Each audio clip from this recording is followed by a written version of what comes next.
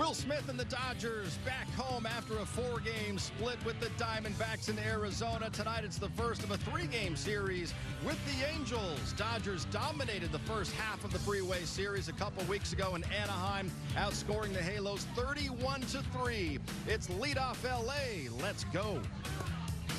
It's time for Dodger baseball.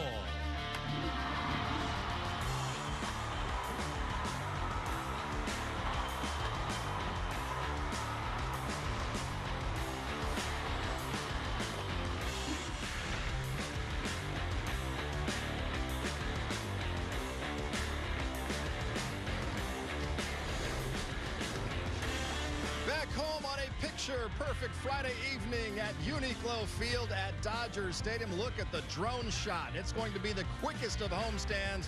A 3-game Freeway Series, Dodgers and Angels. First pitch is coming up right here in 60 minutes. Hi, everybody. Welcome to Leadoff LA. John Hartung alongside Jerry Hairston Jr. and Nomar Garcia. Pardon if it gets kind of loud over the next 60 minutes. It's because we've got a live DJ. We've got a couple live bands here. Mariachi. It is Pride Night. And we've also got the Dodgers and Angels on the field. Jerry and the Dodgers trying to bounce back after letting one get away last night. Yeah, last night obviously was tough. You know, the D-backs are a very good baseball team. They came back and won that ball game.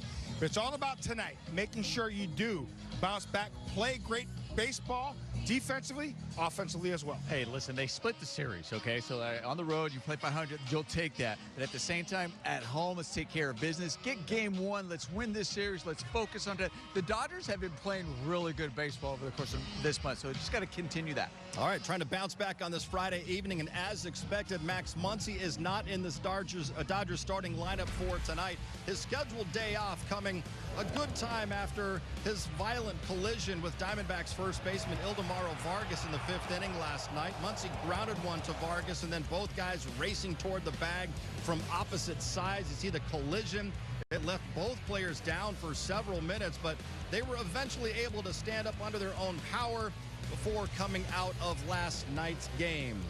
Dodgers are facing a left-hander tonight in Reid Detmers. So Dave Roberts had said Muncy was going to be sitting tonight anyway. As we take a look at Dave Roberts' lineup for this series opener, there's no changes in the top half of the lineup. You've got Shohei Ohtani, Andy Pages, Freddie Freeman, and then Mookie Betts. Kyle Tucker will be batting 5th and playing in right field, Jerry. You've got Will Smith behind the plate. Alex Call's going to be in left field. Miguel Rojas at second base. And Santiago Espinal is going to start in Max Muncy's spot at third base. Yeah, you said there, John. It was already a scheduled day off for Max Muncy, so that's the important part. He is fine. Andy Pages, this season at home games, 319, 6 bombs. Obviously, he's having an all-star caliber season. He's hitting second. Good to see him in that 2 spot. Listen, really no changes there. Too much of a change when we see them facing a lefty. You have the Rice Miguro in there when they're facing that lefty. You got Alex Call in there. And as you mentioned, Espinal getting that chance over there as well. So listen, the bottom part, these guys are usually coming in and they usually do well. So hopefully that continues in today's game.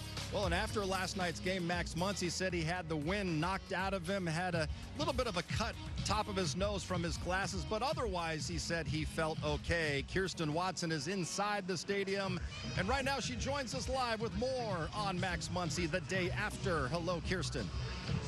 Hi, John. Well, last night, just seeing it in person, it was a very scary collision that happened on the field. But the good news, as you mentioned, was that both guys were able to walk off. Even Max Muncy took a minute in the dugout before he went underneath with the training staff. And in that moment, he was able to take off all of his gear that he had when he was at the plate. He even had a little bit of a smile after he'd kind of just taken in everything. He got the oxygen back to himself because, as you mentioned, he did have the wind knocked out of him.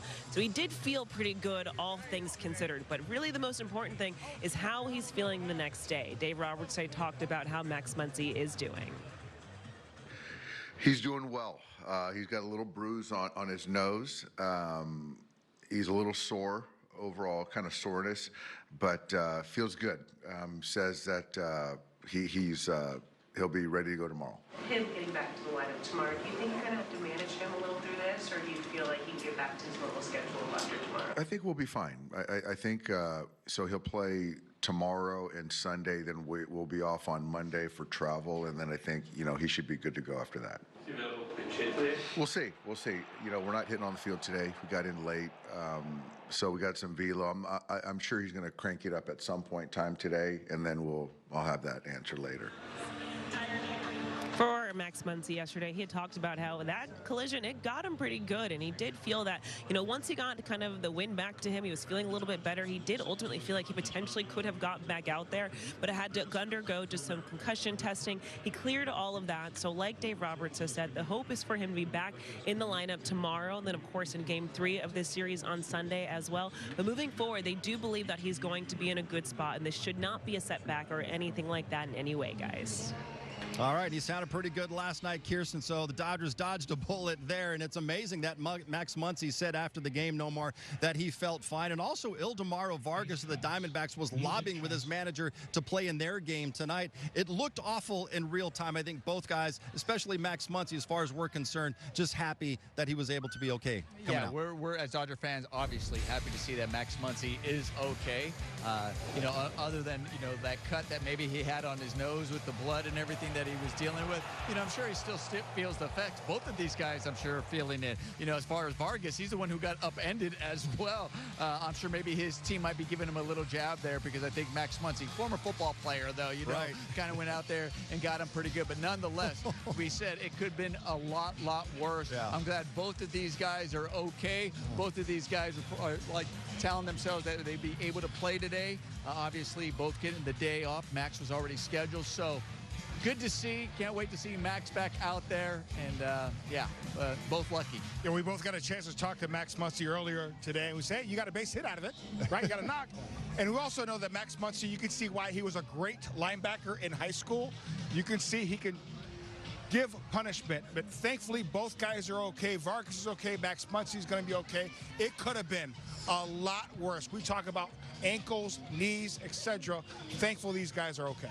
Yeah, and Max Muncy over the last few years, he's been snake bit quite a few times. He's had these weird kind of fluky almost injuries. Last year, the guy sliding into third base that hurt his knee, and then you had the one last night. Thankfully, Jerry, this is not an IL stint for Max Muncy, because he's having an all-star caliber first half of the Dodgers. He is. I mean, he's one of those guys that really carried us this first half of the season offensively. And oh, by the way, he's having a great year defensively at third base. He has excelled, so he deserves your all-star votes. I can't think of a better third baseman in the National League so far this season. He's been consistent with the power, with his approach, and I just mentioned defensively. So I'm glad it's not an IL stint. He'll be back sooner rather than later. He's having such a tremendous year. No question, playing at an all-star level this year. The way he's driving the ball, the home runs, just doing everything. We keep talking about the Dodgers being in first place in their division. You're thinking about guys who have led this team and getting there to the All-Star. Max Muncy has been one of those guys that they depended on the offense to get him through so far this half. So I definitely believe he should be an all-star as well, definitely worthy of it for everything he's done. And as you mentioned, Jerry, the way he's been playing defense has been outstanding. So hopefully get healthy quick. We look forward to seeing you out there. Hopefully today the Dodgers score some runs. It's going to be a complete day off for him, so we can see him back out there tomorrow. And probably he's happy a little bit, Jerry, that he knows he can still lay the boom when he needs to, like he did in high school on the football field. Man, did he lay the boom. Man, don't come across the middle with Max Muncy. Don't we always talk about which guys we have on our football team? And we always, first pick is Max Muncy. That's why. And he's still got it on the gridiron if he ever wants to go back to that after his baseball playing days. We are just getting started here on Leadoff LA, making their way into the ravine. The fans ready for a good time. The Dodgers back home where they have won 7 of their last 8 games. Most importantly, averaging close to 51,000 per game. Tonight opening up this 3-game freeway series with the Angels. First pitch at 7 o'clock here on Sportsnet LA. Plus the Dodgers pummeled the Angels when they met last month in Anaheim. We'll have more on the freeway series and why this still doesn't feel like quite a rivalry.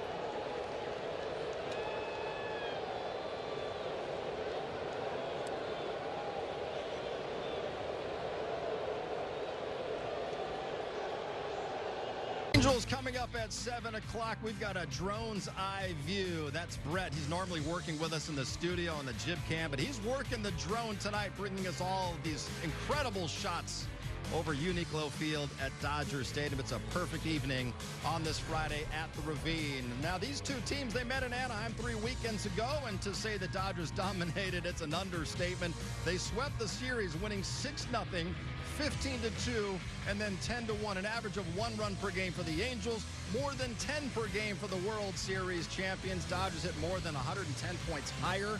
The ERAs are almost laughably different. The Angels starters 11.4 to the Dodgers 1.8.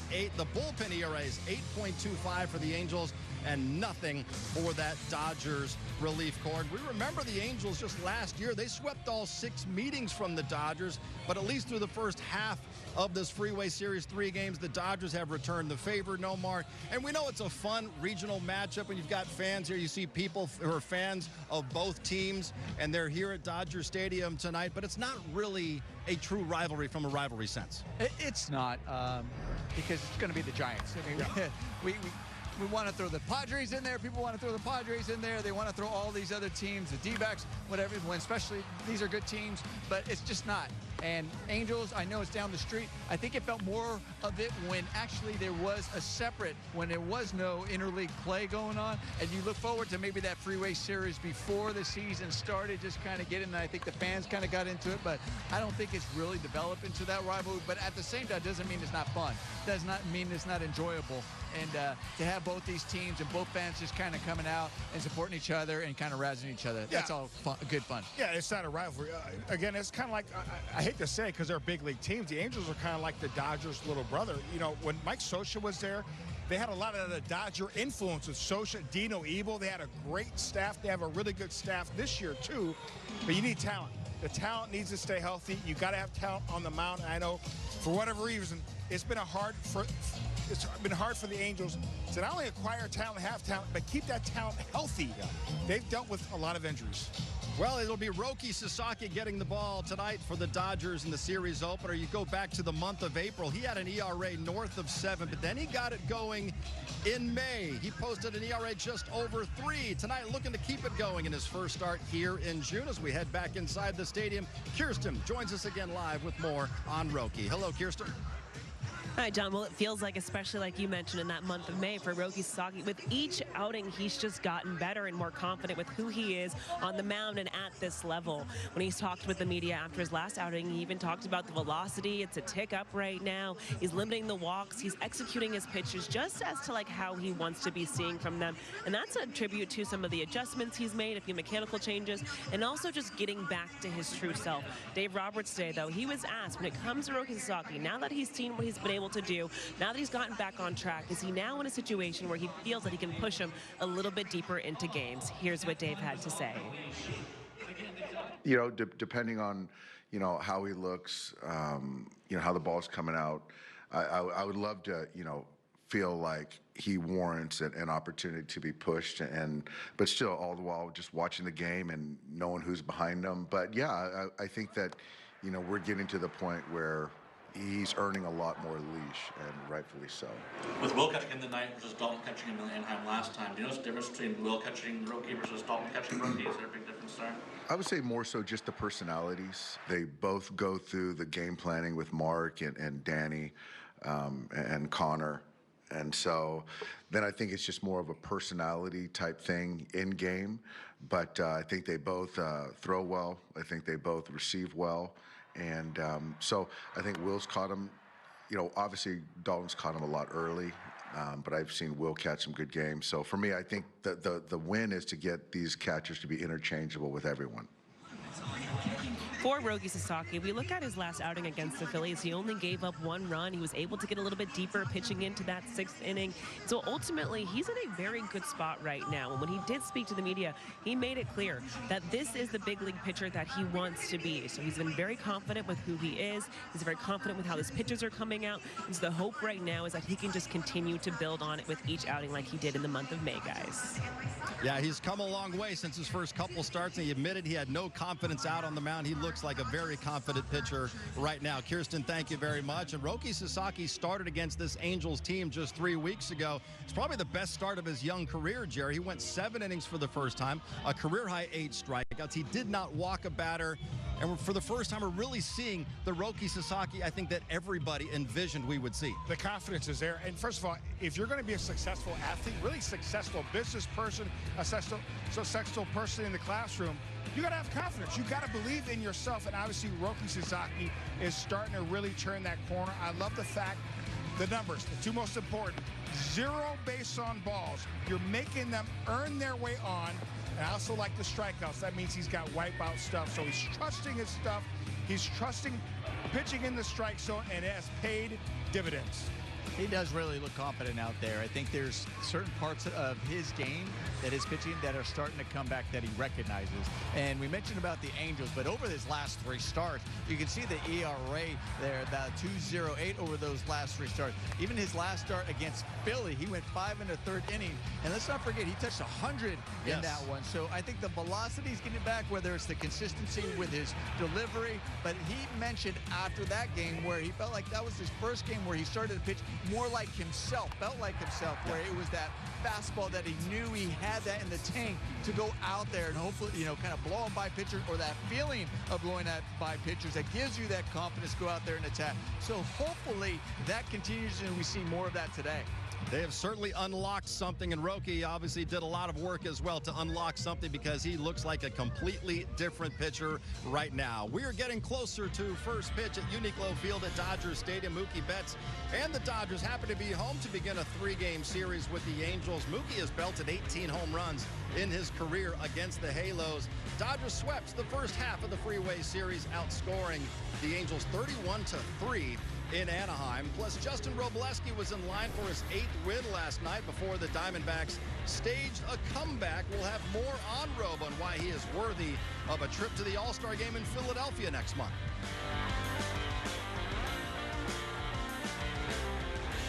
It's a great night for baseball. This matchup features some of the best talent in the game. A lot of power, a lot of marquee names. Here we go. Buckle up, folks. There's a guy who wants to be in the spotlight. The bats have come alive. Hey, showstopper! We're just playing Powerball. This place doesn't know what hit them. These teams are entertaining, are they not? The show continues. Experience game-to-game coverage of the night's biggest moments, live and commercial-free. MLB Network Strike Zone, Wednesday and Friday nights all season.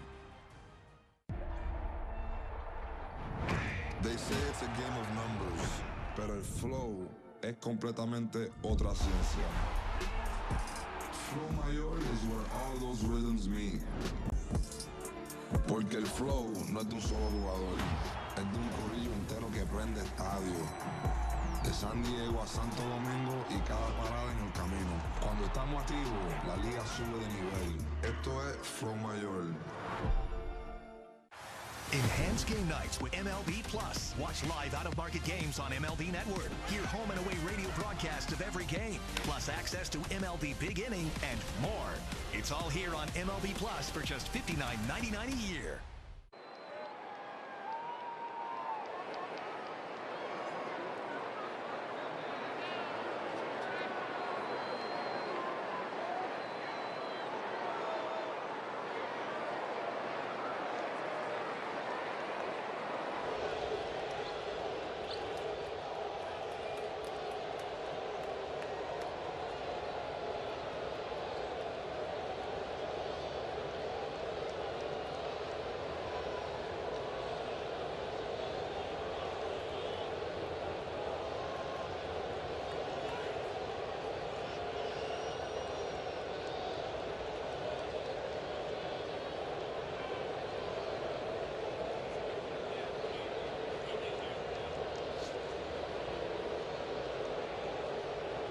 Kicked off for the 2026 Midsummer Classic. July 14th will be held in Philadelphia this year. Phase 1 will close June 25th, announcing the top 2 vote getters at each position and the top 6 for the outfielders. And then Phase 2 voting will take place June 29th through July 2nd, where fans will vote among the finalists.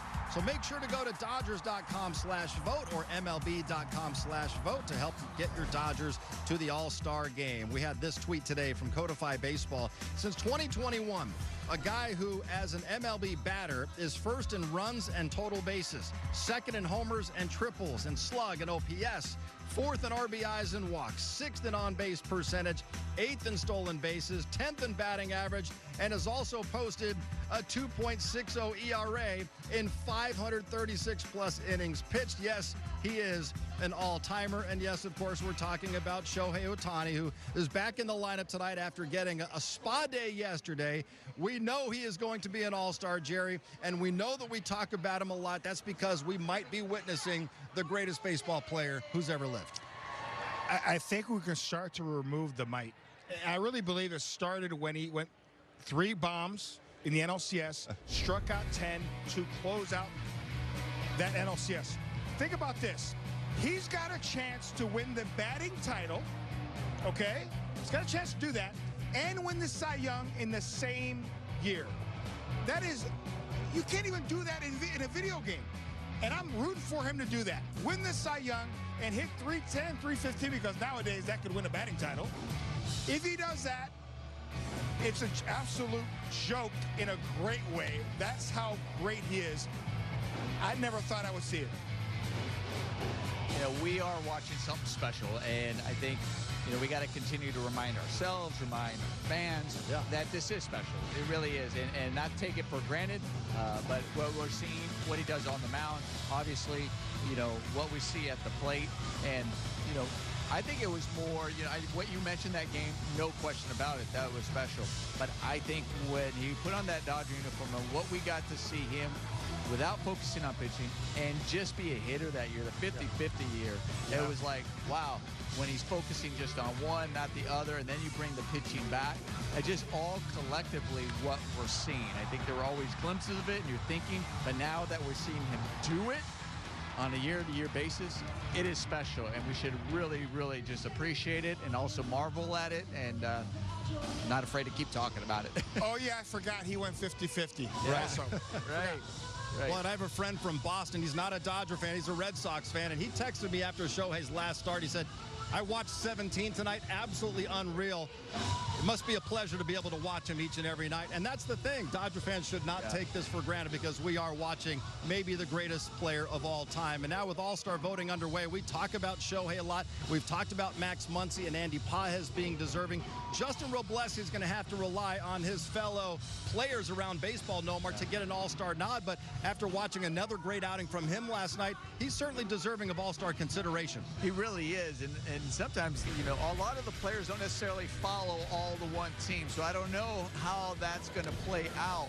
But when you really look at the body of work that he has done this year, it truly has been incredible. And he is second in ERA on the Dodgers, on the team right behind Shohei Ohtani.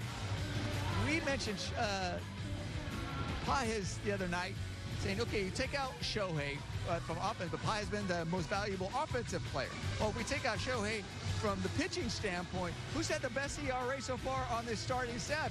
It's Robleski. And going deep into games as well, what he's providing to also help the bullpen is being able to go deep in those games, the pace he pitches, everything about him. So, yes, he is pitching like an all-star. He's a throwback. He really is an old-school type pitcher that we saw 70s, 80s, and 90s and 2000s. Gets it and throws it. Trust this stuff. I'm going to track the strike zone. I'm not hunting a strikeout, but if I get it, great. But I'm hunting soft contact so I can pitch deep in ball games, and it has been so fun to watch. And I know it's a blast playing behind him. And his compete level is off the charts as well. We love to see Justin Robleski take the mound every 6th day for the Dodgers as Dodger fans continue to make their way into the ravine. Their favorite team has the best win percentage in baseball. The Angels tied for the worst win percentage. We'll see if the Dodgers can continue their domination of the Halos tonight. First pitch is coming up at 7 o'clock.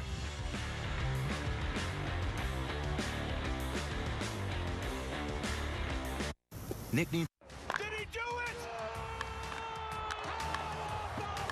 Oh, my goodness. What a play. Relive The biggest plays from every game with Abby LeVar on Quick Pitch. Late nights and early mornings on MLB Network. It's a great night for baseball. This matchup features some of the best talent in the game. A lot of power, a lot of marquee names. Here we go. Buckle up, folks. There's a guy who wants to be in the spotlight. The bats have come alive. Hey, showstopper! We're just playing Powerball. This place doesn't know what hit him. These teams are entertaining, are they not? The show continues. Experience game-to-game coverage of the night's biggest moments, live and commercial-free. MLB Network Strike Zone, Wednesday and Friday nights all season. Major League Baseball is back and bigger than ever before. Pause! I'll take it from here. This is MLB Clubhouse, the YouTube channel where kids run the show, with a spot for every member of your team. Just look at this lineup. Play ball. Welcome to MLB Art Club. And this is the dugout. Hey, that's us. Let's see that again. Slide into the home of major fun, MLB Clubhouse. Now on YouTube.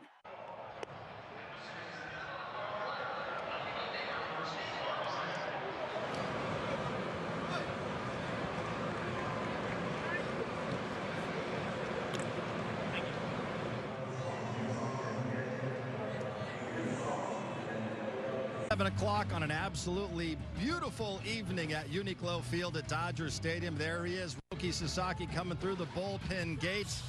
Had the best start of his career against this Angels team just 3 weekends ago. He went 7 innings, had 8 strikeouts, did not walk a batter, looking for more of the same tonight. Straight ahead, much more on the Freeway Series opener. Kirsten talks one-on-one with Ryan Ward. But first, Blake Snell live from the dugout next.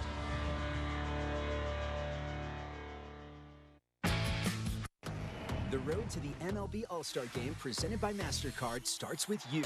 Who will take the field this July? The power is in your hands. Phase 1 of the 2026 Konami eBaseball MLB All-Star Ballot is open. Vote up to 5 times daily for your favorite stars and get a bonus daily vote by downloading the Konami eBaseball MLB Pro Spirit game. Top vote getters advance for the chance to be a starter. Cast your ballots at MLB.com/vote. Every game night is a chance to go big with MLB Big Inning. Join Matt Yatloff and Greg Caserta on baseball's only nightly show that brings you the biggest plays of the night. Strikes him out. No one stacks more clutch plays into one live show with up to 4 games on a single screen. Out of here! He is on fire. It's a walk-off winner. Change up game night with baseball's biggest game changer. MLB Big Inning. All season. Presented by CarShield. Join your favorite on-air personalities for unique perspectives, in-depth interviews, and untold stories from on and off the field. The MLB Network Podcast, presented by New Balance, Saturdays on MLB Network and wherever you get your podcasts.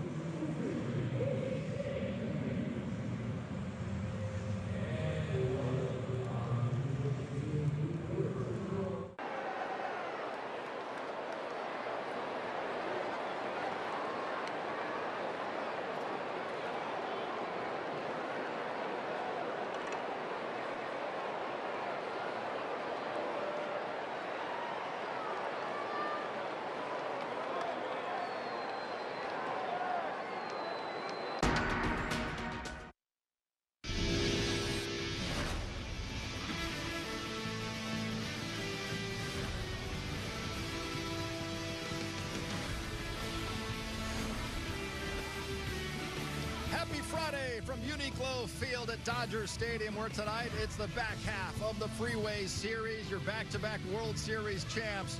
Welcome the Angels to the Ravine, and it will be that man, Roki Sasaki, getting the ball, looking to keep his hot streak going. First pitch, 30 minutes away. Hi, everybody. Welcome to Access Sportsnet Dodgers, brought to you by your Toyota dealers. John Hartung alongside Jerry Hairston Jr. and Nomar Garcia Parr. We could not have asked for a much better day, Nomar, for a baseball game than what we have here in the Dodgers and Angels reuniting in the Freeway Series. It's sunny like it always is. It's nice and warm. The energy at the ballpark is off the charts. You got the Angels in town. We got the Freeway Series. Got a lot of love in the air as well. It's a perfect day. Let's go win a ball game. It is a perfect day for baseball, perfect night for baseball as well. Dodgers need to bounce back from last night. I have a feeling they're going to do just that. Continue playing good baseball. All right, let's get right to Dave Roberts' lineup to see how he is stacking things against the Angels left-hander Reid Detmers. And it's the usual guys at the top of the lineup with Shohei Ohtani, Andy Pages, Freddie Freeman, and then Mookie Betts. You have Kyle Tucker in the 5-hole. He's playing right field. Will Smith will do the catching. Alex Call is in left. Miguel Rojas playing second base tonight, and Santiago Espinal starting at third base against the left-hander behind Roki Sasaki. Nomar, what sticks out to you? You know, I'm really looking at the middle part of this lineup. You know, Andy Pye has been solid all season long, but Shohei, you know, for a while was struggling. Now you see his average up there to 301. Freddie Freeman is starting to be more consistent with the bat. But right after that, we need to get Mookie Betts. We also need the Kyle Tucker and Will Smith. Those three guys, we need to see more of the consistency of what we know they're capable of doing. Hopefully that just starts today. Absolutely. And I like the bottom part of the order. Miguel Rojas and Santiago Espinal. I think these two guys are going to have big nights. I have a feeling about Miggy Rowe. Miggy Rowe might be somebody's called shot. All right, we'll get to that later in the show. Right now, we've got a two-time Cy Young Award winner and World Series champion joining us live from the dugout. It is Blake Snell putting on the headset. Blake, thank you so much for coming on. We know you're on the comeback trail after having loose bodies removed from your elbow. It's kind of become the unwanted injury of 2026 with yourself and Edwin Diaz and Tarek Skubal all having an operation. This was the new nano needle scope from what I'm understanding, and that was just 17 days ago for you. So what has the rehab process been like for you? Where are you at with that? And do you have any kind of timetable of your own of when you would like to be back on the mound here? Yeah, no, it's been good. I threw for the first time today. It felt great. Elbow feels good, shoulder feels good, so extremely happy about that. And timetable, I don't know. It's up to them. But I feel good. I'm gonna try to push through this one and get back. Just a lot to prove to myself still, and you know, it's been a tough year, but I'm excited for what I'll turn it into. Blake, what's going on? This is Jerry. Hey, listen, I know how hard it is for you to be on that IL. Sounds like you are on that comeback trail. We'll see you sooner rather than later. But I want to talk about one of your teammates, Robleski. I mean, the consistency, he has been on such a tear. What have you noticed from him so far this season?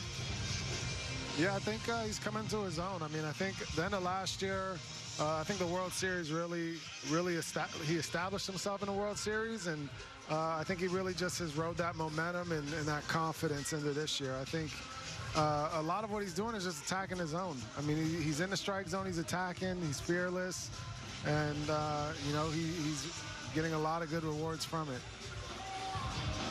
Hey, Blake, this is Nomar. I know you were talking about how you've been feeling. That's so good to hear. But how do you balance making sure that you don't rush back, that you don't push it too quickly to make sure so that you don't have any setbacks? And then along those lines, do you think that maybe this one with the elbow is also helping the shoulder overall, too, to kind of get some rest and help that recover as well? Yeah, I definitely think it's doing that for sure. I mean, when I threw against Atlanta, that was the best my shoulders felt in a couple of years. So I was very excited after that game. I know the results weren't what I wanted, but how I felt, how the ball was coming out was great. And then, you know, the loose bodies incident. But I think that I'm gonna go slow early on, and then I'm already in good shape. I feel great. I feel like I could pitch right now. So I'm gonna be cautious early. I don't want to, you know, get too excited, throw the ball, you know, hard and put myself in a position I don't need to be in. But, you know, once I feel, you know, stable, strong, and in control of my body with throwing the baseball, I'm gonna start pushing it and you know, getting back on the field. And certainly no rush when you've got your other starting pitchers in this rotation. They've been holding it down with the #1 ERA among all starting staffs in baseball, the most strikeouts among any starting staff as well so far here in 2026. But Blake, I want to ask you about one of those guys in the rotation right now about the guy who's pitching tonight. Roki Sasaki has seemed like a completely different guy over his last 3 starts compared to his first start of the year when he admitted that he had no confidence out there on the mound. So from your perspective, what have you seen from Roki over the last few starts? I think the splitters kind of really set him apart. You know, he had the slider and let's say the slower splitter, whatever you want to call it. And I don't think that, you know, it made it more difficult on him. I think now that he has a splitter with a little more speed, there's more separation in the pitches. It's kind of freed him up to be more confident and you know, attack. I don't see the same pitcher I saw at the beginning of the year and last year. You know, very timid, scared, and you know, and that's a normal thing. You know, everyone expected him to come here and dominate right off the bat. That's just so much pressure and so much, you know, such a high expectation. You know, you want everyone to do that, but when you come to this league, it takes a couple years to really learn and understand, you know, how to succeed in this league. So he learned a lot last year, and to see what he's doing right now is very encouraging, and it's exciting for what he's going to be. So there's still more for him to learn and to grow and adapt. I mean, you know, I'm almost 10 years in, and I'm still learning and growing. I think he's doing a great job, and he's going to put himself in a good place by the end of the season. Well, Blake, I got a chance to see you when I walked on the field. I also saw a guy sprinting, doing sprints in the outfield. Is that Usain Bolt? Oh, no. As I got closer, it's Blake Snell. So you are in great shape. And I want to ask you, too. Listen, you played in a variety of places, San Diego, Tampa, San Francisco. Is it still amazing coming here every day? I know you've pitched some here, but you haven't been fully healthy. But coming in this ballpark, the energy here at Dodger Stadium, is it still second to none? Yeah, it's just a blessing, and I'm beyond aware, you know, how lucky I am to be a Dodger, and I don't take it for granted. I couldn't ask for anything better in life for when it comes to baseball. You know, I want to be here the rest of my life as long as I can, and yeah, there's no place like it. This is everything. Well, Blake, all I'm going to say is we'll see you when we see you, because there's no need to rush you back. You've been through a lot over the last 12 months or so, dealing with certain injuries. And as everybody knows, it's all about having you healthy to throw the ball well like we've seen you do in the past down the stretch and into October. And thank you so much for coming on with us tonight, taking a few minutes. Thanks, Blake. Thanks, Blake. Yeah, appreciate you guys. All right. So it's only year 3 in Dodger blue for Shohei Ohtani, but it feels like he's been a Dodger forever in a lot of ways, Jerry. I have to remind myself that, yeah, he spent 6 years playing on the other side for the Angels, and Shohei's really enjoyed tormenting his former team. He's hitting over 350 with 5 bombs in 13 games against them. Well, he's very familiar with a lot of the guys that he's faced the last 3 years, so he knows their tendencies, knows what they like to do, and he has taken advantage of it. So, listen, Shohei Ohtani is going to have success against just about every team at the big league level. And remember, when he goes to Anaheim, he's very familiar with that ballpark. So he has done a great job at Anaheim and obviously here at Dodger Stadium. This guy we talked about earlier, he is starting to reach that Michael Jordan-esque type athlete. When you are with another team, if you get traded, sign free agency, we talk and say this all the time. When you have success at a particular stadium, and that was your home field for a while, and you look forward to going back there and you have another success because you're confident, you're comfortable, just this feeling, the surroundings, it comes back to you. Well, Shohei has been over there in Anaheim, so he's very familiar and had success. And obviously, when you're here at Dodger Stadium, we've seen the success he had. This is his new home. He has embraced it. He's done it. And, man, it seems like he's even taken it to another level, which is hard to believe, but we are witnessing that and watching that. Got to be a painful reminder for all Angel fans, and anytime they watch him, it's like, man, we had that guy for 6 years and they weren't able to make it to the postseason, and now he's a back-to-back World Series champion, looking for 3 in a row. As we take you up to first pitch on this beautiful Friday at Uniqlo Field at Dodger Stadium. It's Roki Sasaki taking the mound tonight in the series opener against the Halos. We'll jump into the K-Zone and have a game preview with Joe and Oral as well from the booth coming up. Plus, River Ryan made one of our favorite defensive plays in 2024, and soon enough, he could be back on a Major League mound. We'll have an update on River Ryan coming up.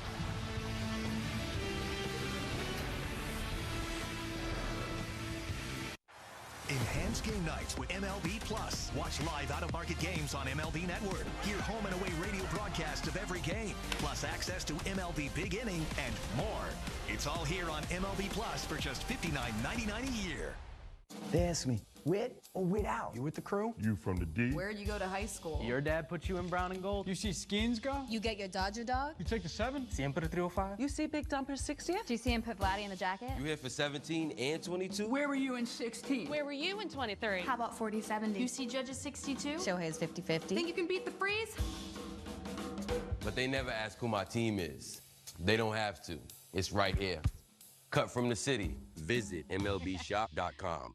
It's a great night for baseball. This matchup features some of the best talent in the game. A lot of power, a lot of marquee names. Here we go. Buckle up, folks. There's a guy who wants to be in the spotlight. The bats have come alive. Hey, showstopper! We're just playing Powerball. This place doesn't know what hit them. These teams are entertaining, are they not? The show continues. Experience game-to-game coverage of the night's biggest moments, live and commercial-free. MLB Network Strike Zone, Wednesday and Friday nights all season.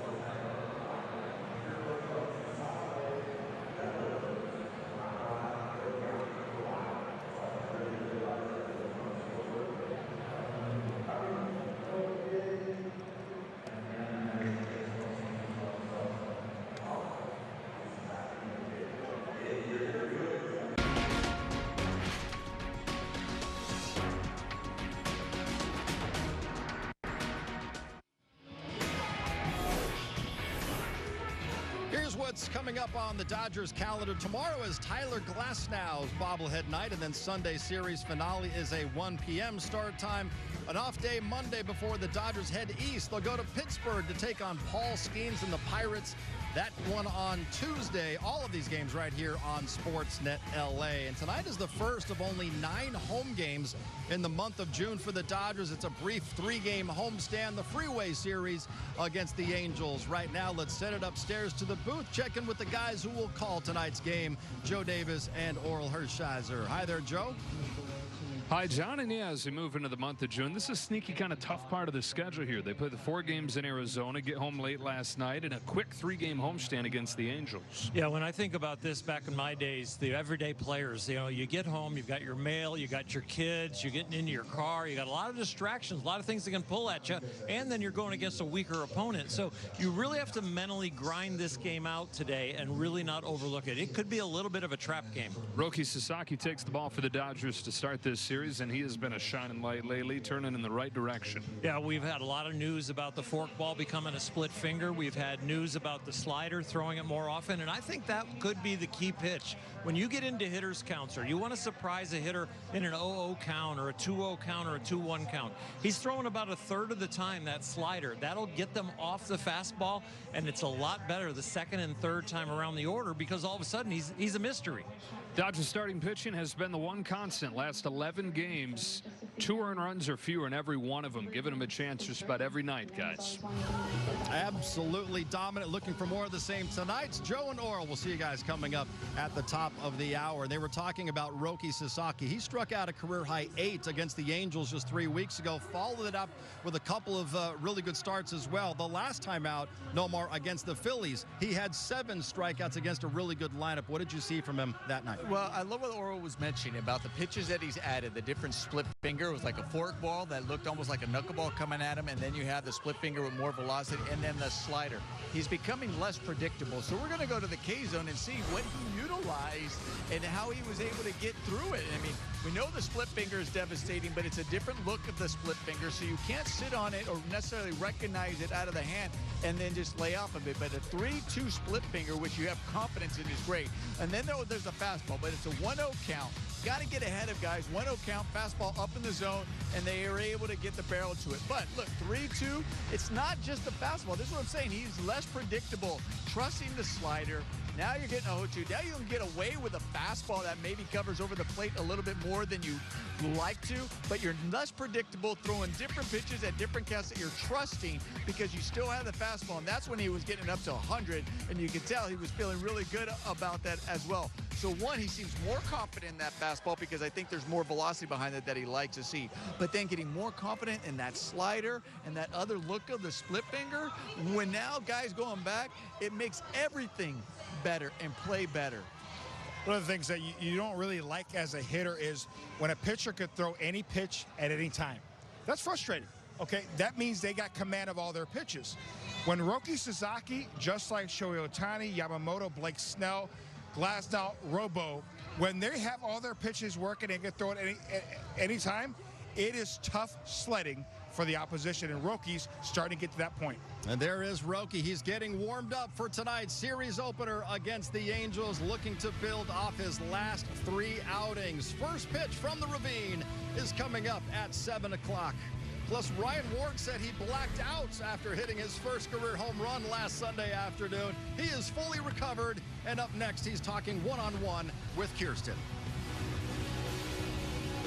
Join your favorite on-air personalities for unique perspectives, in-depth interviews, and untold stories from on and off the field. The MLB Network Podcast, presented by New Balance. Saturdays on MLB Network and wherever you get your podcasts.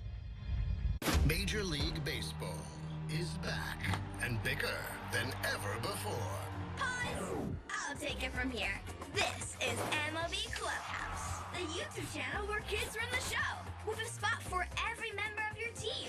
Just look at this lineup. Play ball. Welcome to MLB Art Club. And this is the dugout.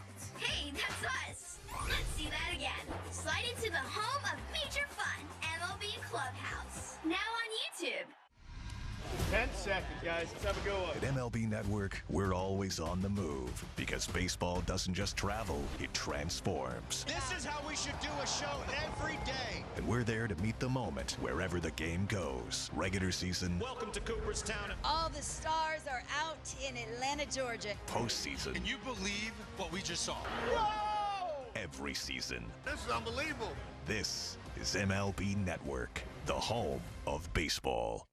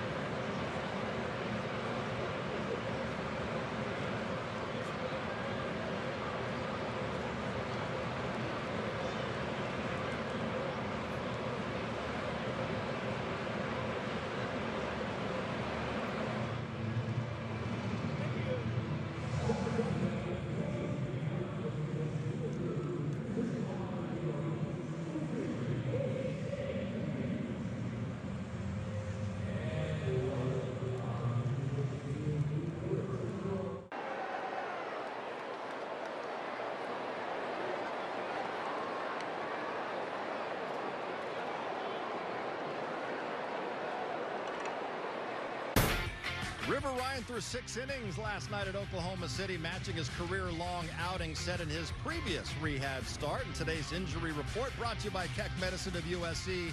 It's how River has done in his 6 starts this year with the Comets, a 2.89 ERA. In 28 innings, he has struck out 33 and walked only 6. He had Tommy John surgery in August of 2024. Most recently, he's been working his way back from a hamstring strain. And from River Ryan to Ryan Ward, who hit his first career home run the last time the Dodgers played here at home. It was last Sunday against the Phillies. Right now, he is with Kirsten for our Dodger Voice, brought to you by Morongo Casino Resort and Spa.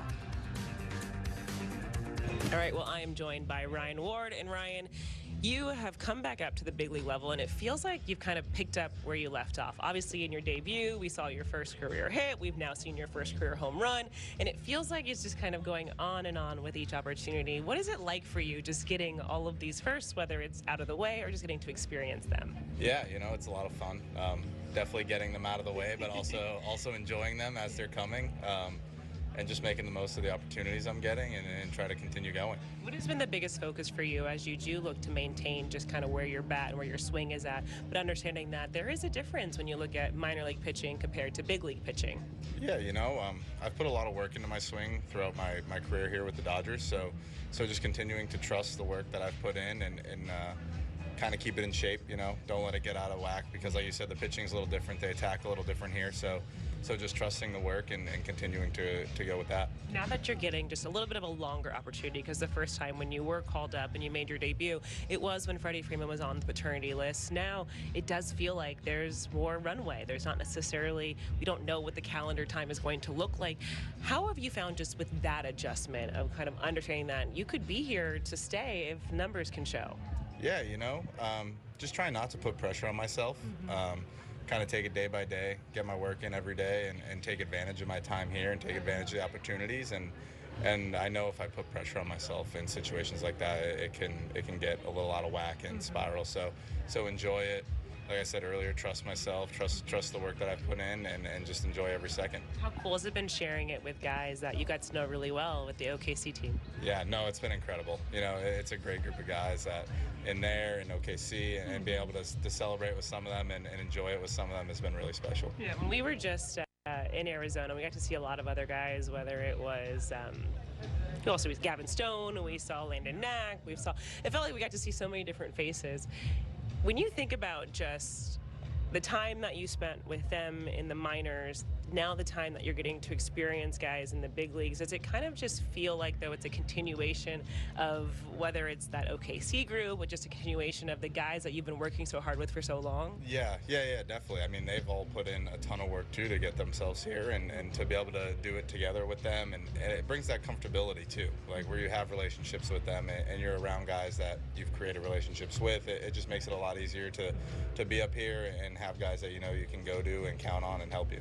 I recently saw you with Chris Woodward out here, and you were kind of going to each position, just whether you were talking to him about kind of first steps and defensive reads, things like that. How are you just finding ways to really lean off of, or lean into the coaching staff, learn from them, and continue to develop yourself here at this level? Yeah, you know, I have a good relationship with Woody and Dino, and I have for years, so be able to pick their brain and ask them questions and walk around the field with them and get different views. And like during the day it might look like this, at night it might look a little different, and just be a sponge and take in as much as I can from them has been an incredible opportunity, and I'm going to continue to do it. All right, before I let you go, you've had a couple different opportunities here. What has it been like just playing left field here at Dodger Stadium? Yeah, a lot of fun. That first game that I got to go out there, and it was a day game, a little tough to see with the glare off the seats behind home plate, but you know, it just makes you focus that much more, and it was incredible. I mean, to be out there is something that I've dreamed of since I got drafted by the Dodgers, so being able to go out there and enjoy it was something cool. All right, Ryan, I know you're not in there today, but I'm sure you're available off the bench and available whenever needed, and I'm sure we'll see you back out in the starting lineup here soon. Thank you, as always. Thank you.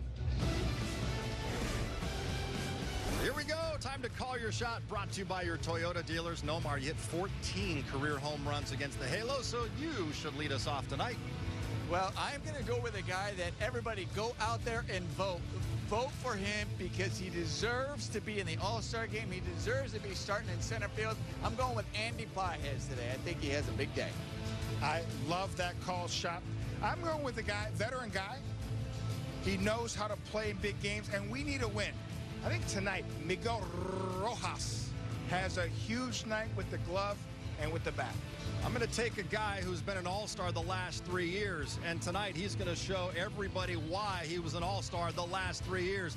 America's catcher Will Smith is too good to be down for too long. I think tonight is the night it starts to turn for Will Smith. Our producer's pick, Stu, is going to go with a guy that has really hit lefties really well this season. He's taking Kyle Tucker in that 5th spot.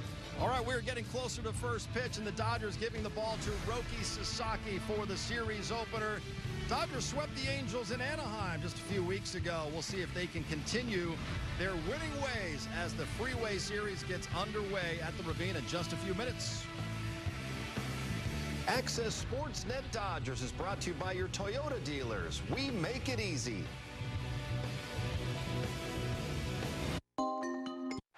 Enhance game nights with MLB Plus. Watch live out-of-market games on MLB Network. Hear home and away radio broadcasts of every game, plus access to MLB Big Inning and more.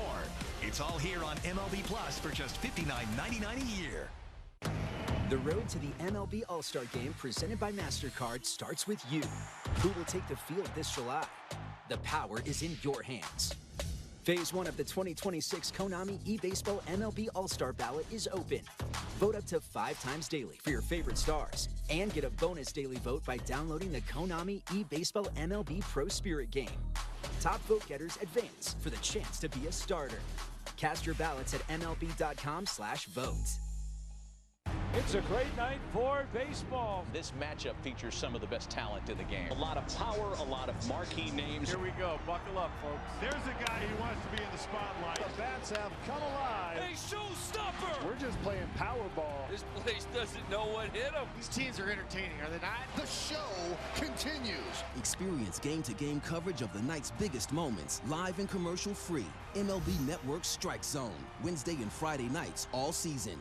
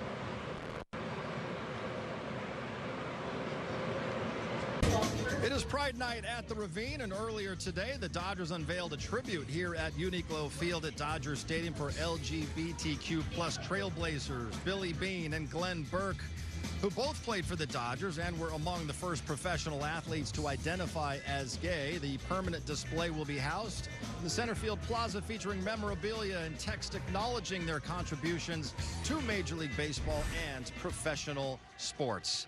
Tonight on the mound for the Dodgers, it will be Roki Sasaki. His best career start came against this same Angels team just 3 weeks ago, Nomar, and he's been pitching really well ever since. How can he keep that going tonight? Well, I really like what he said after his last start against Philly, where he felt like he pitched more like himself, and he hasn't felt that in a long time. And I think there was velocity behind that with the fastball, so I think there's that confidence in that fastball. So he needs to command that first and foremost, but he also still needs to be able to trust his other pitches, trust that slider, trust that new look to that splitter as well. But get ahead. That's the other key thing, getting ahead early. Nomar touched on it a little earlier. Getting ahead, but also being able to throw the variety of pitches at any time, any count. That is so tough for a hitter to square up. So continue to trust your stuff in the zone. All right, an absolutely ideal Friday evening here in Los Angeles for the Freeway Series. It's the Dodgers and the Angels with Joe and Oral on the call. Take it away, Joe. John. Welcome to Friday Night Baseball on Sportsnet LA, brought to you by Jack in the Box. It's the Freeway Series. The Dodgers and the Angels for the second time over the last month. The Dodgers sweeping the Angels down the 5 in Anaheim just last couple weeks ago. And we welcome inside Joe Davis or Hershiser. Hope you're having a great weekend so far. The Dodgers play a 4-game series in Arizona. Looked like for the longest time there they were going to take 3 of 4, but they settled for the split.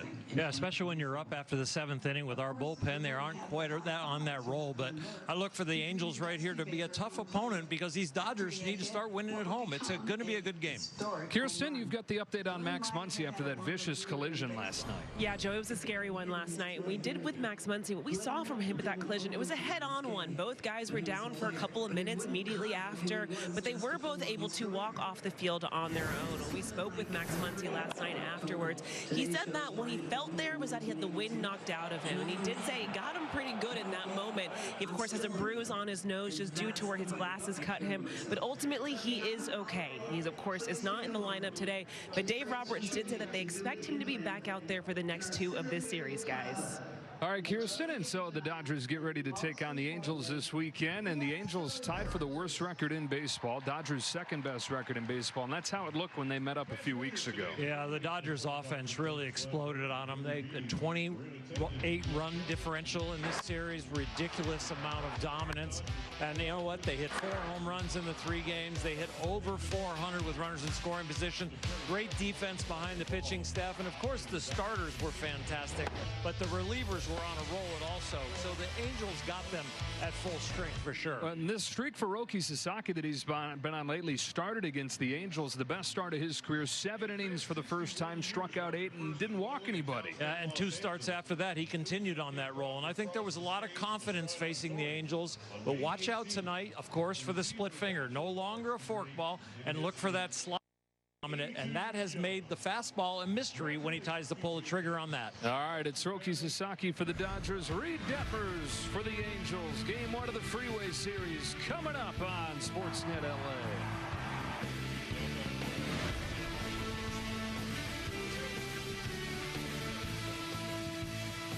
Back-to-back world champion Dodger baseball on Sportsnet LA is brought to you by Jack in the Box. Get fired up with the Hot Ones Munchie Meal. For years, I was hiding my drinking. I'm the type of drinker that I don't just have one. I didn't want to feel that urge anymore. That's what brought me to War Health. I'm a better dad. I'm a better husband. I just have a more grounded and present life, thanks to War Health. Text TV5 to 710-710 to learn more. What makes Blue Chew Gold the best? Gold combines sildenafil for blood flow with tadalafil for long-lasting results. That's where other ED meds stop. Gold goes further.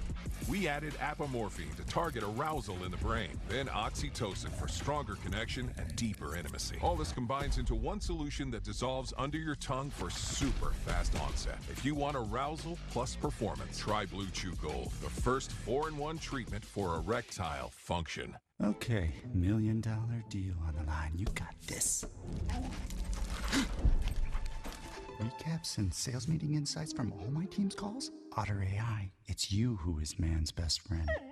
Otter, the AI meeting agent. This isn't your average pill. This is Rose Sparks. Rose Sparks. Rose Sparks. Rose Sparks. Rose Sparks is a fast-acting solution because it dissolves under your tongue. Rose Sparks. Guys, get started today. Connect with a provider to find out if Rose Sparks are right for you. Did he do it?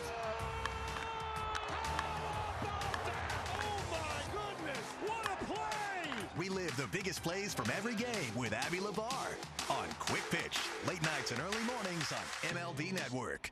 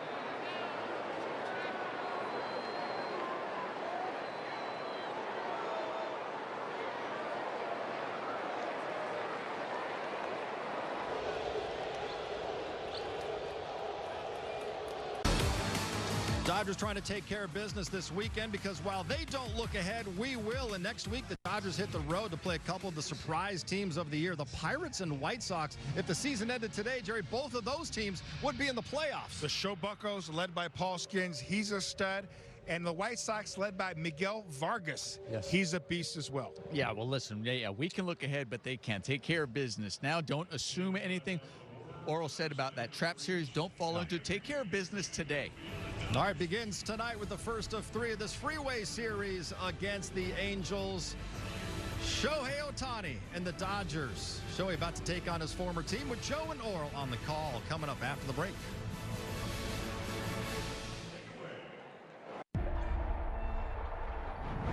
They say it's a game of numbers, pero el flow es completamente otra ciencia. Flow mayor is where all those rhythms meet. Porque el flow no es de un solo jugador, es de un corillo entero que prende estadio. De San Diego a Santo Domingo y cada parada en el camino. Cuando estamos activos, la liga sube de nivel. Esto es Flow Mayor. Every game night is a chance to go big with MLB Big Inning. Join Matt Yaloff and Greg Caserta on baseball's only nightly show that brings you the biggest plays of the night. Strikes him out. No one stacks more clutch plays into one live show with up to 4 games on a single screen. Out of here! He is on fire. It's a walk-off winner. Change up game night with baseball's biggest game changer. MLB Big Inning. All season. Presented by CarShield. Join your favorite on-air personalities for unique perspectives, in-depth interviews, and untold stories from on and off the field. The MLB Network Podcast, presented by New Balance, Saturdays on MLB Network and wherever you get your podcasts.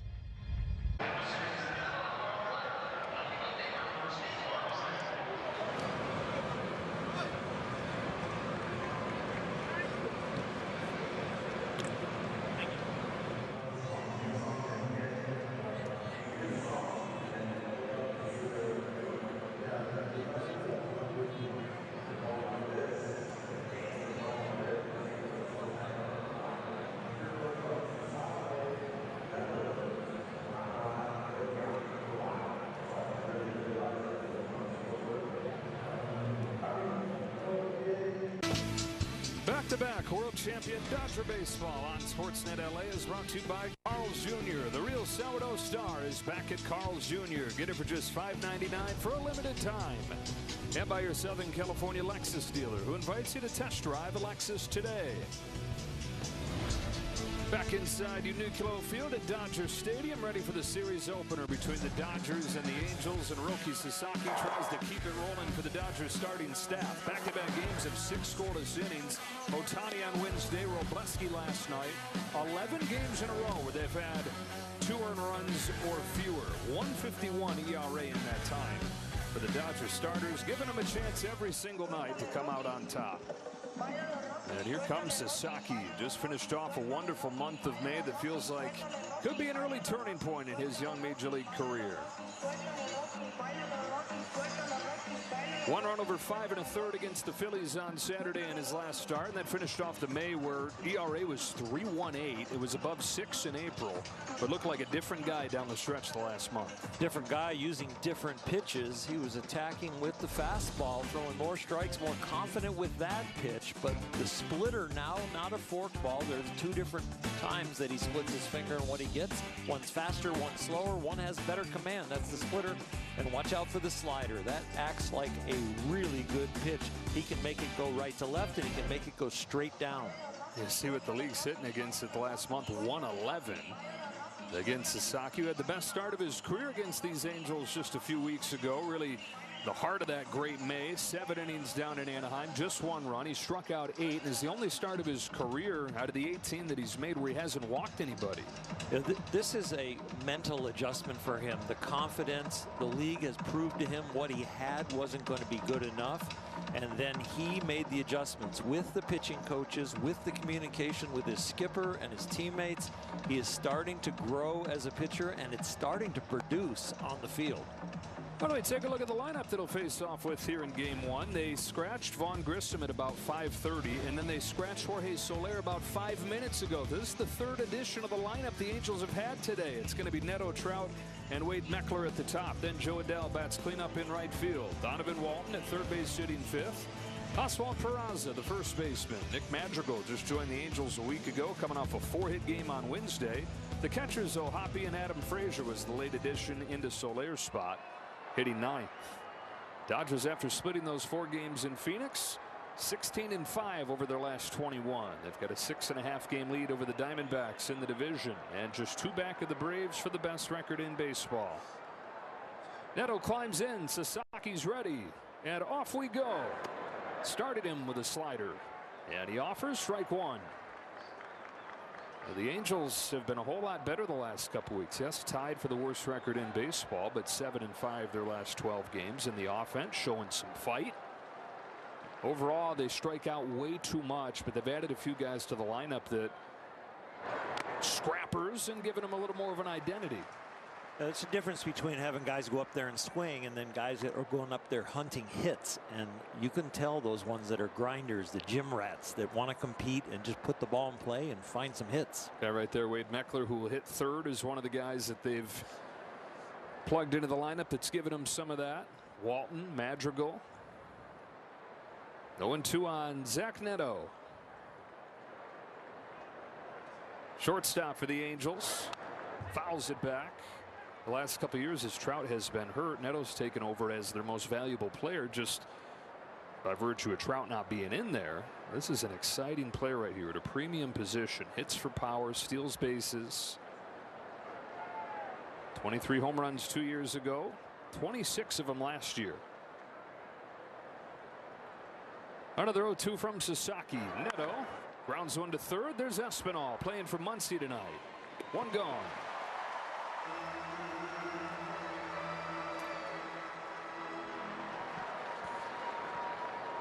Center fielder, number 27, Mike Trout. Well, speaking of Mike Trout, it is good for all of baseball when he is in the lineup and he's feeling healthy, and for the first time in years he does feel like himself physically, and the average not necessarily what you associate with Mike Trout, but just about everything else has been.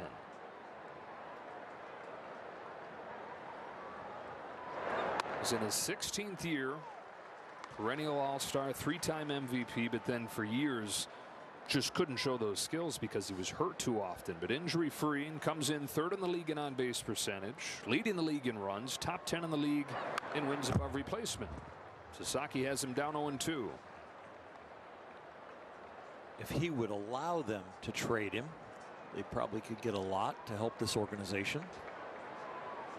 Just in terms of shedding salary at that point. For sure that. But maybe a few players that could help him out in the long term, because they are definitely going to be on a long-term plan. Sliders just downstairs. I actually think a change of scenery for Mike Trout, you might take him back to his prime because of the inspiration and the people he would be around if traded to a possible winner. The one spot where he would make a ton of sense and you could see him being okay with would be Philadelphia, which is not too far from his hometown of Millville, New Jersey. But a full no trade clause, and Mike through the years has shown how loyal he is anytime that talk comes up. No, he has no intentions of going anywhere else. Another 1-2 from Sasaki. He leaves it upstairs, and it's 2-2. I would hope the conversations are happening, though.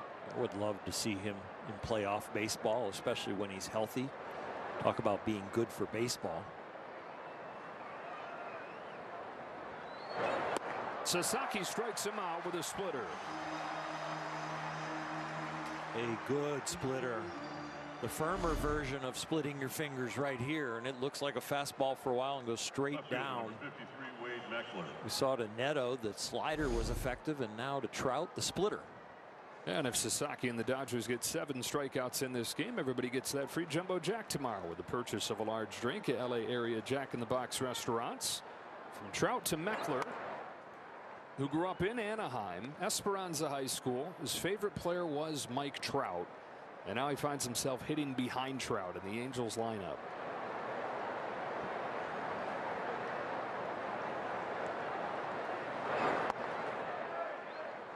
Tries to lay off, but can't, and it's 1-1 on Meckler, who is 6 out of his last 8. And in his first 12 games with the Angels, he's hitting .389. The 1-1 pitch. Meckler swings and misses. I think dances away. This is ridiculous stuff. We've seen 13 pitches. We've seen fastball command. We've seen an outstanding splitter. We've seen a really good slider and a confident Roki Sasaki. Fires 1-2 and strikes him out. Another splitter. 4 swings against that pitch in the first inning. All of them misses.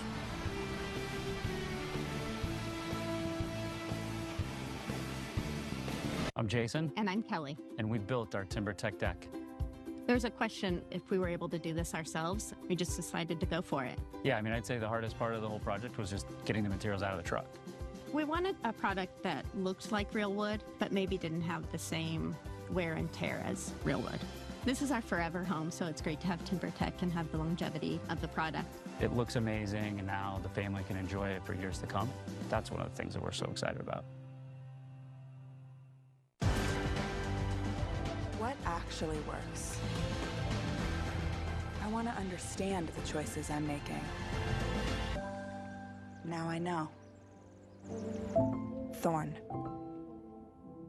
This is Fubo. It's your way to watch your local teams all season long. Starting at only $14.99 a month. Plus, you can watch 4 games at once with Multiview. Start watching at FuboTV.com. 10 seconds, guys. Let's have a go up. At MLB Network, we're always on the move because baseball doesn't just travel, it transforms. This is how we should do a show every day. And we're there to meet the moment wherever the game goes. Regular season. Welcome to Cooperstown. All the stars are out in Atlanta, Georgia. Postseason. Can you believe what we just saw? Whoa! Every season. This is unbelievable. This is MLB Network, the home of baseball. Ohtani's coming off a series in Phoenix where he didn't just have the 6 shutout innings on the mound. He also reached base 11 of his 15 times at the plate. Leads the National League in on-base percentage. Leads the National League in ERA. And he leads off this lineup presented by your SoCal Help for Honda dealers against his old club with Andy Pages and Freddie Freeman. Then Mookie Betts, Kyle Tucker, Will Smith, Colin left, Rojas at second. Espinal starts at third. It's Reid Detmers for the Angels, who's been a paradox this year, hasn't he? I mean, you look at the overall numbers and not good. Underlying numbers, though, would tell you he's been one of the best pitchers in the league with a top 5 strikeout rate, the lowest walk rate, the lowest home run rate of his career. That makes a huge difference between your actual and your expected. His expected ERA about 0.75 less than the one that he's carrying. How about this for good luck figuring it out? May 19th, Reid Detmers gave up 8 runs. 5 days later, 8 innings, 1 hit, 14 strikeouts. And with an 0-2 to Ohtani in the dirt.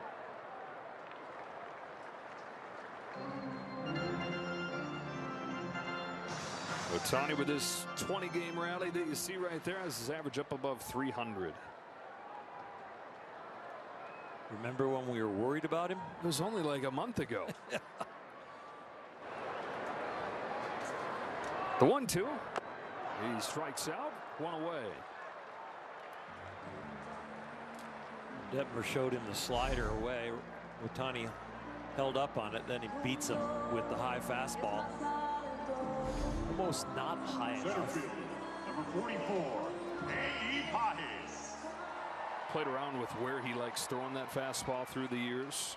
Lately he's been throwing it down more, tunneling with his slider much better. Here comes to Pages with a fastball that just misses. Fastball slider combo is the best when he tunnels it correctly. The changeup, when he has a feel for it, he will use it, but if he gives it up a hit with it, he'll abandon it very quickly.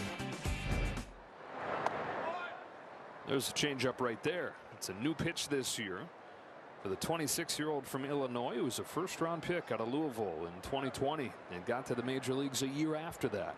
Was great as a rookie. Let's go over 2-0 to Pajes, and Andy lifts it in the air to left field, backs Meckler to the track, and now come forward to make the catch. Just got it off the end. Here's the swing, and you'll see it's a little off the end of the bat right there at the barrel. Gets about 3/4 of the baseball. Just not on the sweet spot of the ball or the bat. 2 up and 2 down in this first inning. Now Freddie Freeman, who has a home run against Detmers. And is hitting .321 over his last 15 games. .321 with power, and with 14 runs batted in over those 15.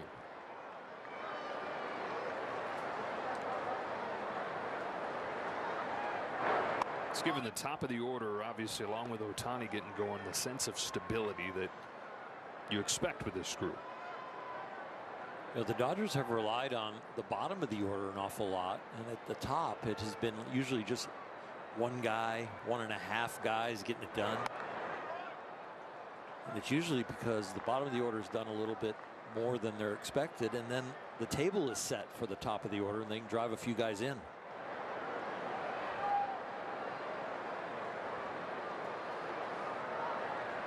Two on from Detmers. Freeman leaves it high, ball 3. The resumes at the top of the Dodger order, just the bar is set so high. If they're not hitting 300 and driving in runs all the time and hitting 300 with runners in scoring position, everybody's like, what's going on?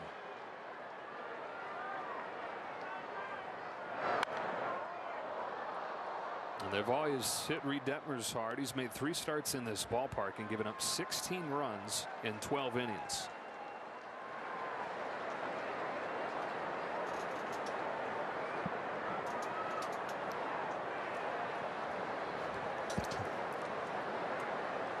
Payoff pitch, fouled off. Very tough on left-handed hitters. Only 3 of them in the Dodger order today. Couple of them in this first inning. Strikes out Ohtani, and it's 3-2 on Freeman. Another payoff from Detmers, and another foul from Freeman. Freddie spoiling the fastball, and if Detmer decides to throw him just a 3-2 get over slider, I would say watch out if it's slightly up. Freddie might get one. Throw a slider low, and the Dodgers have their first base runner. Because they scored 31 runs against the Angels a few weeks back. It wasn't necessarily the big swings, the loud swings. The bigger issue was the walks. The Angels issued 18 of them in 3 games. And then the Dodgers hit over 400 with runners in scoring position after those free passes. All right, so the inning kept alive for Mookie Betts, who has also taken Detmers deep before. Yeah, and he takes ball 1. Betts is 0 for 4 yesterday. Frustrating stretch going for him here as he tries to get his season off of the ground at just 183.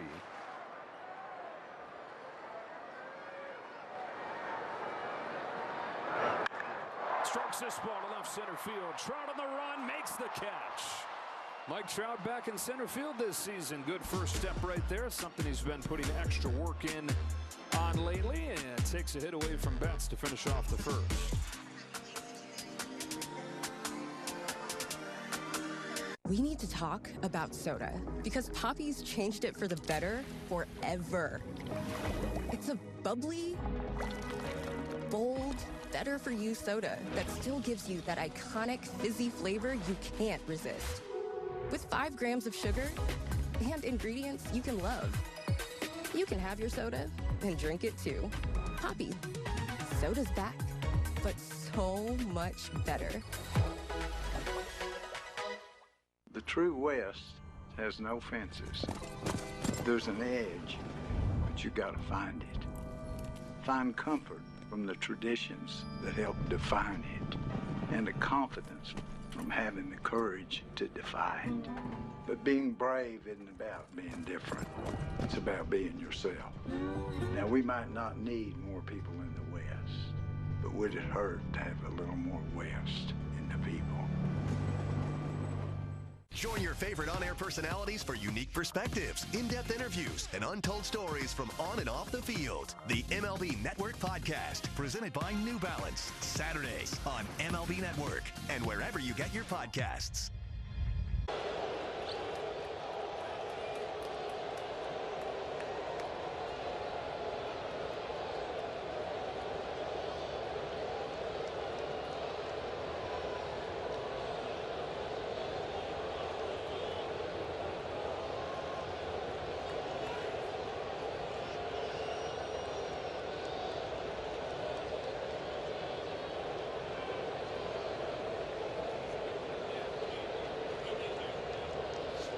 Back-to-back world champion Dodger baseball on Sportsnet LA is brought to you by your local Kia dealers. Visit Kia.com to discover movement that inspires.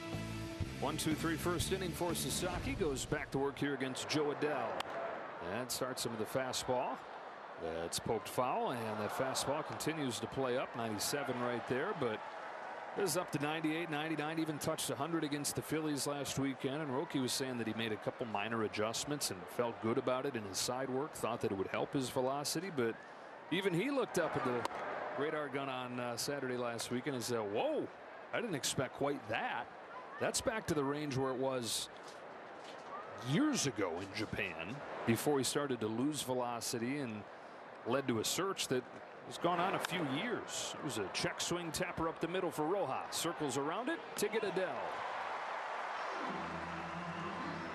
Confidence will bring more velocity. Finding a little mechanical tweak will bring that.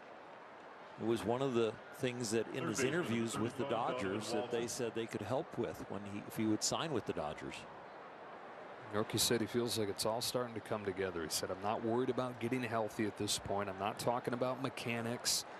It's just about game planning, who we're going to face, and then going and getting guys out. This one pops away from him. Ball one on Donovan Walton. Totally different place to live. I mean, he's got to feel like a different person out there, not having to think about those things that don't help him. When you move things from I have to think about this to they come natural, it is a huge jump in a young player. And it can be as much as your grip. It can be as much as how am I dealing with the nerves. It could be with where are my fielders behind me and where do I want the out. So many things that you're trying to think about and work on because he's a very detail-oriented kid.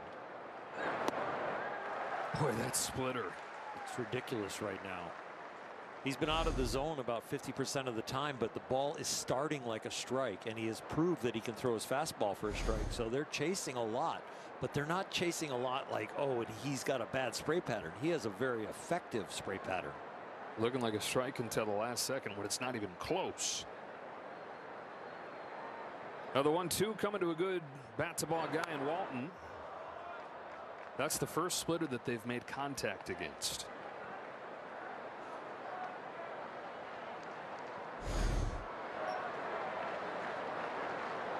Well, he can stick with it if he wants to get him out, or he can show him something else like a high fastball. Line drive, center field. Pages into the gap, tracks it down 2 away. He gets it out, but it's probably the worst splitter he's thrown of all of them so far, and he hasn't thrown a ton of them, but they've all been exceptional. This one kind of hung up, and in a 1-2 count, he wanted one of the exceptional ones and miss in the dirt. Don't miss over the plate. 5 up, 5 down for Sasaki. And it's Oswald Peraza. Swing and a miss on a first pitch slider. And I think there are some folks that think that he can even continue to incorporate that more against right-handed hitters. Yeah, 0-0, 2-0, and 2-1. He's thrown almost 30% sliders. When he's throwing at 0-0, it's a surprise pitch on the guys that might be sitting on the fastball and fastball happy to swing at because they don't want to see the splitter. And then when he's throwing at 2-0 and 2-1, it gets him back into counts without using just the fastball all the time.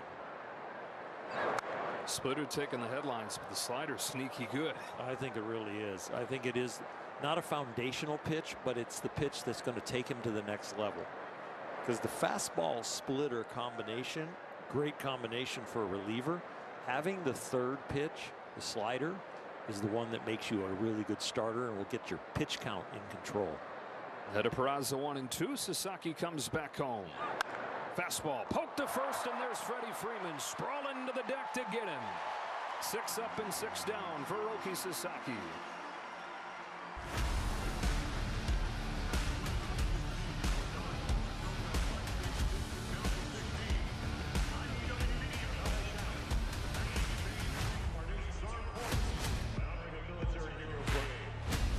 With Kalshi, you can trade on anything, from the weather to news to even pop culture. And unlike other apps, Kalshi lets you trade against other users, not the house. Live trade during the events.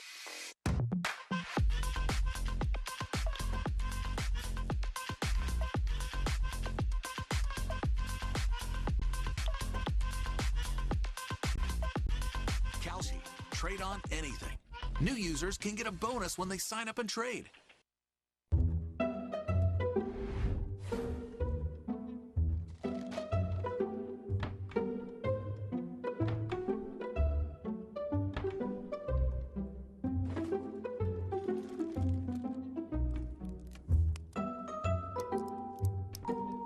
There's an easier way.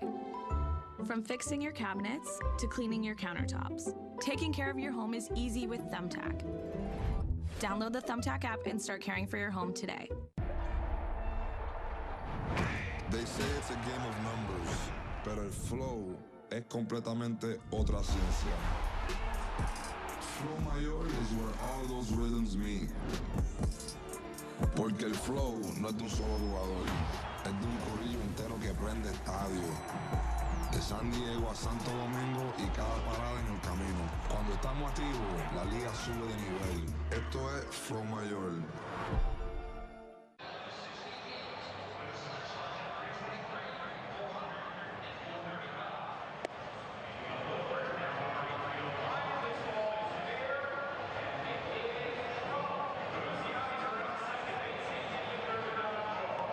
One of the first 40,000 fans and take home your Dodgers soccer jersey. That'll be on June 16th. It'll be presented by Bank of America. Visit Dodgers.com/promotions for more information.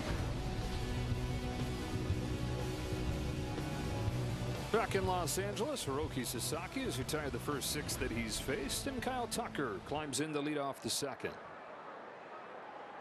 Lefty, Reid Detmers comes home, and Kyle Tucker pops the first pitch up. At third base, Donovan Walton, 1 pitch, 1 out for Detmers. Brings up Will Smith, who doubled and walked yesterday. .464 on base percentage over this 7-game stretch. Be nice to see Will continue to swing a hot bat, be rewarded for hitting the ball hard and get it away from some fielders. Hit it over the wall. There's no fielders there, but yeah, there's some gaps out there too. Now, one of the oddities of his statistical line this year is that he's not done anything against left-handed pitching. 167 does not have an extra base hit against lefties, and I was talking with Dave Roberts about that today and said, is that maybe just not that much of a sample and the bad luck that we've seen manifesting right there? And he said, I think there actually may be a little something more to it against the lefties. Talked about how he's used the all-field approach, and that's a good thing. Dave said, though, if there's ever a time to shift that approach, to have 2 different approaches, when you're facing left-handers, that's the time to turn and burn. If you're going to try to pull the ball, that's the time. Well, definitely a time on a strike breaking ball from a lefty coming into your swing where he is so good on the inner half and keeping it fair.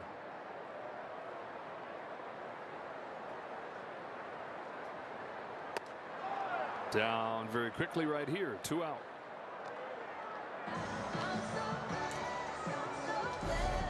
That's the pitch right here that equalizes the turn and burn approach, but I think he just got fooled completely thinking he was getting something other than that fastball away. One end of the spectrum to the other here. Success against left-handers. Alex Call's hitting .476 against southpaws.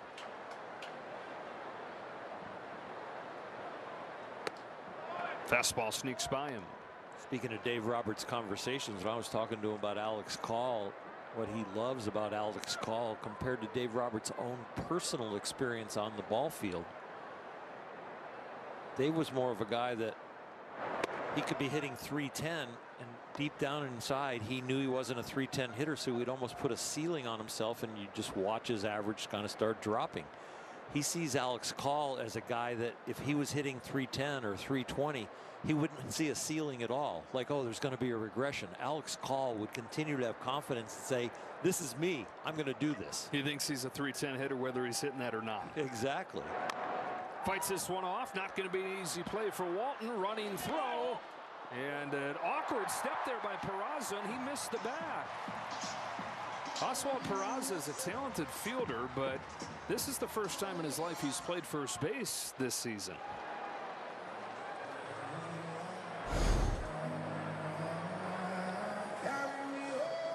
Good play at third. He just never found it. It could be interesting that did he drag the foot or get it to the bag just in time, right? I think he might be out. I think the side of his foot at first base gets there before Alex Call's foot goes down on the bag, gets over the bag. Does it go? No, he's safe there. That angle, it's safe. And no matter how many times you played first base, that's a pretty indefensible play right there for Peraza. Just get to the bag and put your foot against it. Yeah, you can put both feet on the bag and then watch for the throw and then stride according to the angle of the throw. But to not find the bag at all is a cardinal sin for sure. Something that you learn all the way back in Little League. It's been ruled a base hit, and so Call is saying, that's right, 310 hitter. Alex Call, 30-game stretch in 2024 for the Nationals before he got hurt. Hit 343. So, again, that's just 30 games, but that's a long enough of a burst for a guy to take some confidence from it. Well, Dave and I were having a conversation about running from defeat or running towards success, and I felt like I was always kind of running from defeat. I don't want to get embarrassed. I want to learn everything I can to be the best I can, but I don't want to be embarrassed. After review, the fielder's foot did come back and touch the base before the runner. The call on the field is overturned. The runner is out. The Los Angeles Angels have retained their challenge. Not on the video I'm watching. Yeah, on one angle I had him out. On the other angle I thought it was conclusively safe. We don't matter. Only New York does. It's a great night for baseball. This matchup features some of the best talent in the game. A lot of power, a lot of marquee names. Here we go. Buckle up, folks. There's a guy who wants to be in the spotlight. The bats have come alive. Hey, showstopper! We're just playing Powerball. This place doesn't know what hit them. These teams are entertaining, are they not? The show continues. Experience game-to-game coverage of the night's biggest moments, live and commercial-free. MLB Network Strike Zone, Wednesday and Friday nights all season. Join your favorite on-air personalities for unique perspectives, in-depth interviews, and untold stories from on and off the field. The MLB Network Podcast, presented by New Balance, Saturdays on MLB Network and wherever you get your podcasts. They ask me, with or without? You with the crew? You from the D? Where'd you go to high school? Your dad put you in brown and gold. You see Skins go? You get your Dodger dog? You take the 7? Siempre 305? You see Big Dumper's 60th? Do you see him put Vladdy in the jacket? You here for 17 and 22? Where were you in 16? Where were you in 23? How about 40-70? You see Judge's 62? Shohei's 50-50. Think you can beat the freeze? But they never ask who my team is. They don't have to. It's right here. Cut from the city. Visit MLBshop.com.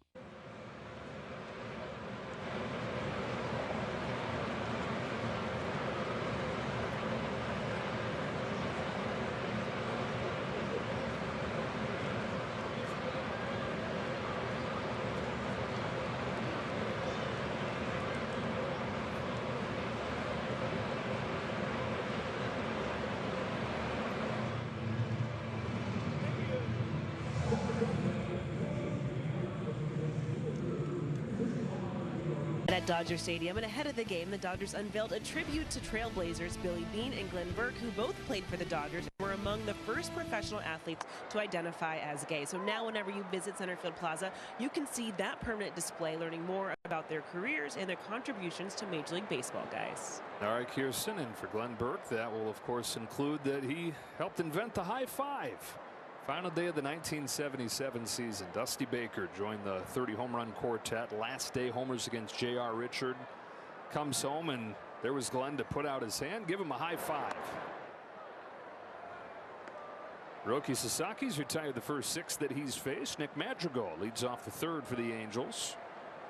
It went 2 years between games in the majors. Came up more than a week ago and coming off a 4-hit game, making an instant impact. The ricochets off his glove. There's no way.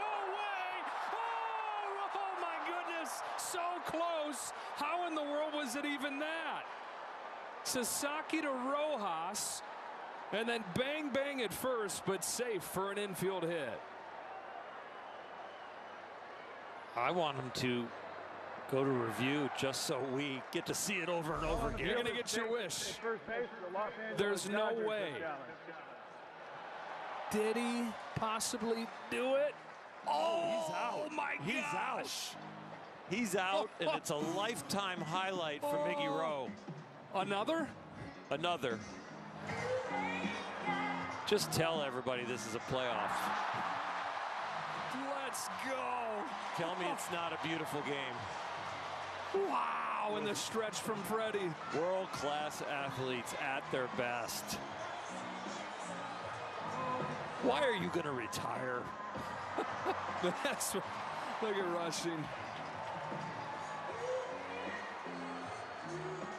After review, the call in the field is overturned. Runner is out. Los Angeles Dodgers retain their challenge. Wouldn't it be funny if Dan Iasoni was like, the call in the field is overturned, runner is out. That was insane. Turns out it adds a little color there. Wow. That's one of the best 1-4-3 outs you'll ever see.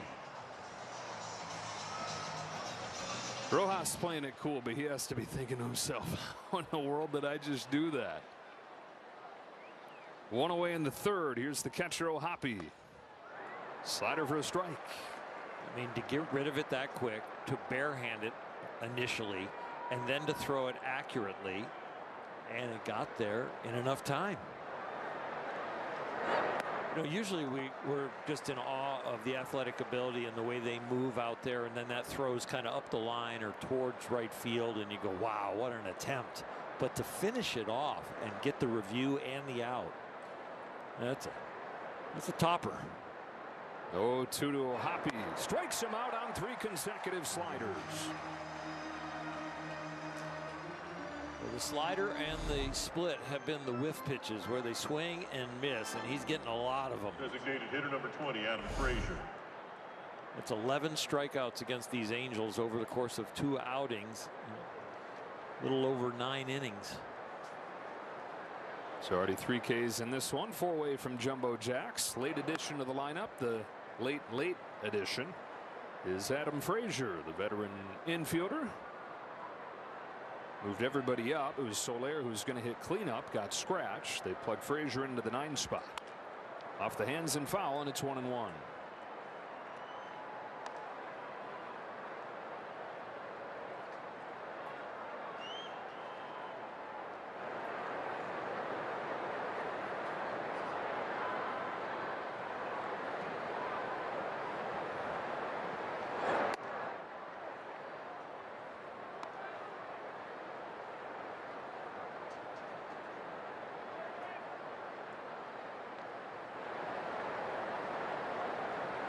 Sasaki to Frazier. The 2-1 offering is hit foul. 2-2. We're watching a completely different pitcher. He has grown so fast over the last 3 or 4 starts. The confidence, the body language, the strike throwing ability, mastering of his splitter and his slider.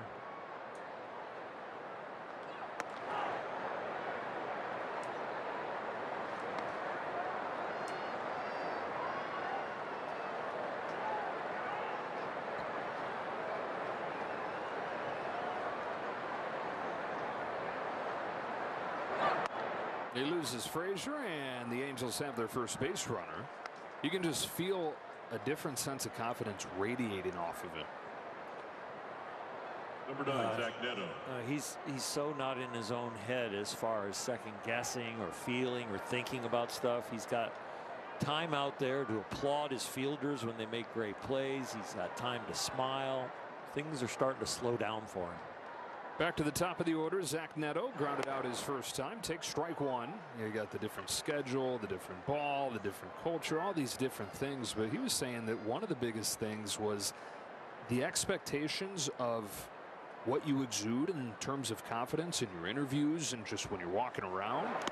In Japan, he says it's all about humility. He said, here, I've come to learn that it's okay to be like, I'm pretty good. I'm the guy when things are going well. Not just okay, but it's expected that you show some of that confidence. And so that's been another big adjustment for him. He told Maddie Lee in LA Times. Yeah, you can carry yourself with some swagger. And you can feed off of it. You don't have to immediately stay in a shell, even though you did something exceptional. You can leverage it.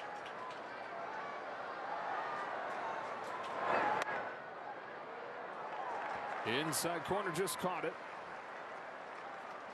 Strike two on Neto. Will was about to challenge it, but then he heard the late strike call. Maybe Will's right arm going to the helmet helped the umpire raise his right arm.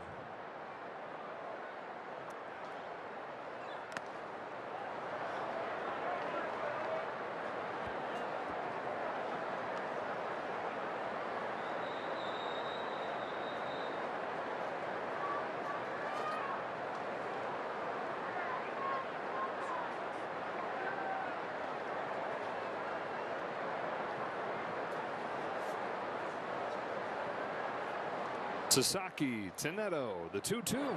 Fastball chopped towards the middle. Betts gets there, shovels it off to Rojas in time. I think it's like a wet bar of soap popping out of his glove, but Rojas found it. And a couple nice defensive plays in this inning as he shovels it off there. No score, middle three.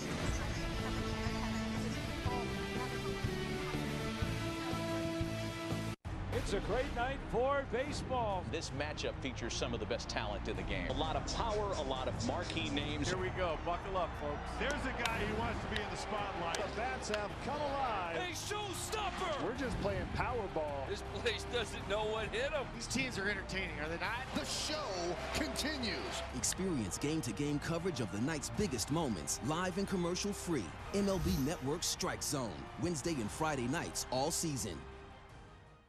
The MLB app. Yeah, it's got game. This game. These games. All the games. Pre-game, post-game, and everything in between. This is baseball your way. With real-time stats, scores, breaking news, and custom content that hits every time. Because you choose the teams and pick the players you want to follow. So when they catch it on the field, you catch it on the app. Did he do it? Oh my goodness, what a play! We live the biggest plays from every game with Abby LeVar on Quick Pitch, late nights and early mornings on MLB Network.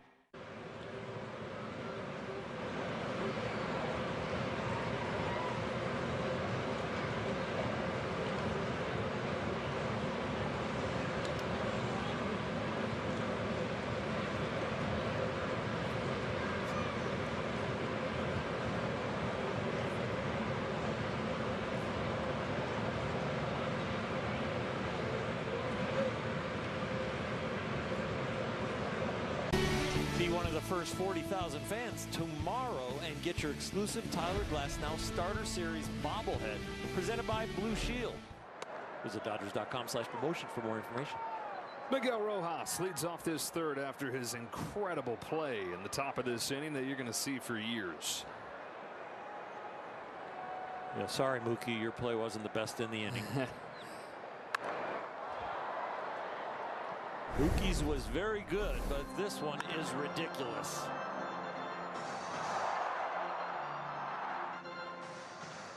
And an underrated stretch from Freddie Freeman on the back end of it.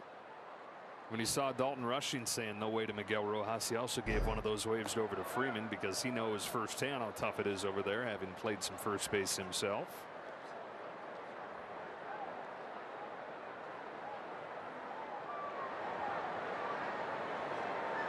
Good first baseman sometimes flies under the radar just because he cleans up messes. You realize the importance of a good first baseman when you see a bad one. Oh, that's true. We've seen both tonight. It's not a position where everybody thinks like put him at first so they can go over there and rest. If you're going to play the position well, it's a position where you have to work. I mean, anything hit in the infield, you're moving, right? And you're moving even if it hits through a hole, because you have to go to first base, get your footwork ready, that if the fielder happens to go into the hole and do what Miggy just did, you got to be ready. You can't play the position and assume. From 0-2 to 3-2, and now strike three. Third one for Detmers. One gone in the third. Well, we were told by Angel people that Detmers could go out there and get knocked out in 3 innings, and he could go 7 shutout innings against you. You just don't know which one you're going to get.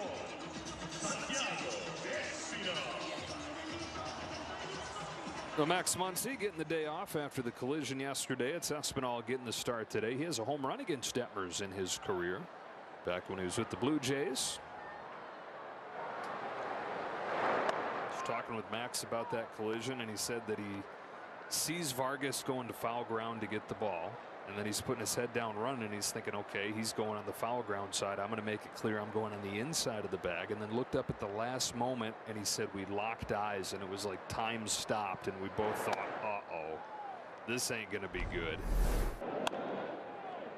He said the more times that he's watched it, the worse he feels, because he sees that, man, he kind of decleated Vargas there. Went out of his way to find out what Vargas's drink of choice is, and had it sent over to the clubhouse just as The catcher is challenging the call of ball. Little sign of an apology. ABS powered by T-Mobile. The call is confirmed. Anaheim has 1 challenge remaining. And it was a ball, so 2-1 on Espinal. We were talking about it. Alex Freeland walked by and he said, hey, the Chargers called. They're looking for a middle linebacker. Which Max played until his sophomore year of high school. 2-2 on Espinal. Wanted to keep playing, but spring football just as big of a deal as fall football in Texas, and conflicted with baseball, so he had to pick.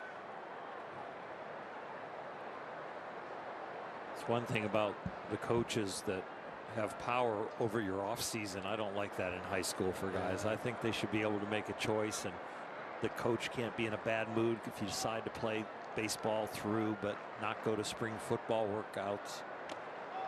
And he did say, he said, I could have probably done both, but then it would have been no practices for baseball. I'd just be showing up in the games and that'd be it. And that didn't feel right, especially when he had a good baseball future that he recognized. I even hear, high school coaches that tell their kids, you're going to make the team next year if you play in my travel ball team in the summer where I need you. And the kids want to play another sport. Espinal shoots it to first, where it's caught by Peraza. I just think, let the kids play and let their ability pan out, and don't have bias against them whether they're going to play the sport year-round and take private lessons and come to your camps compared to the kid that plays multiple sports. Ohtani was struck out his first time. Yeah, I hate the pressure to pick one. Not to say, okay, I'm going to go to the big leagues, but it's like there's pressure that you have to pick a sport if you want to play it in high school even. Right. It starts way too early, and it's like your coaches are making you specialize, not the kid and his love for all the sports or one particular sport. But beyond that, though, it's like institutionalized at this point. It's not the coaches making those rules. It's just how it's become. 1-1 with a big rip from Ohtani. And I don't know how you fix it. No, I'm not sure they don't make the rules, but they're definitely part of the equation. Yeah. When somebody tells you, you probably start on the team if you play on my summer league team, and now you want to do something else. You want to play golf. You want to play tennis. It's like, I want to take my summer and do this, or my fall and do this. But let me put it this way. If I get to high school and I've chosen just to play Little League baseball through 8th grade, how am I going to make the team when every other kid played travel ball the whole way? That is hard. And all I want to do is play for my high school team. Yeah. The choices are coming early.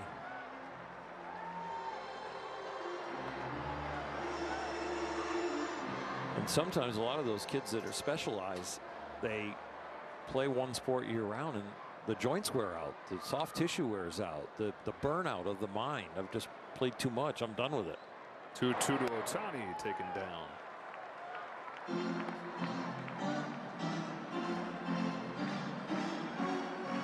Three and 2 on Shohei Ohtani, who's hit 5 home runs and knocked in 16 in 13 games against his old club.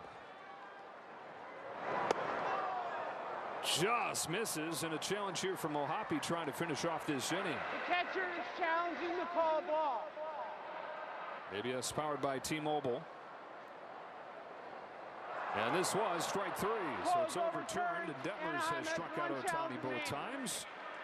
He's got 4 total.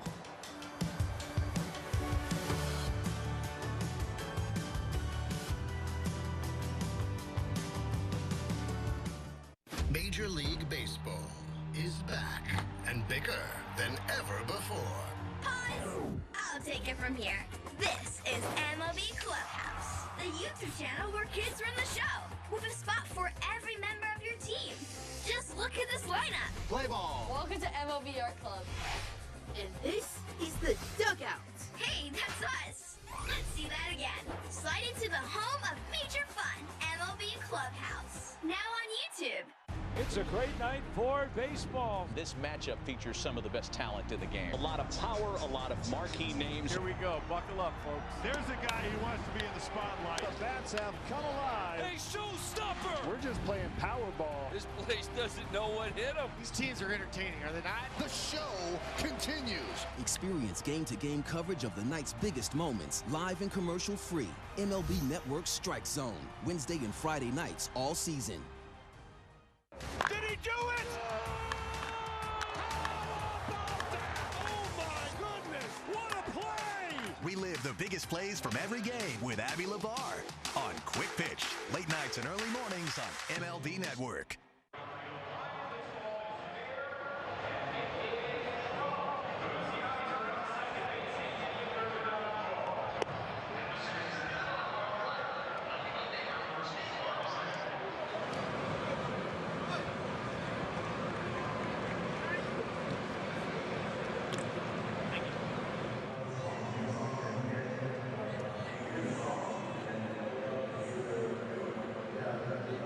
World Champion Dodger Baseball on Sportsnet LA is brought to you by Morongo Casino Resort and Spa. Less than 90 minutes from wherever you are. Good times. Top of the 4th, neither team with a hit so far. Sasaki for the Dodgers, Detmers for the Angels. Mike Trout takes a first pitch slider for a strike. It's only the 7th game all season in the majors where there's not been a hit through 3 innings. Trout, who was a strikeout victim his first time, takes high, and it's 1-1. Sasaki's got 3 Ks. He's walked 1. 19th career start in the major leagues. First time he's been through 3 innings without giving up a hit.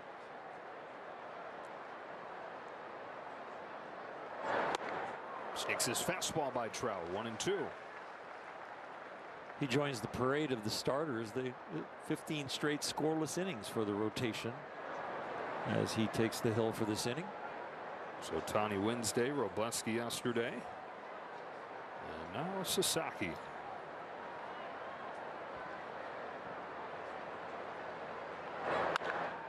To short, and Betts, who's able to get in front of that ball somehow, heaves it across to get Trout.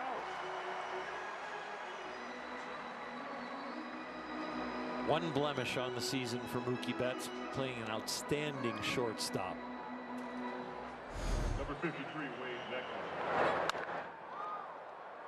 That extra little piece of footwork is something that the guy who's playing second base worked with him. Chris Woodward also. Dino Ebel also. It's like a conglomerate of great fielders giving advice to Mookie as he switched from right field to shortstop and has made the transition beautifully. Wade Meckler's up there, took a strike.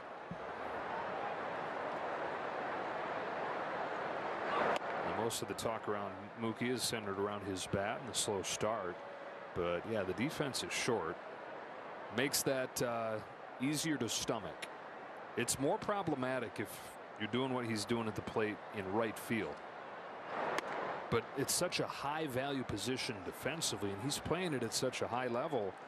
He doesn't have to be a 900 OPS MVP caliber slugger to be an immensely valuable player. Now, he's not going to think that way, and you wouldn't want him to think that way. But it's not the end of the world. If you look up at the end of the season, he's got high 700s OPS, which for him might feel like the end of the world compared to his career numbers. But when you combine that hypothetical offensive production with the reality of this defense, you'll take that 10 times out of 10. For sure. When you're talking about just what you're looking for from your shortstop. And I know that strips out of it the talk of what his contract is and what his background is.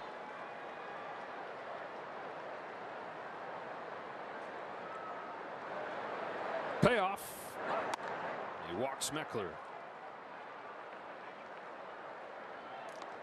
Well, for Mookie, we've always talked about the stress of changing positions and how the bat went flat for a little while, and then he got sick and lost the weight, had some aches and pains. But he also now, he's healthy, he's strong, the weight's back, but there's stress every day playing that position. Especially the way he approaches his work there. Joe Adell chops one foul. You know, he's not A-Rod, he's not Cal Ripken, he's not a big, strong guy. It's a lot of wear and tear for smaller guys to hit for power, to play that position on a daily basis, and it's stressful. You can semi-rest out in right field on pitches. As far as first step, as far as engaging your mind out in right field, yeah. There's maybe, say you had 5 balls hit you in right field on a day. There might be one where your first step was important. And you're locking in on every pitch. But it's short. Your first step and you're loading your legs and your body to get ready to move is every single pitch. Strike 3 on Adell. A look out there from Joe Adell like, you nasty. He is nasty because the split has different breaks. Like we've seen the one that goes left to right against lefties. We're seeing the one that goes straight down and buries, and then we're seeing that one that maintained its height but still was sharp, and it's a strike. Donovan Walton's the lone guy to get the ball out of the infield for the Angels. A wave over a slider, righty lefty slider right there. Slider that went straight down like a split. When he gets to the point where the next level is where he can put some sweep on that slider, it's going to be terrible for right-handers.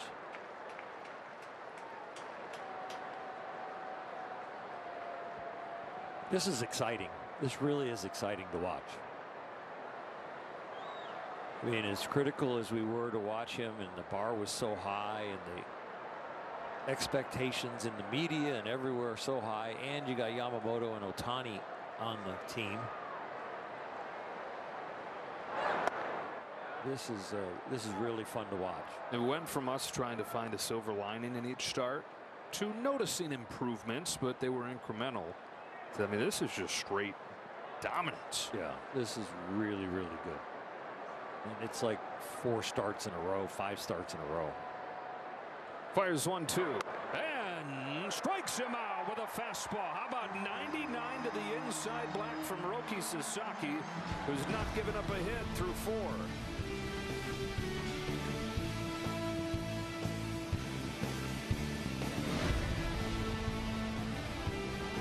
Did he do it? Oh my goodness, what a play! An absolute beast unleashed. You are unbelievable. Racking them up, all I do is win. Start that hashtag like a boss, yeah, that's how I roll. Keep on nailing it, never miss it, back, enjoy the show. Relive the biggest plays from every game with Abby LeVar on Quick Pitch. Late nights and early mornings on MLB Network. They say it's a game of numbers, pero el flow es completamente otra ciencia. Flow mayor is where all those rhythms meet. Porque el flow no es de un solo jugador, es de un corillo entero que prende estadio. De San Diego a Santo Domingo y cada parada en el camino. Cuando estamos activos, la liga sube de nivel. Esto es Flow Mayor. Join your favorite on-air personalities for unique perspectives, in-depth interviews, and untold stories from on and off the field. The MLB Network Podcast, presented by New Balance, Saturdays on MLB Network and wherever you get your podcasts.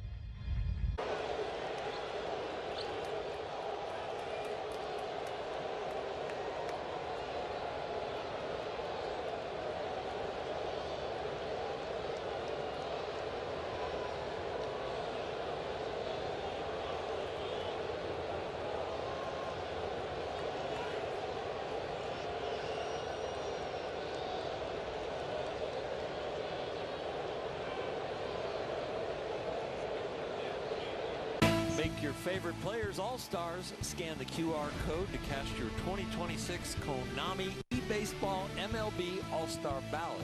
You can do that every day or visit MLB.com to vote. It's not a coincidence that we give that promo right here with Andy Pages coming up. Needs your votes. And what is always going to be a crowded field. The outfield, 3 spots. Not just Andy Pages trying to win center field, but trying to win one of the 3 outfield positions against every outfielder in the league. Dodgers still looking for their first hit against Reid Detmers. The lefty's 0-1. Curve misses. If you vote on name recognition, it's going to be tough on Pages. If you vote on production and who deserves it, he should be a starter. Averaging .286, leads the league in runs batted in. He's 6th in extra base hits, and he's been the most valuable defender by some measures in the league. Yeah, if you're borderline, I think I'll vote, or I want to vote, or I can vote every day. I don't know if I'll just vote once. No. If you feel for Andy Pages and what he went through last year, I think he got left off the team. He should have made it. Extra motivation for you to get online at MLB.com/vote and vote for this guy. Grab a few other Dodgers too, but definitely vote for this guy. Do it for what he's overcome in the last year. Do it for what he's overcome throughout his life to get here. Yeah. That's a guy who had to defect from Cuba to chase his major league dreams. And then when he was right there getting ready to get called up, blew out his shoulder, had to miss an entire year.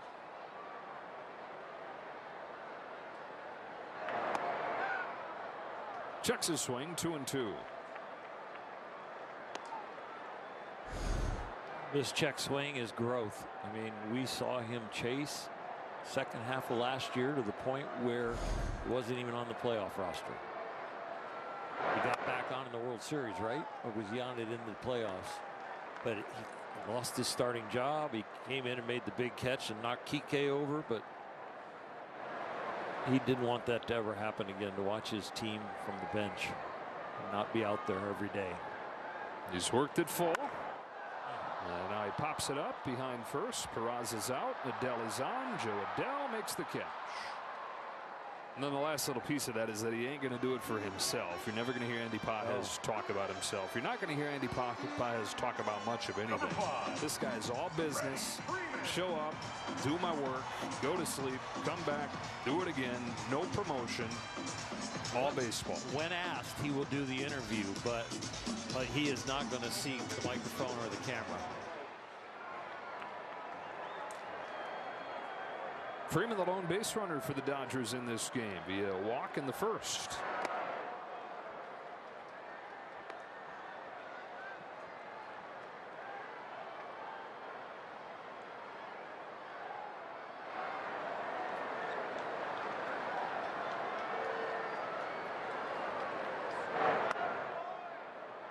Slider just misses. Challenge here from Mohapi. Catcher is challenging the call ball. ABS powered by T-Mobile, and it was a good one for Mohapi. Close overturned. Anaheim has 1 challenge remaining. So it's 0-2 on Freddie Freeman.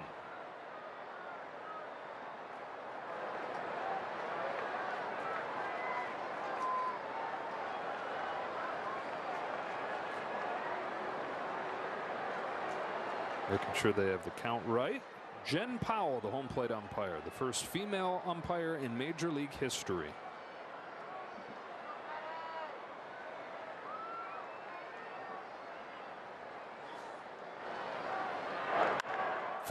lines the ball into center field and becomes the first hit of the night.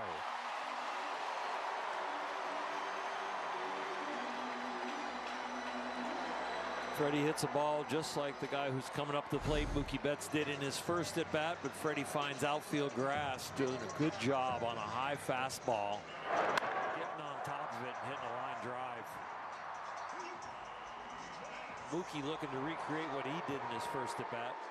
Same type of swing, same line drive, just Trout got a better jump and caught it. Yeah, one of the hardest hit balls of the game, hit at 104 to center field. I just want to circle back to that discussion we were having about Mookie Betts offensively. We're not saying he's not still going to be 900. What we're saying is the bar for him to be really good is not as high just because of the value he brings defensively. So when you're looking at the 180 unsightly and the OPS 600, yeah, not good, but not as far off from good as if he was playing right. So all relative to the position you play when you're looking at a team's value, what you bring to your team value-wise. I think of thinking of him as not as a power hitter anymore. I think of him as a guy when he hits a home run, he's capable, but he really is a line drive gap to gap hitter. And I think he'd be better off if that was the image in his head. This is the first at bat, and this swing was really good. You know, we know it's loud off the bat, but the approach, and yes, if he gets that in the air a little more, it's a home run, but I think there's more hits for him. The hard ground balls and the line drives, and then just be surprised when the ball leaves the ballpark.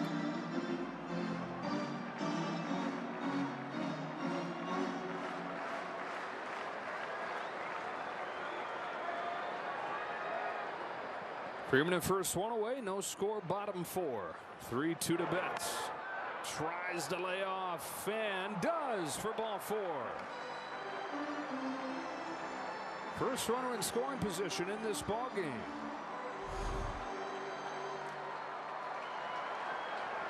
Yeah, that's the other thing. Even though he's not getting his hits, this guy does not strike out. That is walk number 10, only 16 Ks all year. I remember when he struggled last year, he decided that, you know what, I'm going to come to the ballpark every day and just find a way to help us win, whether it's a walk or play clean defense or run the bases correctly and get the extra base. Not worry about the batting average and the hits. And that kind of freed him up mentally, and all of a sudden the offense started to come. And I think that's where the mindset needs to be this year, because he starts chasing, I want to get up to 300. That's going to be a lot of pressure with the slow start. But Mookie has told me that he's felt like that was kind of the last step in his mental evolution, was to go through what you're talking about last year and realize that it can't always be about my swing, my thing, shifting to be about others first, to be about the team first, and to have it lead to him being better individually. He thinks a huge deal for him to go through. Tucker, the man at the plate, with the first runner in scoring position tonight, and he takes a ball. Popped out his first time.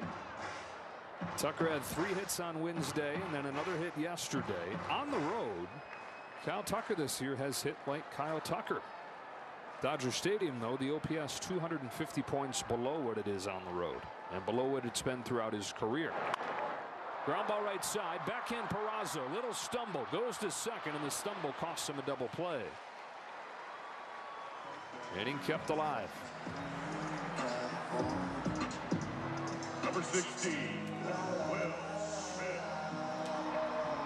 We're seeing the yin and the yang of how to play first base. Yeah.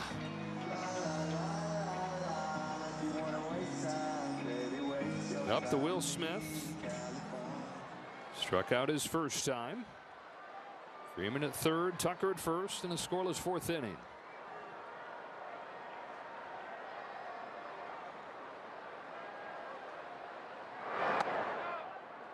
Change up a little bit inside from his old Louisville teammate and Detmers.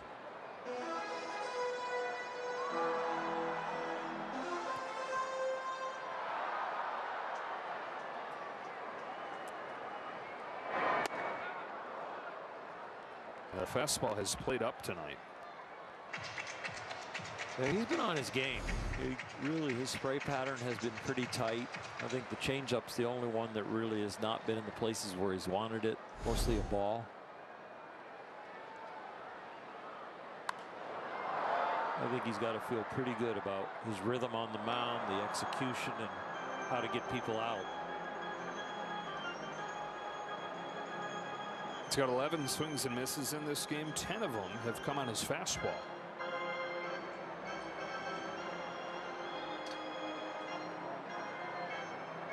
.26 years old in his 6th major league season. Reid Detmers just 1 hit through 3 2/3.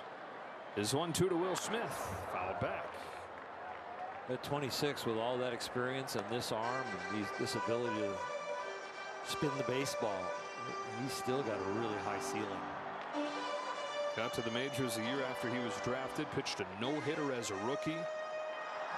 Spiraled from there, though, demoted to the bullpen. His return from the pen and hitting his stride again. Backdoors a breaking ball to get Will Smith in strand 2 in the 4th.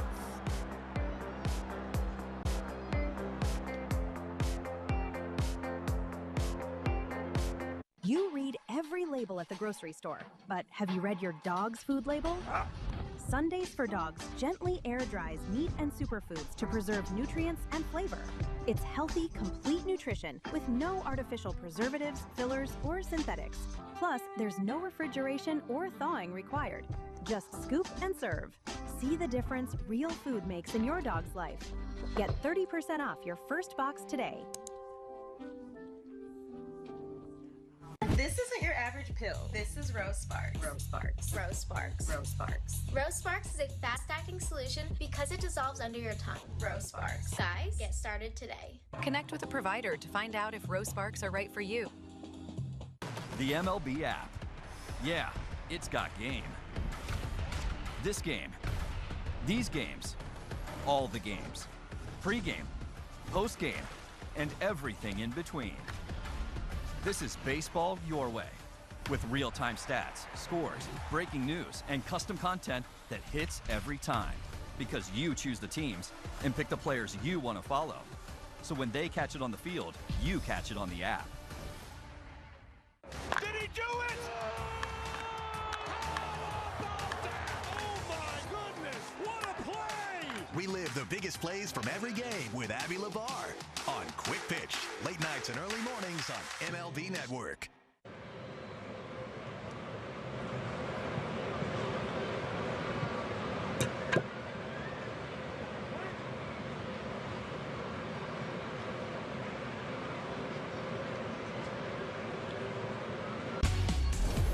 Back in Los Angeles, and the Performance Spotlight sponsored by your Southern California Nissan dealers, Ohtani to Robleski. And now Roki Sasaki with 4 scoreless makes it 16 in a row shutout innings for the Dodgers starting staff. Roki's pitch count under control, much better than the other outings over the course of the year, averaging about 18 pitches an inning. Tonight, that's only his 61st, so 15 pitches an inning, and that's an awful lot to knock off. Ball on Oswald Peraza. He's only exceeded 100 pitches 1 time. Dave Roberts has been pretty aggressive. As you say, getting him up the tunnel with a good feeling. So like last start, 5 1/3, and Doc took him out at 84 pitches. Even with the aggressive hook, though, he's pitched into the 6th, 5 of his last 6 starts. 1-1 to Peraza. Dave did say before the game, I'm ready to push him. He's earned that right. And the way that he pitched against the Angels last time. Confident that he could have a chance to do so tonight. Dominated him the last time, and another level in this one. There's 2-1. Big bouncer. Espinal's got it. Bang, bang, but in time, 1 away.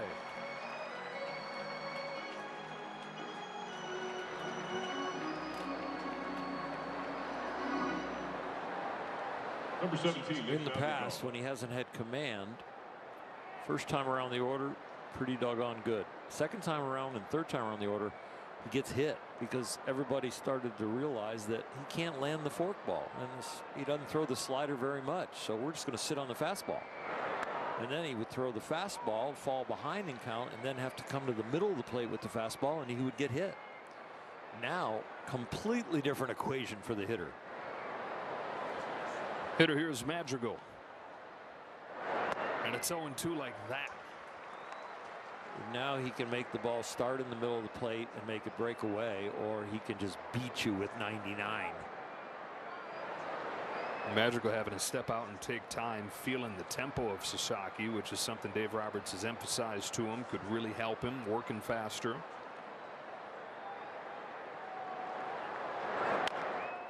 When you get a hitter feeling bad about the count or the pitches that he's seeing, and like, I have no chance if he executes that again, you don't want them to have time to recover mentally. You want to be suffocating them.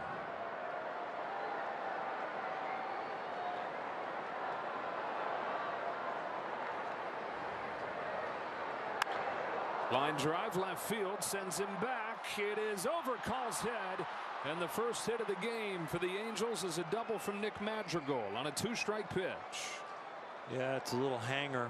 I don't know if it's a hanger slider or a hanger split, but it's up in his eyes. And big league hitters, I don't care where you play, where you are on the batting order, that is a juicy pitch. Alex Call was going to give it everything. You can't tell me that the fielders behind Sasaki didn't know something special was brewing. So he would have ran into the wall for him if he could have got there. So no hitters gone, but bigger deal is that Angels could take the lead with a base hit.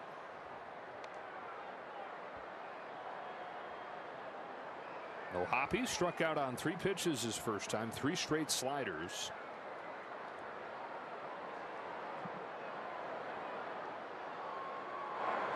And if it ain't broke, Sasaki sticking with the slider, but falling behind 2-0.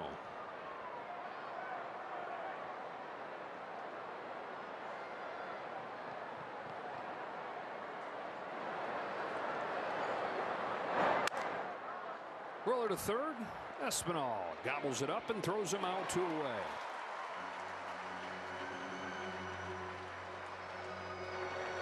Nice recovery by Sasaki after hanging that pitch, to not hang your head and get right back in there with good stuff.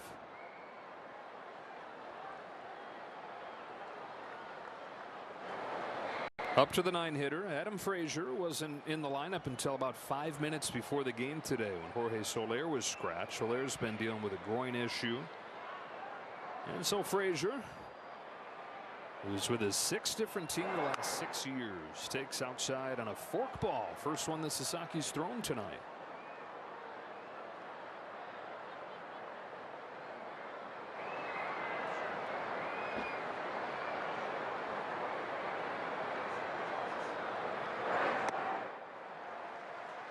And then back to the splitter, which is interesting because it was the same velocity. Blended together a little bit there. Yeah, the computer may be reading spin rate, and even Sasaki could tell you that. I'm not sure which one is which. Normally, when it's high 80s now, it would be a forkball, which is what it said 2 pitches ago. But then the same velocity, and it said split. Just can't trust AI. Oh man, that's a topic for not a 0-0 game. 1-2 pitch. Taken in the dirt, ball 2. He kind of took that out of hand, like he actually read it a little bit. It's not a bad time to throw a letter high fastball. So that discipline on a breaking ball. Okay. Stuck with a splitter and struck him out. Number 6 for Sasaki. The Angels get the first hit of the night, but they strand him at second. Halfway home in this pitcher's duel.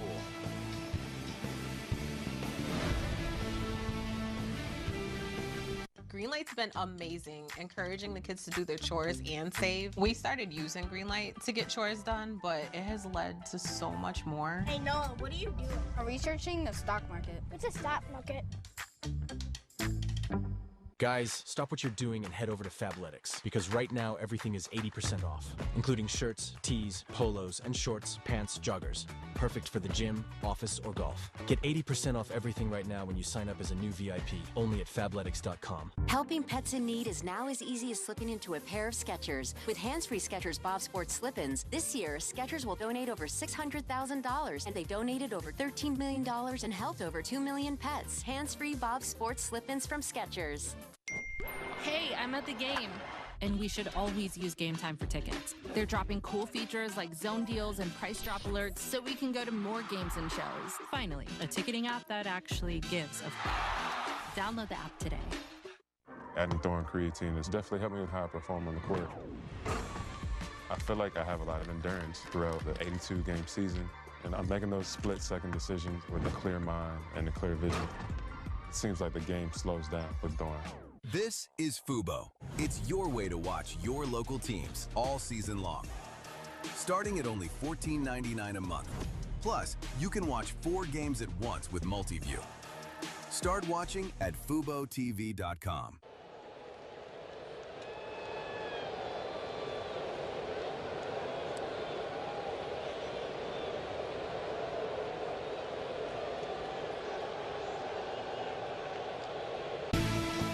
Back-to-back world champion Dodger baseball on Sportsnet LA is brought to you by your Toyota dealers.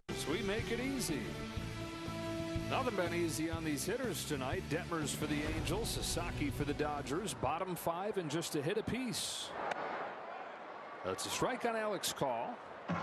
7, 8, 9 coming up for the Dodgers. Have not dropped back-to-back games in almost a month. 16-5 over their last 21. Lead the D-backs by 6.5 in the division. Start the day 2 back of the Braves for the best record in baseball. I see, though, the Braves have already won today, 6-3 over the Pirates.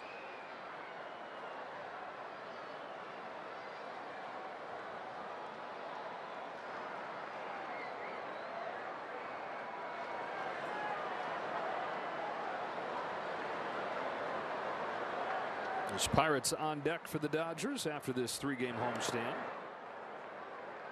6-game trip, 3 in Pittsburgh, 3 in Chicago against the White Sox. That's a tour of 2 of the big surprises in baseball this year.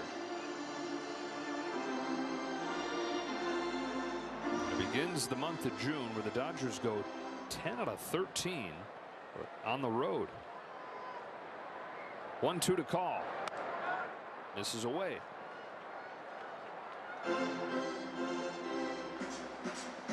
Reid Detmers, another fantastic start tonight.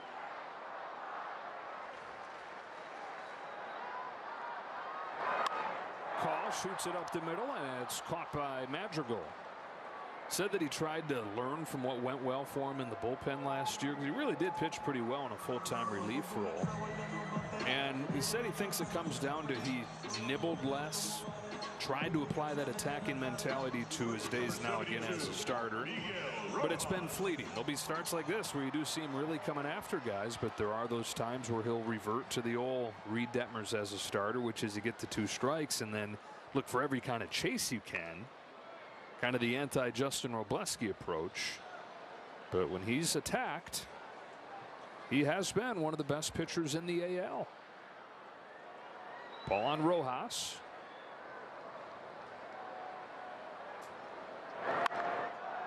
Pops it up right side. 2 up. 2 down.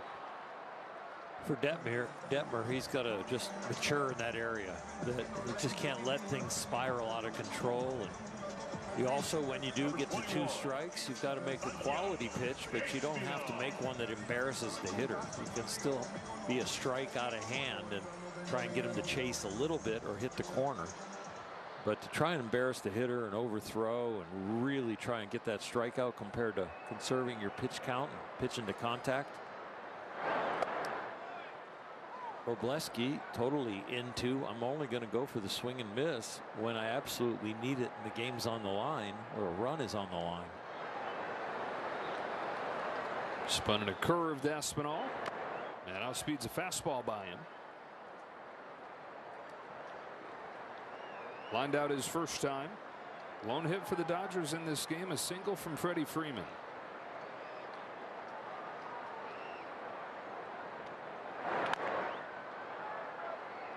They do have 2 walks, but this looks like a totally different matchup than we saw in Anaheim last month. That 3-game sweep where they outscored them 31-3. Biggest margin of victory in a 3-game series for the Dodgers since the year 2000 and the 4th biggest in franchise history. Sky high off of the bat of Espinal. Reid Detmers has come to Dodger Stadium, which has been a house of horrors for him in his career, and fired 5 shutout innings.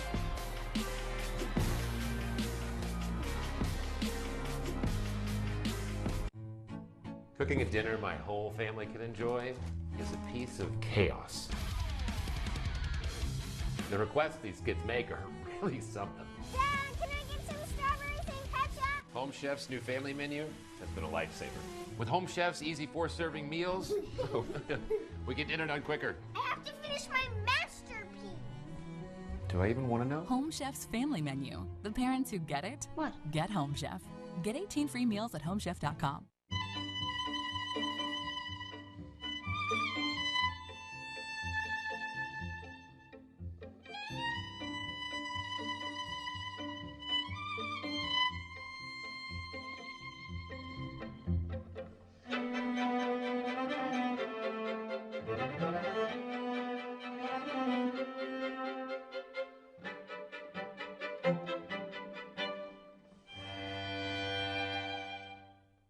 With Kalshi, you can trade on anything, from the weather to news to even pop culture.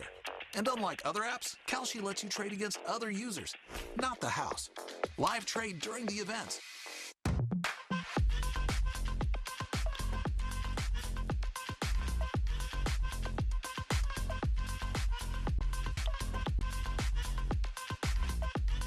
Kalshi, trade on anything. New users can get a bonus when they sign up and trade.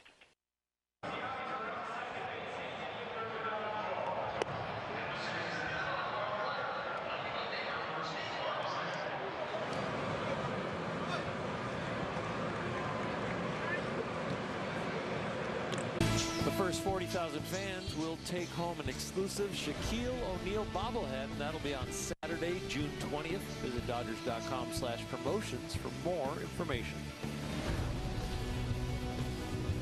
No runs on 1 hit apiece to the 6th inning. Sun has dropped. Darkness has fallen here onto the weekend in Los Angeles. Top of the order for the Angels, and Zach Neto to lead off. He's grounded out twice against Sasaki. Lifts this one to left center field. Call, charges on, won't get there. And a leadoff hit here in the 6th.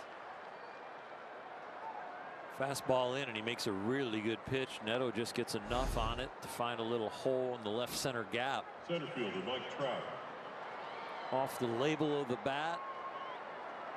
So it hits it well enough to touch some outfield grass. 56 stolen bases for Neto the last 2 years. This year he's stolen 8, but he's been caught 6 times. Got a good lead. Sasaki to Trout. Strike 1.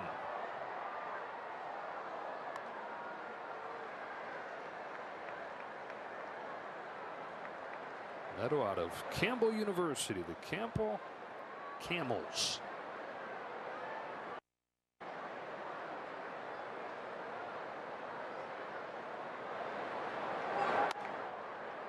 Oh, and 2 on Trout.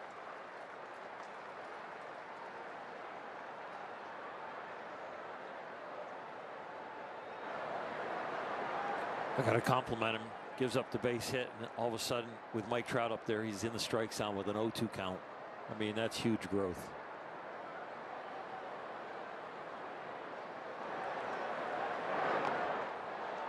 Paying attention to the runner, getting a first pitch strike.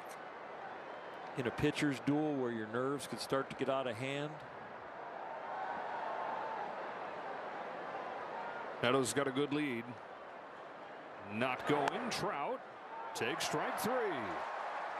How about that? Comes back and strikes out one of the all-time greats. They're pitching backwards right now. Neto got the hit on the fastball. Will Smith and Roki decide to stick with the heater with Trout, get him looking. He's upset with the location, but he likes the results, I'm sure. 7 for Sasaki. And jumbo jacks for everybody tomorrow. Here's Meckler. A little bit outside with the heater. Last 4 starts for Sasaki. That's 26 strikeouts to 5 walks.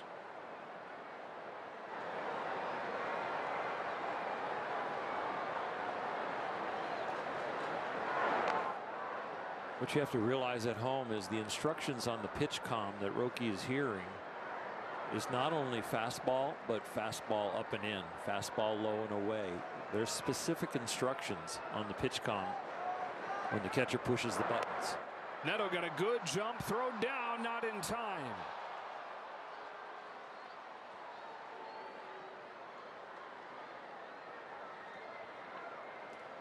The stolen base for Neto, and the go-ahead run is in scoring position. He got an outstanding jump. That was more than a jump. That was a walking lead.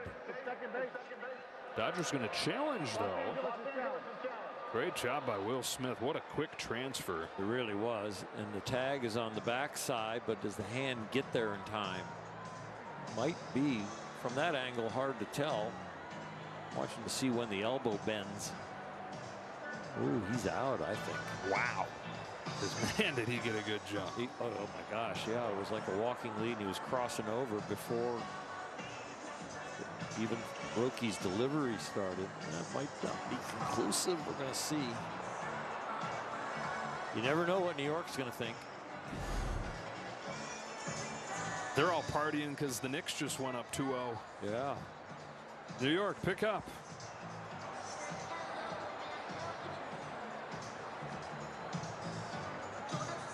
Will Smith, the last 2 years, has thrown out more base runners than anybody in the National League, although this year, success rate not nearly as high. Base stealers are 22 for 27 against him.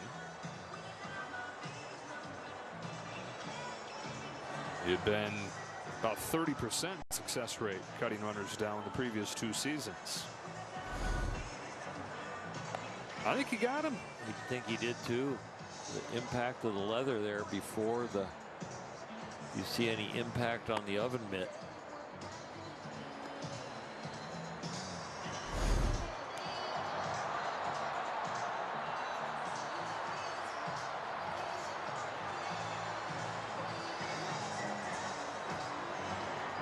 Either stands or overturned.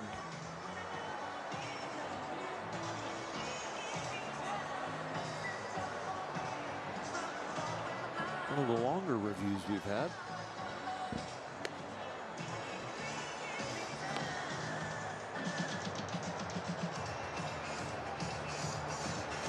After review, the call on the field stands. The runner is safe. Los Angeles Dodgers lose their challenge. All right, so just not enough there. Neto has stolen second. Just for reference there on how fast that was from Will Smith to make that a question. 1.86 pop time, so from his glove to Mookie Betts. Number 1 in the majors, Rick Muto, 1.85. So that right there is elite, what you just saw. The standard is 2 flat. Neto inching off second as Meckler takes strike 2. Sasaki trying to pitch around the go-ahead run in scoring position for the second time over the last 2 innings. Pitched around a double last inning. And a single and a stolen base, and Meckler on 1-2. Looks at a fastball, strike 3. Second time in a row against the Angels. Sasaki has struck out 8. Fastball at the knees that maintains its altitude. Remember, it's not the kneecap, it's the hollow of the knee. Every hitter in the big leagues measured in spring training. 85th pitch coming up here, and Alex Vesia has started to warm. Left-handed batting Donovan Walton's on deck. Joe Adell fouls off a first pitch splitter. Adell's 0 for 2 with one of those 8 Ks. You got a few things going on in Mark Pryor and Dave Roberts' mind. You got getting him up the tunnel with a good feeling if he gets this hitter out, the pitch count, and the scoreboard. Ground ball, diving stop by Santiago Espinal. And Roki Sasaki, with some help from his defense here in the 6th, is through 6 scoreless. It's been Miggy, it's been Mookie, and now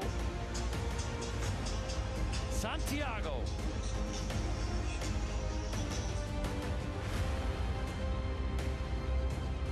Step up to the plate with MLB Plus, your ticket to streaming baseball's best. Enjoy MLB Network 24/7 with live out-of-market games and award-winning shows. Enhance game nights with MLB Big Inning, live and commercial-free. And hear live home and away radio broadcasts of every game. Plus live minor league action and even Game Day 3D. The ultimate second screen experience on MLB Plus. Now available on the MLB app. Did he do it?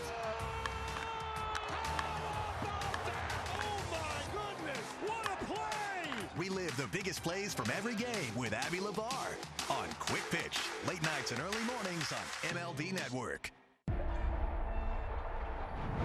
They say it's a game of numbers, pero el flow es completamente otra ciencia. Flow mayor is where all those rhythms meet. Porque el flow no es de un solo jugador, es de un corillo entero que prende estadio. De San Diego a Santo Domingo y cada parada en el camino. Cuando estamos activos, la liga sube de nivel. Esto es Flow Mayor.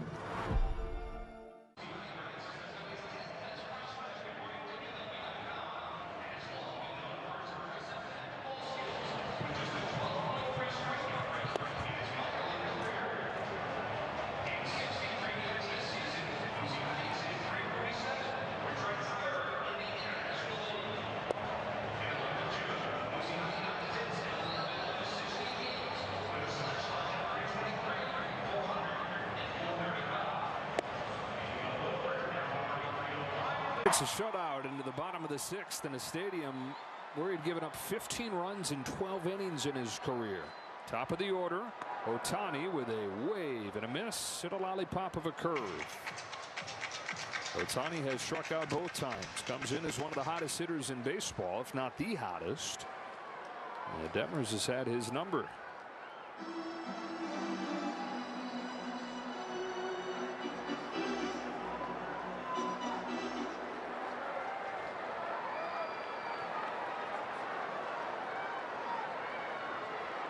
Back home with an 0-1. I don't care how often you've gotten him out in this game. 0-0 and him up, you're still nervous to pitch to him. You got to take those nerves and put it into execution. Lifts one the other way towards the corner for Meckler. Yeah, and he's out number 1.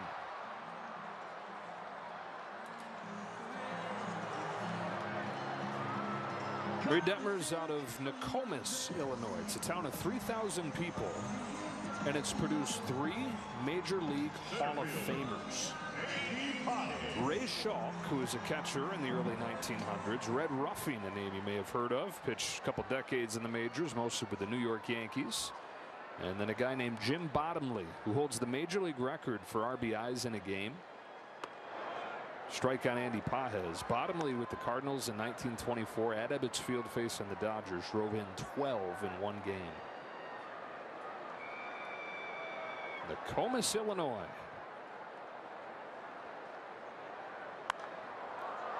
Strike 2 on Pages. Andy upset with himself. Detmers glad to get a baseball back, that the scoreboard's still the same. That was a really nice pass at this fastball near the middle of the plate, inner half.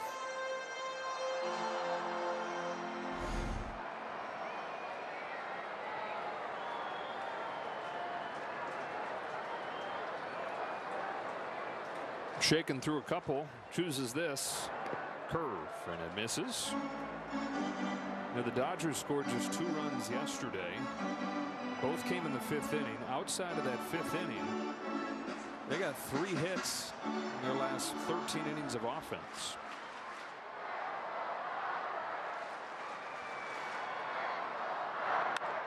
Poked out to right, floating to the gap, and a base hit for Pages. You want to capitalize how he has grown as a hitter? 2 strikes, and now using the opposite field, staying within himself after missing a fastball in the inner half that he thought he should have a home run on. But he kept his balance, he kept his composure, he kept his approach, and went to right. How about how still his head was on that swing?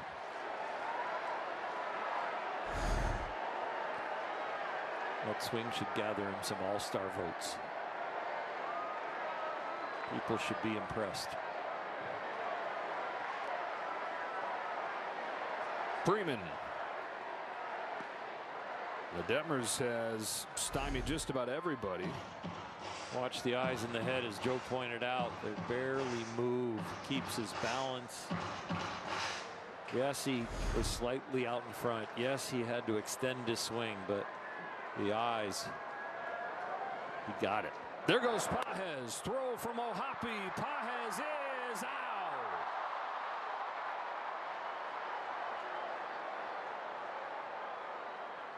Both teams knowing that the pitchers are on their game, finding any way to get into scoring position, find a way to get a run. Front leg just pops up and just doesn't get there.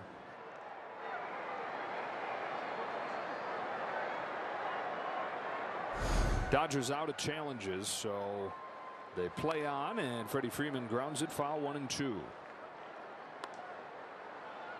It's harder to say. Detmers has stymied just about everybody, but Freeman has reached both times against him. Walk in the first inning, single in the fourth. Down 1-2 here. Detmers turns and deals in the dirt.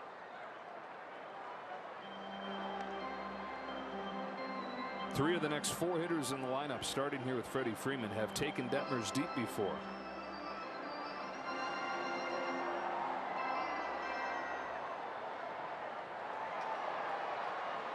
Getting close to the 90 pitch mark. Is 2-2. Away. Ball 3.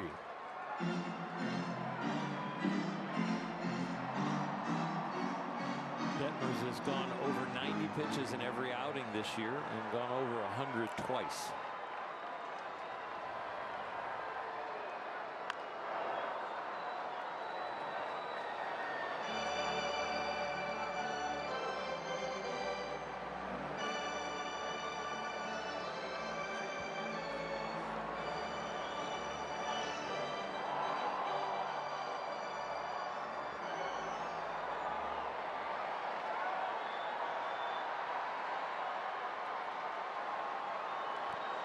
Another payoff to Freeman.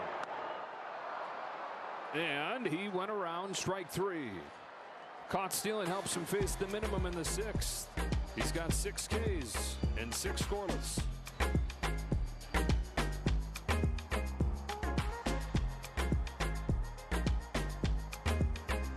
They ask me, with or without? You with the crew? You from the D? Where'd you go to high school? Your dad put you in brown and gold? You see Skins go? You get your Dodger dog? You take the 7? Siempre 305? You see Big Dumper's 60th? Do you see him put Vladdy in the jacket? You here for 17 and 22? Where were you in 16? Where were you in 23? How about 40-70? You see Judge's 62? Shohei's 50-50. Think you can beat the freeze? But they never ask who my team is. They don't have to. It's right here. Cut from the city. Visit MLBshop.com. Every game night is a chance to go big with MLB Big Inning. Join Matt Yaloff and Greg Caserta on baseball's only nightly show that brings you the biggest plays of the night. Strikes him out. No one stacks more clutch plays into one live show with up to 4 games on a single screen. Out of here! He is on fire.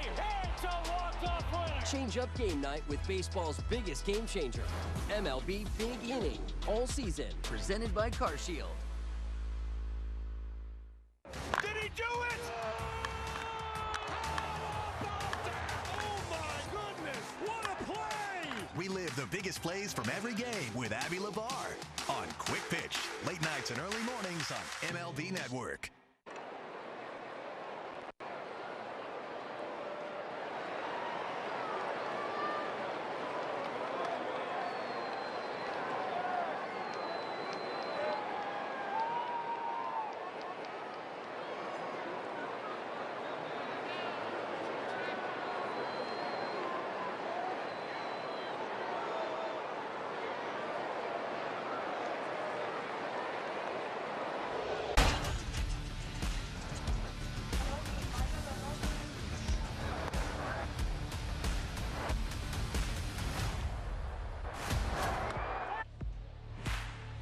Roki Sasaki and Reid Detmers. What a pitcher's duel we've got going.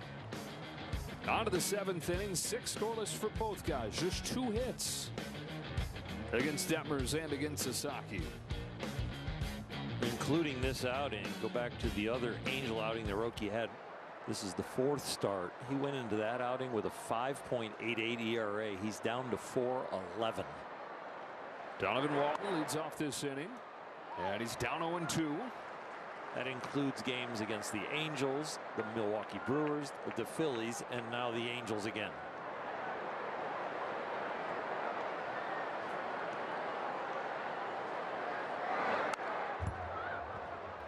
I was so glad to see Dave Roberts let him come back out, because in some ways you want to be conservative and get him up the tunnel, but in other ways Davis said, you know what, I'm going to push him.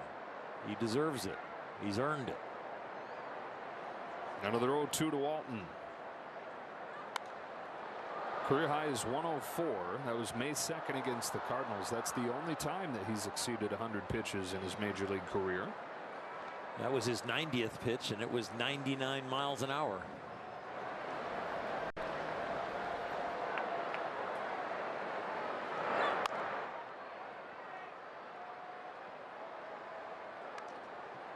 That's an Angels lineup not good overall, but the last 2 weeks, #1 run scoring lineup in baseball. Over 6 runs per game, coming off scoring 11 on Wednesday in the last game against Colorado. Another 0-2 from Sasaki to Walton. His 9th strikeout, a new career high. They are 0 for 8 with 5 Ks against that splitter. He's gone from a spray pattern like a shotgun to a rifle where he knows he can start the ball in the middle of the plate with the rifle shot, and it's going to go multiple places and multiple velocities. 1 out. Here's Peraza. Bunts it along 3rd and foul.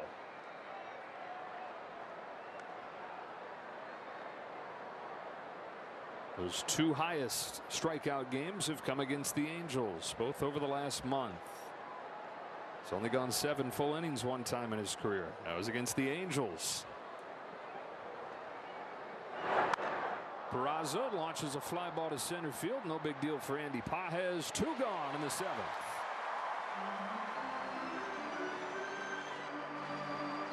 I guarantee he's having fun. And he's not pitching scared now, even with the scoreboard 0-0. A lot of times you can see a youngster get a tight scoreboard and start trying to avoid the home run. He is pitching to the middle of the plate and making the ball dance.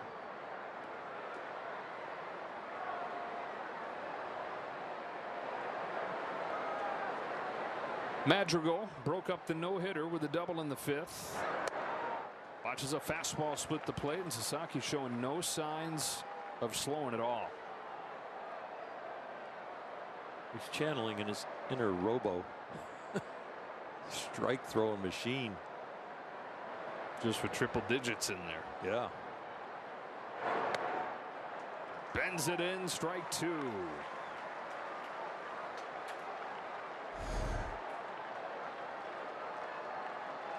Just over 70% first pitch strikes on the evening.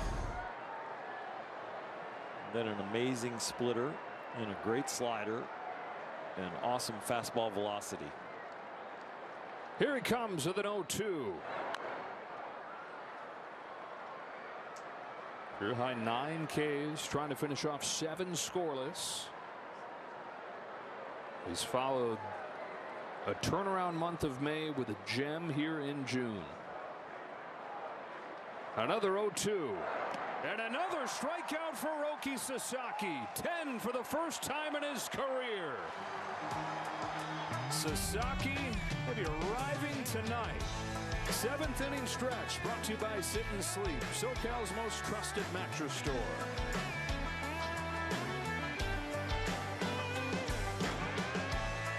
Step up to the plate with MLB Plus, your ticket to streaming baseball's best. Enjoy MLB Network 24/7 with live out-of-market games and award-winning shows. Enhance game nights with MLB Big Inning, live and commercial-free. And hear live home and away radio broadcasts of every game. Plus live minor league action and even Game Day 3D. The ultimate second screen experience on MLB Plus. Now available on the MLB app. The road to the MLB All-Star Game presented by MasterCard starts with you. Who will take the field this July? The power is in your hands. Phase 1 of the 2026 Konami eBaseball MLB All-Star Ballot is open. Vote up to 5 times daily for your favorite stars and get a bonus daily vote by downloading the Konami eBaseball MLB Pro Spirit game. Top vote getters advance for the chance to be a starter. Cast your ballots at MLB.com/vote. Enhance game nights with MLB Plus. Watch live out-of-market games on MLB Network. Hear home and away radio broadcasts of every game. Plus access to MLB Big Inning and more. It's all here on MLB Plus for just $59.99 a year.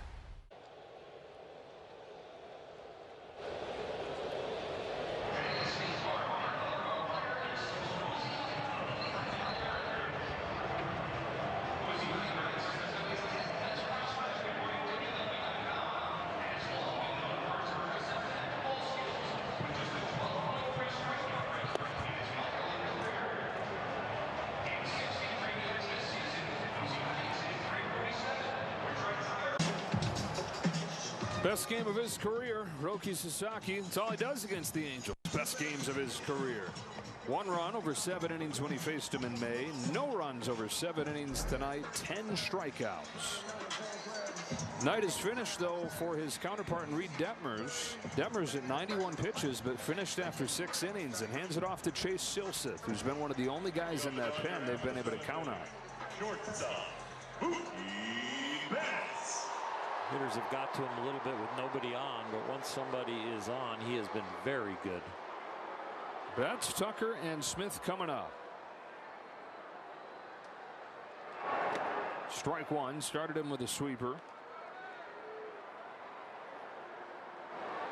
Silseth has not given up an earned run since April.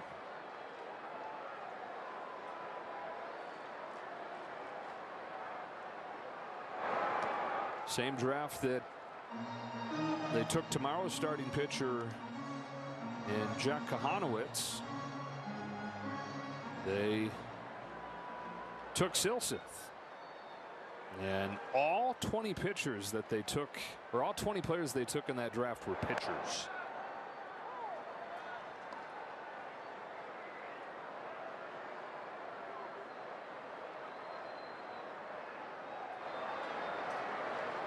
Mainly fastball split, Mookie, you'll see, even though he saw the sweeper first pitch.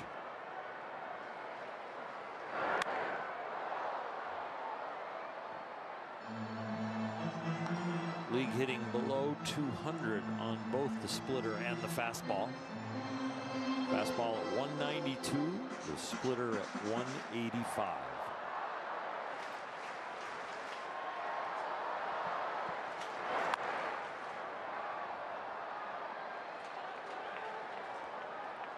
Sasaki over there by Travis Smith, the strength coach, who's played a big role in Roki's turnaround. Jack Harris for the California Post wrote a piece about their relationship and the work that's gone in. Betts up the middle, knuckling bouncer picked up by Madrigal, who will throw Betts out for the first out of the 7th. Roki's listed at 187. That's what he was when he arrived, but he's up to 205. Just time on task in the weight room. Year and a half now of working with Travis. Travis is saying that Roki bought in slowly, as has been the case with a lot of the coaching, a lot of the resources the Dodgers have. Roki's taking his time, bringing those into what he does. But Travis said once he realized he could push some load in the weight room and not have it affect him negatively pitching and his delivery, he's bought in fully. Tucker fouls it off. You see that jump in velocity. Yeah, part of it's mechanical, but part of it, he's just bigger and generates more force.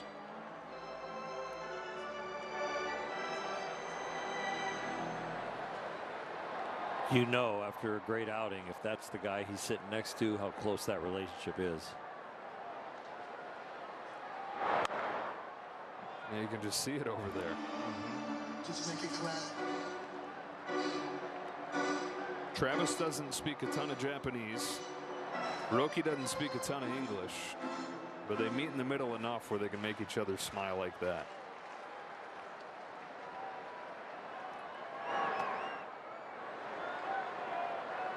That relationship might last a long time with what we saw on the mound tonight.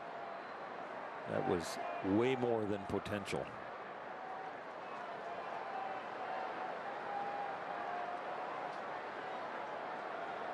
Silseth to Tucker. His 1-2. Got him with a fastball.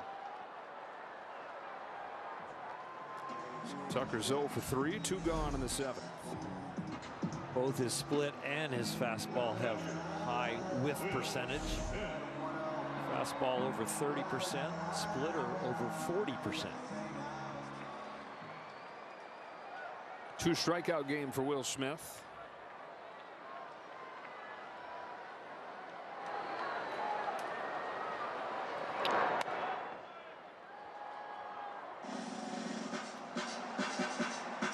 No score, bottom of the 7th. Mookie doesn't have any hits. Will doesn't have any hits. Miggy doesn't have any hits, but they've played some defense. Espinal doesn't have any hits, but they've contributed in other ways. Will throwing out Neto at second base. The catcher is challenging the call ball. Well, Hoppy trying to get this overturned. It is outside though, and the Angels are out of challenges. Call is confirmed. Anaheim is out of challenges. Ooh, she hit him with an Anaheim. They don't like that. Kurt Suzuki, first-year manager of the Angels. Longtime Major League catcher. Got a great way about him. 2-0 to Smith. 5th manager they've had the last 5 years. And they ain't saying that they're not going to have another next year. He's on a 1-year contract.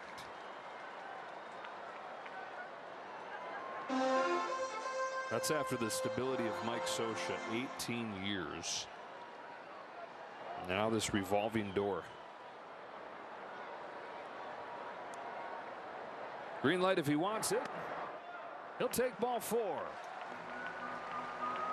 2-out walk for Smith. And in a 0-0 game, he's aboard here in the 7th.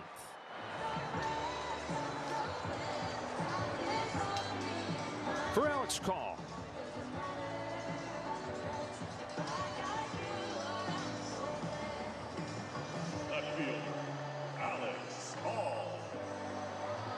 Call comes into the game one of 4 hitters in the National League with an on-base percentage at .400. Shohei Ohtani, Bryce Terang, James Wood, and Alex Call. Lined out to second base in his last at bat. You're not really looking for the home run here, but you'd love to see something down one of the 2 lines or in the gap and watch Will Smith run.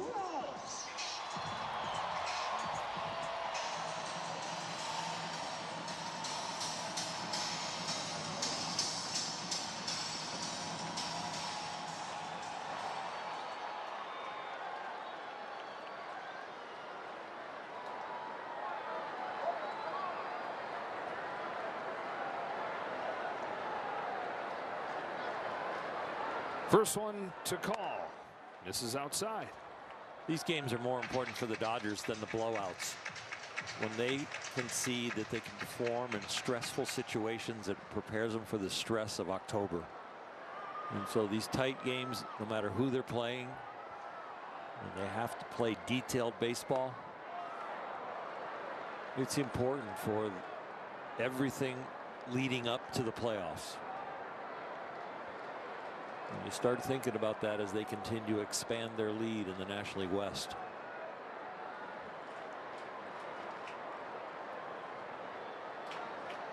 The 1-1 pitch. In their first strike, 1 and 2 on Call. Like working muscles in the gym, right? Work those muscles as the season goes on. So you're buff when you get to October. And it's the mental muscle of the concentration, the passion of the moment, understanding how you're going to react to it, and what you need to work on and concentrate on compared to the easy at bat when you're up by 7.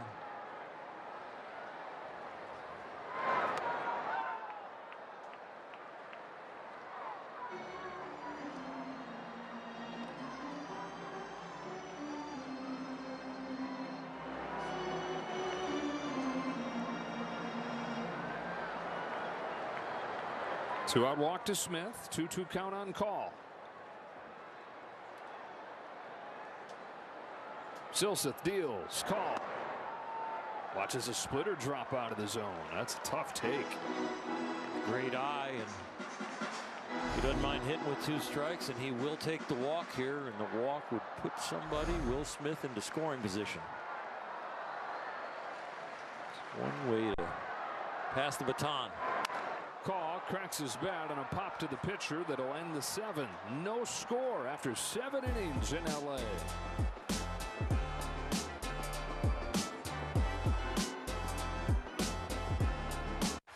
Enhance game nights with MLB Plus. Watch live out-of-market games on MLB Network. Hear home and away radio broadcasts of every game, plus access to MLB Big Inning and more.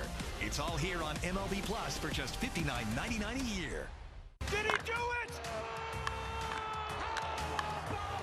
Oh my goodness, what a play! An absolute beast unleashed. You are unbelievable. Racking them up, all I do is win. Spot that hashtag like a boss, yeah, that's how I roll. Keep on nailing it, never miss it, back, enjoy the show. Relive the biggest plays from every game with Abby LeVar on Quick Pitch. Late nights and early mornings on MLB Network.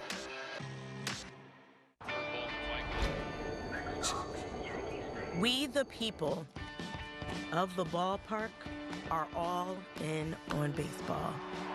We want dingers and dogs, sunshine and a beat, a place to take it all in and let it all out. And maybe more than anything, a few hours with one another. Baseball for the people.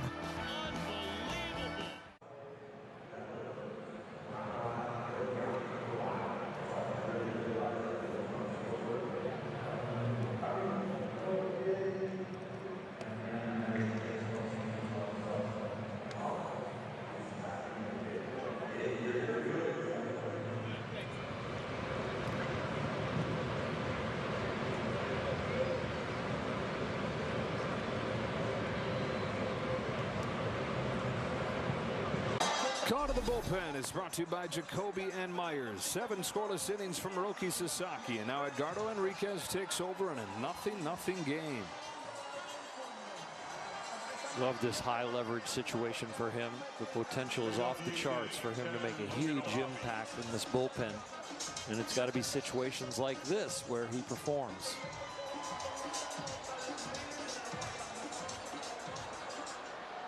8-9-1 coming up. O'Hoppe, Frazier, and Neto.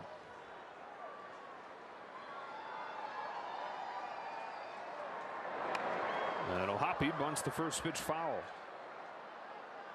This is the first time the Dodgers have been tied at 0 through 7 innings. In almost exactly 1 year. June 7th of last year in St. Louis. It was 0-0 through 7 against the Cardinals. Lost that game 2-1. Hoping for a better finish to this one. Another tight ball game after the 3-2 loss yesterday, their first walk-off loss this year.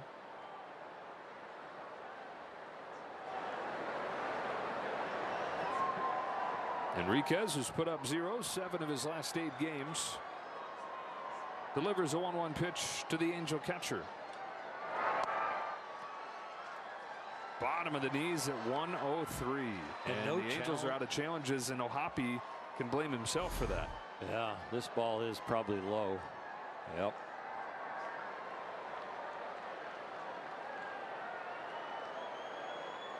And maybe I should have held on to one. Now the 1-2.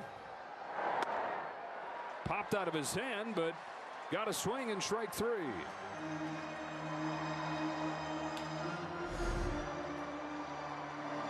Frustrating at bat for O'Hoppe. A nice bat for the Dodgers. So Enriquez picks up right where Sasaki left off with a career-high 10 Ks. Enriquez strikes out the first man that he faces, and up comes Adam Frazier. Even with this high-octane stuff, you don't see a ton of strikeouts for Enriquez. Only one of them his last 3 games.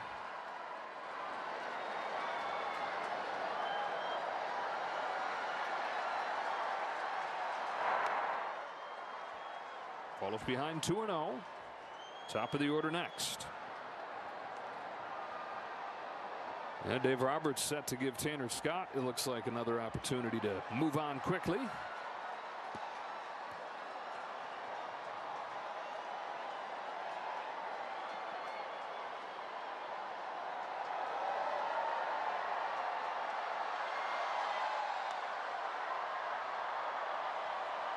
Two balls, one strike. Really good pitch in a 0-0 game in the 8th inning where one swing can hurt you. A low and away fastball, make him beat you the opposite field. Go right back there. I went a little bit down the middle, but it's 101. That's an asset I never had. 101 down the middle, yeah, you can get away with it. You know what the fastest pitch you ever threw was? Oh boy. In a game? 94, 95 max. Maybe 3-4 times in my life. Back foot's a curveball to strike him out. Back-to-back strikeouts, one on a high breaking ball you'd like to have back, and now the good one. Very nice adjustment. It's only the second time in his last 15 games that he's gotten multiple strikeouts. 2 up, 2 down in the 8th. Top of the order in Neto, who's got one of the 4 hits in this ball game between the 2 teams combined.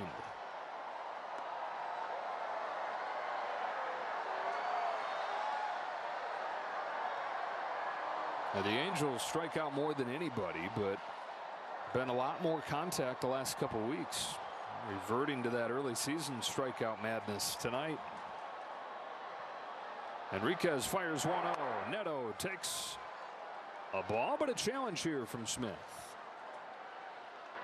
The catcher is challenging the call ball. A good one. A great pitch. The call is overturned. Los Angeles has 2 challenges remaining.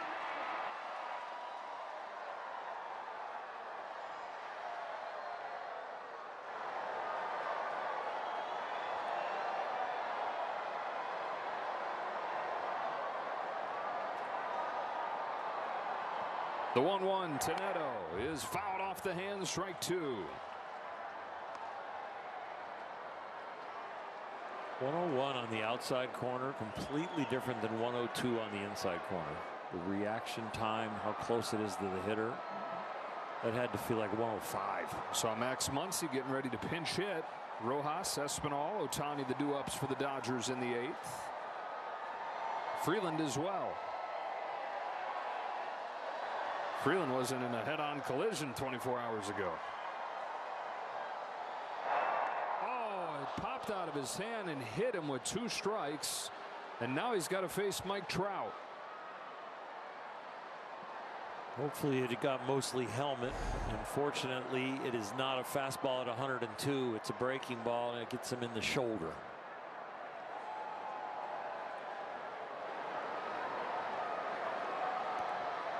With breaking balls, you can just throw a good one. You go to throw a better one, and it slips out a lot of times, like that one did. Center fielder number 27, Mike Trout. So in a 0-0 game in the 8th, it's Mike Trout, 0 for 3 in this game, trying to extend a 15-game on-base streak, and a bigger deal for the Angels, trying to give them the game's first run. Neto stole second last time he was aboard. Looking Steelerish again. Not running.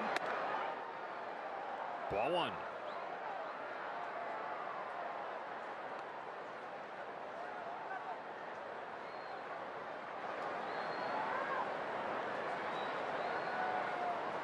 Bigger lead this time.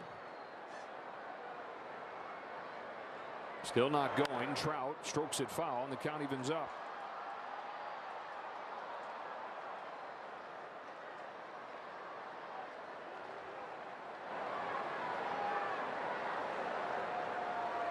Mike Trout in his 16th major league season, best he's been in years.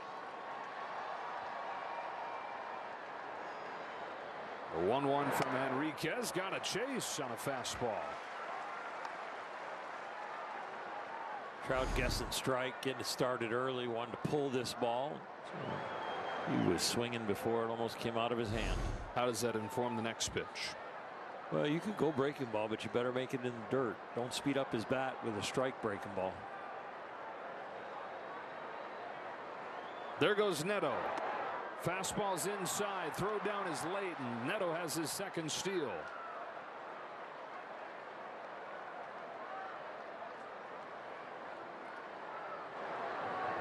Complete attention to Trout. With 2 strikes, take the risk if you're the Angels. Easily gets there. Count evens 2-2 on Trout.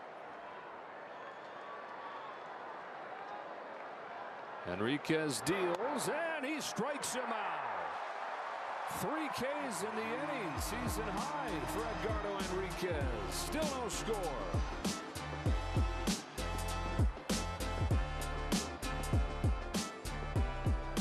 I never considered myself an alcoholic, but drinking affected my job, health, and relationships. A powerful medication helped me take back control. Now I no longer feel the urge to drink, and the same pill that helped me could help you. Text TV5 to 710-710 to learn more. Guys, stop what you're doing and head over to Fabletics, because right now everything is 80% off, including shirts, tees, polos, and shorts, pants, joggers. Perfect for the gym, office, or golf. Get 80% off everything right now when you sign up as a new VIP, only at Fabletics.com.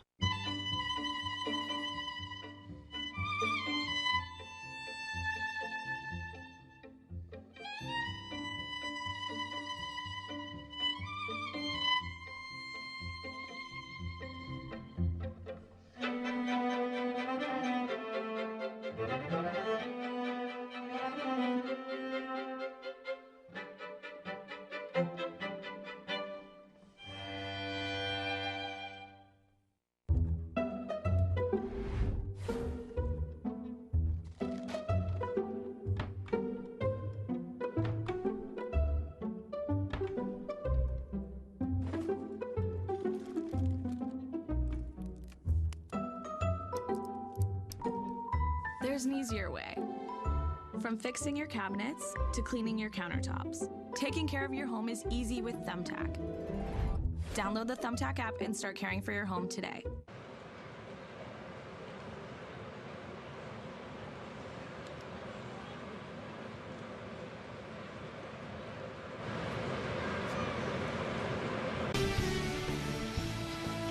Back-to-back world champion Dodger baseball on Sportsnet LA is brought to you by your Southern California Ford dealers. Discover the complete Ford lineup, rugged, stylish, and powerful trucks and SUVs, engineered for your adventures. To the bottom of the 8th we go. No score on just 2 hits apiece. Sam Bachman has been one of their top relievers this year. He's given up just 1 run in his last 11 games. And Dave Roberts is set to unload his bench right here. Max Muncy will pinch hit for Rojas, and then Freeland's going to pinch hit for Espinal. Brings up left-handers against the righty. Right-handers hitting 151 off him. Left-handers hitting 196, gaining about 45 points of batting average. Now Muncy pinch hitting here after the collision last night. A couple hours before the game, Dave wasn't sure yet if Max would be available tonight. He said he'd check in with him and see. And Max, other than a little cut on his nose feeling a little bruised, good enough to go. On an 0-1 pitch, fouls it off, and it's 0-2. Max has struggled lately, just 190 over the last month.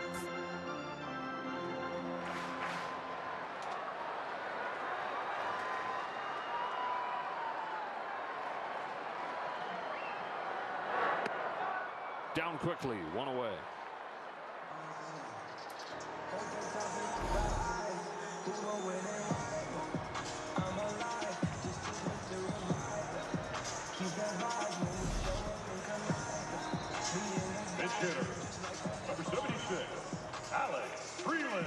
one pinch hitter to another. Freeland in his short time in the major leagues, 2 for 6 with a home run and a double as a pinch hitter. All those at-bats came last year. Since coming back up to the major leagues this year, you see the numbers in yellow there, 333.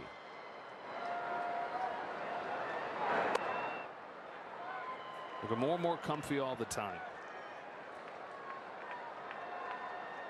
I've always liked his mojo, even when he's not doing well. But he is definitely starting to come out of his skin a little bit, show some confidence, show his personality.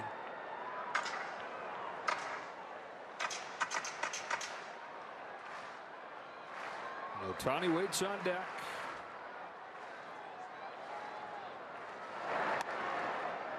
And Freeland's ahead 2-1. Dodgers really only one threat in this game. That was in the 4th when they had first and third with 1 out. Tucker and Smith coming up, couldn't get anything across.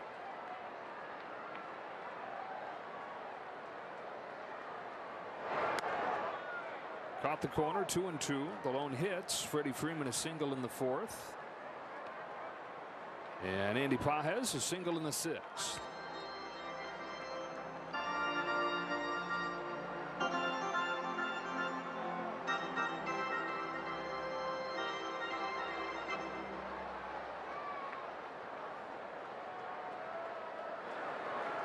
Sam Bachman's 2-2. Nice pass at 100-mile-an-hour fastball right there with 2 strikes. Find a way to get Ohtani up to the plate, or maybe do it yourself with a swing like this.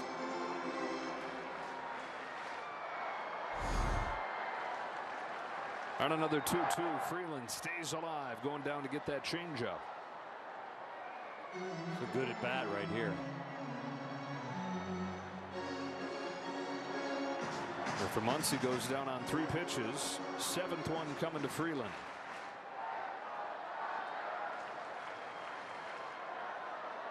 In a scoreless 8th inning, Freeland pinch hitting and getting hit.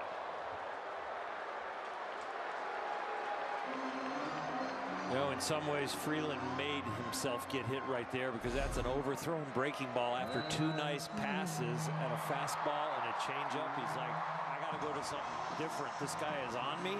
He goes to the breaking ball and just overthrows it. Freeland gets to reach base. And it brings up Ohtani.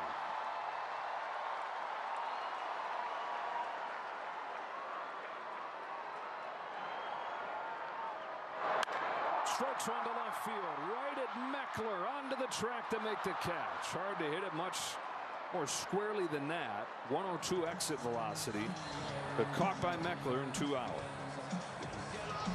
Yeah, Shohei's routine line drive gets to the warning track.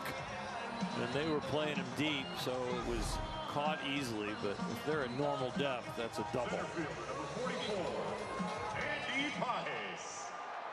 Now Pages, owner of one of those 2 hits.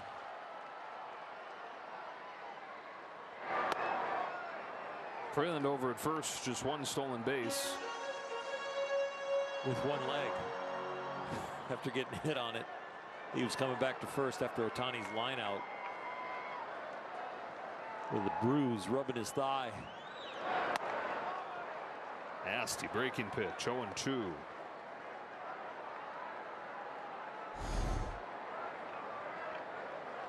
The first one kind of a hanger, the second one sharper. The 1st round draft pick in Bachman out of Miami of Ohio.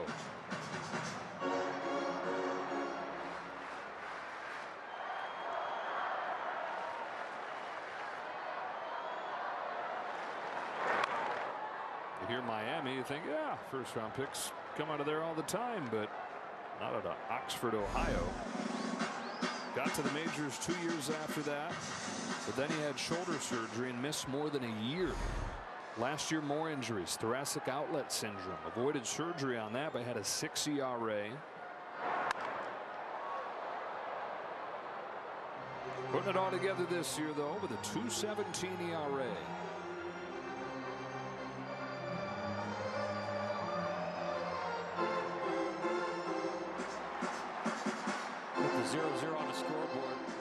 two teams, they've had 7 balls hit over 100 miles an hour off the bat.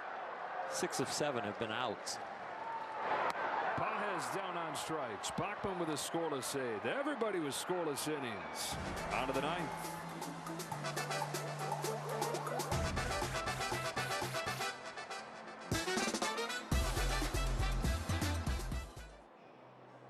Greenlight's been amazing, encouraging the kids to do their chores and save. We started using Greenlight to get chores done, but it has led to so much more. Hey Noah, what are you doing? I'm researching the stock market. What's a stock market? This Memorial Day, shop one of Avocado's biggest sales of the year. Upgrade your sleep with a certified organic mattress. Made without polyurethane foams, so it's comfortable, supportive, and naturally cool. Save up to 20% on our award-winning mattresses. Sleep with a purpose at avocadomattress.com or select retailers nationwide.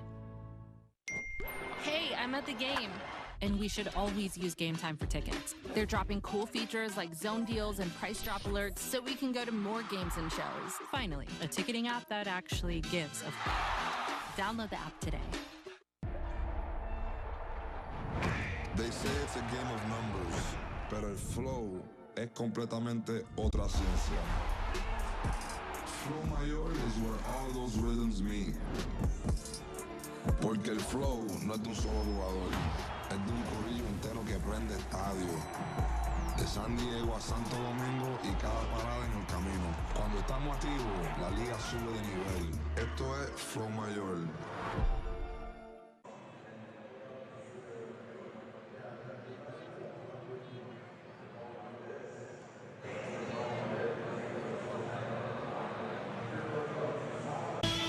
Back-to-back world champion Dodger baseball on Sportsnet LA is brought to you by Jack in the Box. Get fired up with the Hot Ones Munchie Meal. Pinch hitters remain in the game defensively. Muncie at third and Freeland at second. And Tanner Scott comes on with 3, 4, and 5 coming up for the Angels.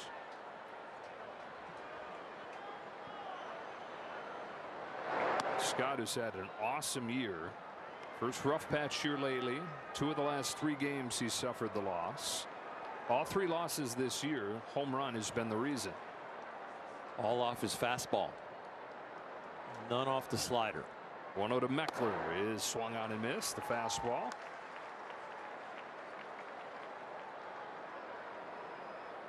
Meckler coming off a 4-hit game, 6 out of his last 8 coming into this series, but 2 Ks tonight against Sasaki. On the 1-1 from Scott. Takes outside.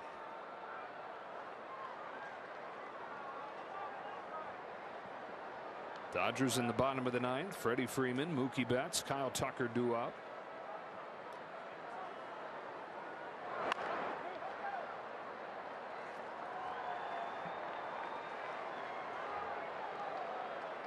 And the Angels have used both of their top relievers at this point in Chase Hilseth and Sam Bachman. So if Bachman were continue. Loaded up with lefties down there with a couple left-handed hitters due up. Kirby Yates has started to warm. The old Dodger, Kirby Yates.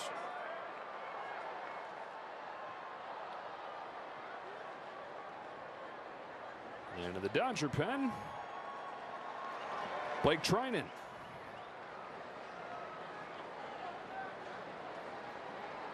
Taking his time with a minimum 3 hitters here for Scott. Adele and Walton due up after. As Scott gets ready and comes home with a 2-2. He struck him out. Nice slider.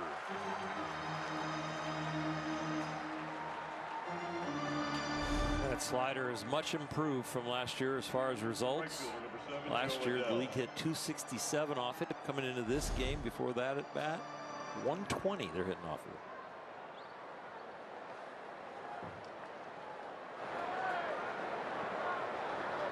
One gone in the 9th on the 14th strikeout of the game. Delivered by Dodger pitching. And strike 1 on Joe Adele. It's 1 shy of a season high. They had 15 against the Astros in early May. You should get fries with your jumbo jack when you get up into those numbers. That's true. A Fries strikeout. That is a fair ball, and Adele still in the batter's box. He's saying that it hit him. And now Jen Powell is as well.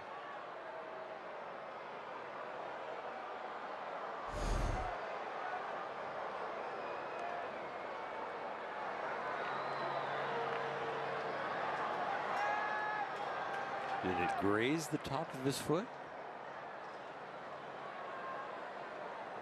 Must have just barely hit it for him to stand there. Can't review it. You can ask for help. Yeah. You can ask for her to ask for help. But not going to get any overturn here. I don't know. Whoa. Might have vibrated his foot, but I'm not sure it hit it. That call didn't come until later either. So Scott will try it again with an 0-2 and just miss outside. Smith going to try and get it done himself with a challenge. The catcher is challenging the call ball. It was. Still one challenge left. The call is confirmed. Los Angeles has one challenge remaining.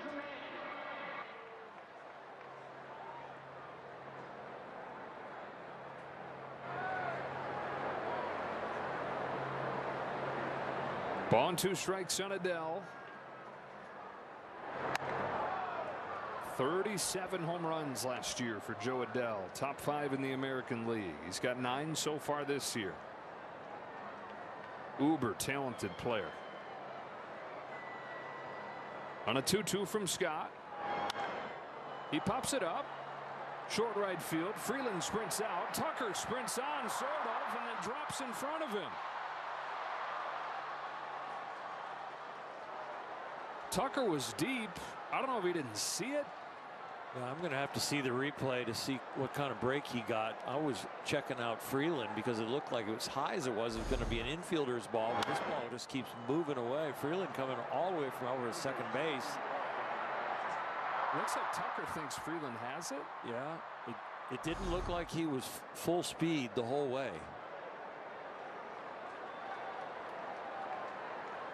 So one out base runner here in the 9th, and Walton's up there bunting it in front of the plate. Smith will go to first in time. Into scoring position goes Adele.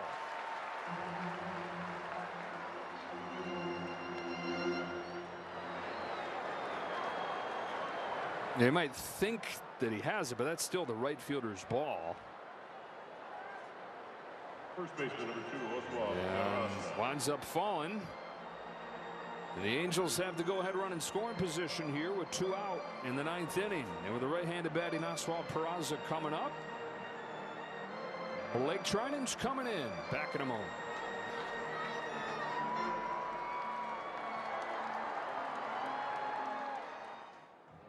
What if you could have shades like these for a fraction of big brand prices? With Shady Rays, you can.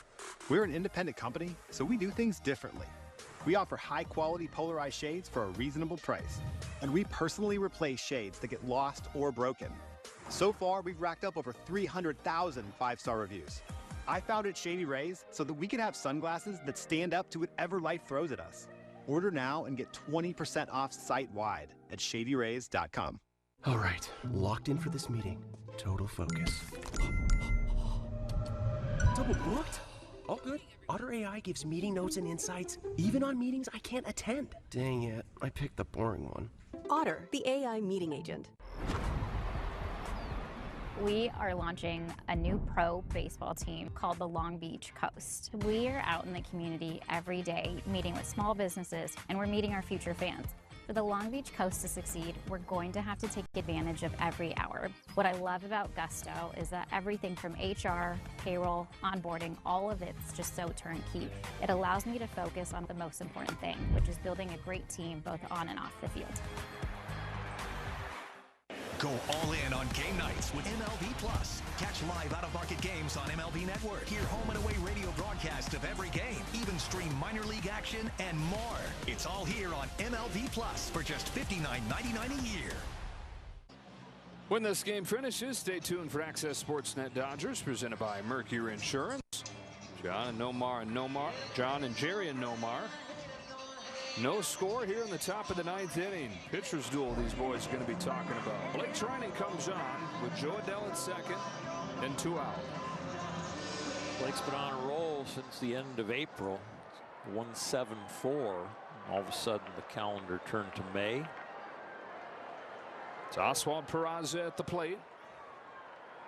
Trinan's first one is punched to first. Freeman gets the short hop, and it takes Blake Trinan 1 pitch. On to the bottom of the 9th. It'll be Freddie Freeman to lead off, then Mookie Betts, then Kyle Tucker in a 0-0 game.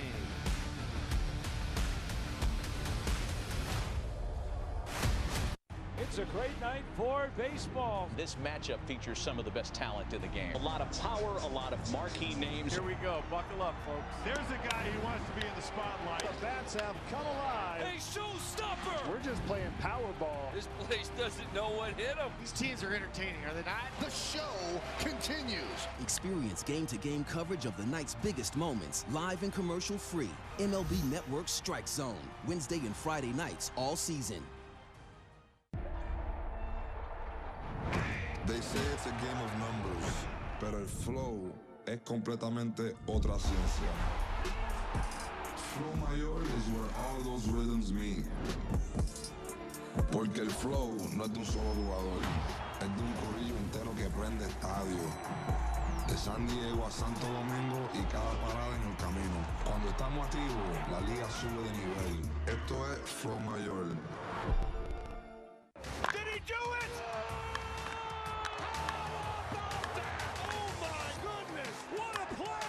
Relive the biggest plays from every game with Abby LeVar on Quick Pitch, late nights and early mornings on MLB Network.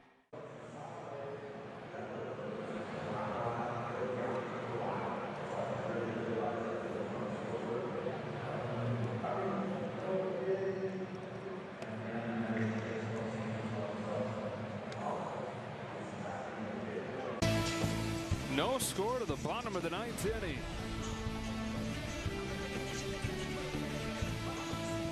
And old friend Kirby Yates is on the pitch. Just was not himself last year. His own year with the Dodgers. Dealt with injuries throughout. Is very much a, I don't know if mascot is the word, but he was part of the energy during the postseason in a big way as the Dodgers made the World Series run, being around the team, helping any way he could with his spirit. And in his first season with the Angels, getting back on track. On here to face Freddie Freeman, Mookie Betts, and Kyle Tucker. Well, he hasn't had a lot of experience this year. Only 9 1/3 innings. Started the year on the IL. Freeman leads off. 19 career walk-off hits for Freddie Freeman. That's 4 more than anybody else since the start of his career.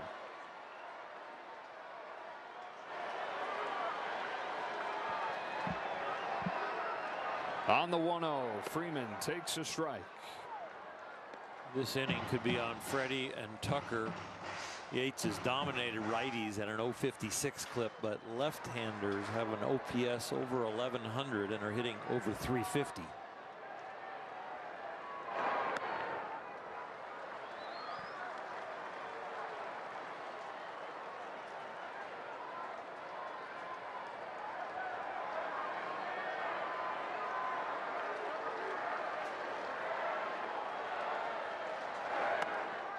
Three balls and a strike on Freeman. Walking a single. Dodgers have had 5 men reach in this game, and Freddie's been that guy twice. Leading off the 9th in a scoreless game and lifting a fly ball foul.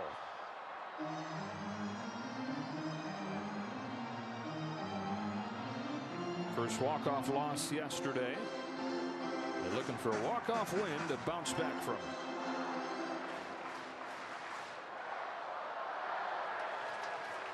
3-2 to Freddie Freeman. In the air to right center field. Back goes Trout with Adell at the wall. It only takes one, and Freddie Freeman provides it.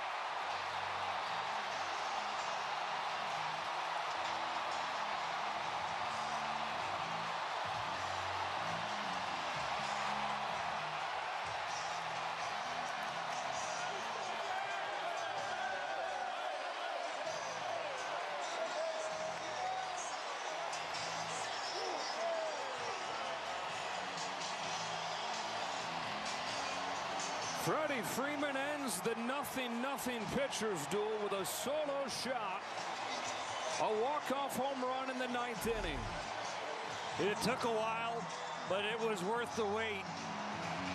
Sasaki got it started with an outstanding outing, probably the best outing of his career. And we've seen this ending before from Freddie Freeman. His 20th career walk-off hit is a home run against Kirby Yates, ending a thriller of a ball game. These are the best talents. It was a nail-biter all the way through with the pitcher's duel, and ridiculous finish there at the end with Freddie's. That swing is gorgeous. He opens it up every once in a while when he gets the right pitch. He'll go to right field. He was late on a fastball the pitch before, probably staying back for some off speed, but then one more up heater, and he plants it. Let's go down to Kirsten. Thank you, Joe. Obviously, there's a very familiar face in Kirby Yates on the mound, but for you to get to him.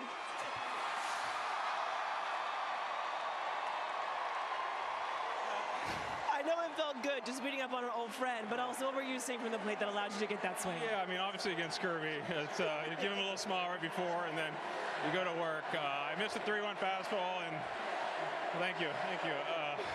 Against Kirby, you got to look up because of his splitter. So I was looking up, trying not to swing at the splitter, and luckily I was able to get a fastball up. Does hearing these Freddie chants, does this ever get old for you? No, it never gets old. I love it. I appreciate it. It's awesome. Fans come out every single night and support us, so we really, really do appreciate it. Glad we got the win.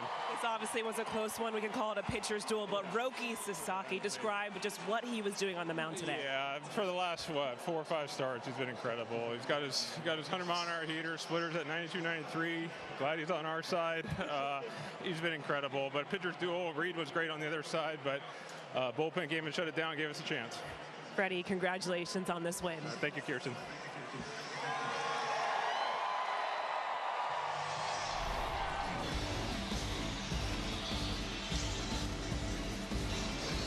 Freddie Freeman's walk-off home run gives the Dodgers the 1-0 win. They're 17th out of the last 22. Respond to last night's walk-off loss with a walk-off win of their own. Stay tuned for Access Sportsnet Dodgers. We'll talk to you again tomorrow night.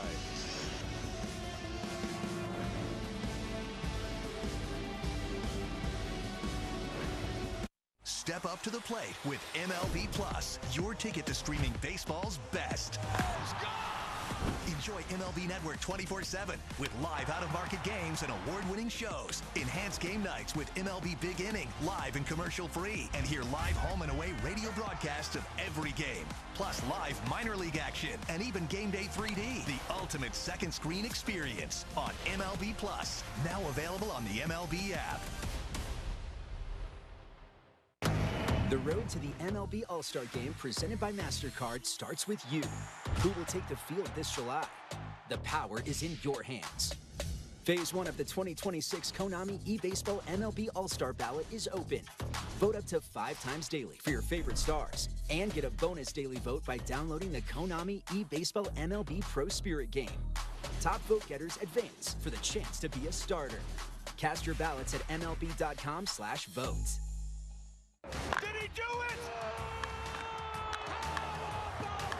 Oh my goodness, what a play! Relive the biggest plays from every game with Abby LeVar on Quick Pitch, late nights and early mornings on MLB Network.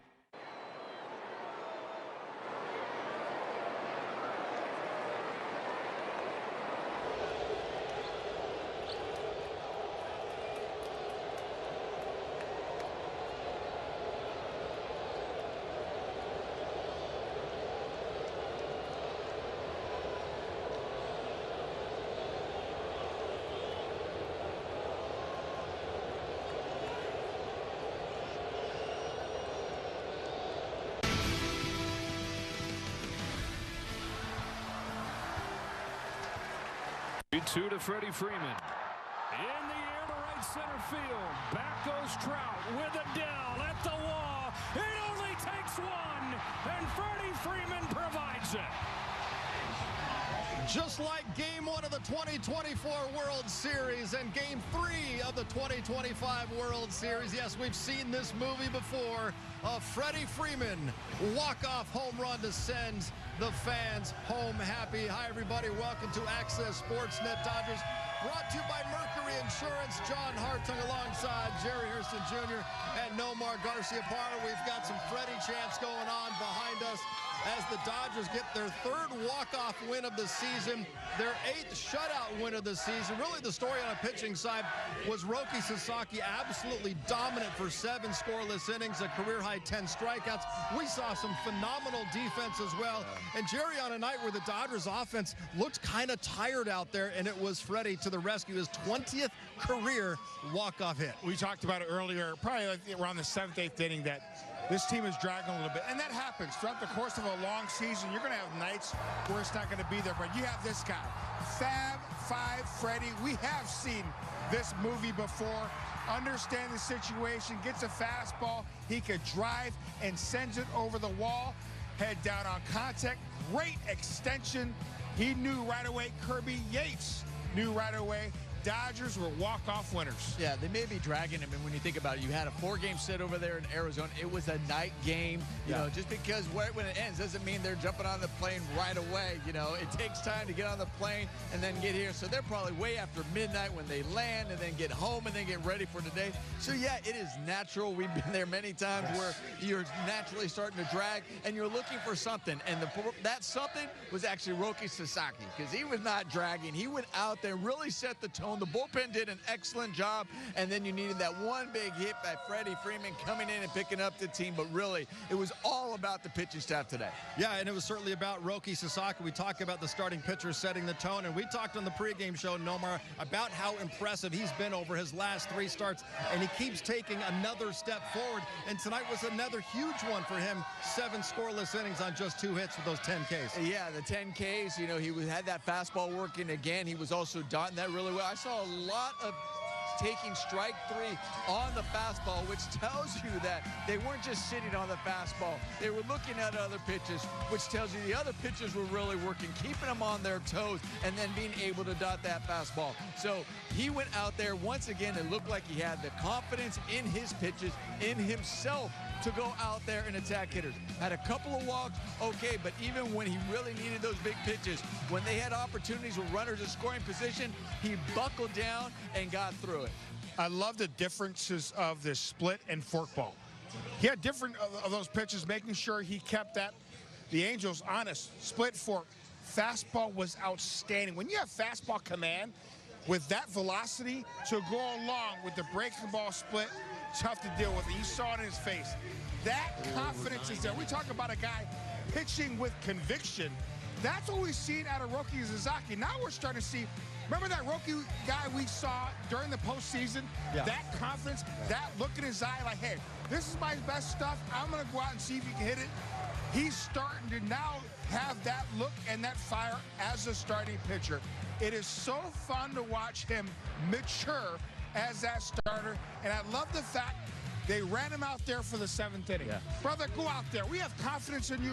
Yeah. Go finish a little bit of that 6th inning. Make sure you go out the 7th inning and still see the dominance that he has.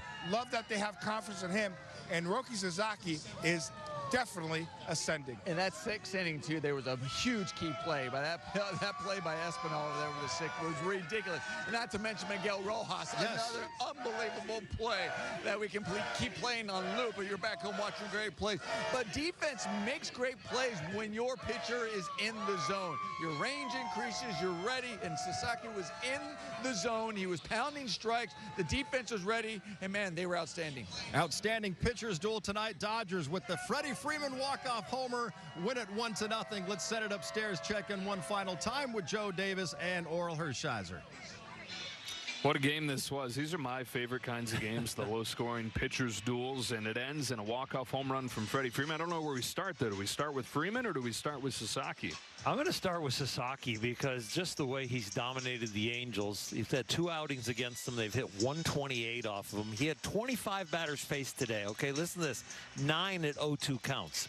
That's ridiculous. When he's going out there like this now, you got Yamamoto going tomorrow. This youngster said, hey, vet, follow me. Good luck matching that. I know he's Yamamoto World Series MVP, but that's as good as it gets. We saw from Sasaki. And then you said it, every now and then Freddie Freeman will open his swing up. That short, simple swing becomes a little longer home run swing, and it's a sight to behold. Yeah, and ever since we've seen the tip of swing up, the extra base hits have started to come. He's looked more powerful and in balance, and he looks happier. We're not hearing about, it's not my A swing anymore. I think he's got his A swing. Looks like he can hit till he's 50 at this point. That'd be nice. Keep on going, Freddie. Dodgers win it 1-0. Yeah, everybody fired up because the Dodgers walk off winners once again. Let's get right to the highlights. Friday night baseball at a packed house at the Ravine. And Roki Sasaki coming off 3 outstanding starts. Top of the first, Mike Trout. And that splitter changed things for him. It looks just like a fastball. You see Mike Trout kind of give him a nod. Okay, that looked like a fastball. That's why he got Mike Trout to chase out of the zone. Absolutely filthy. Another one's going to get Wade Meckler. Man. I mean, a 1-2 count. The splitter's 93 miles an hour. Yes. I mean, you're looking for an upper 90s fastball, and it looks exactly like that, and just the bottom falls out of it. Bottom of the first.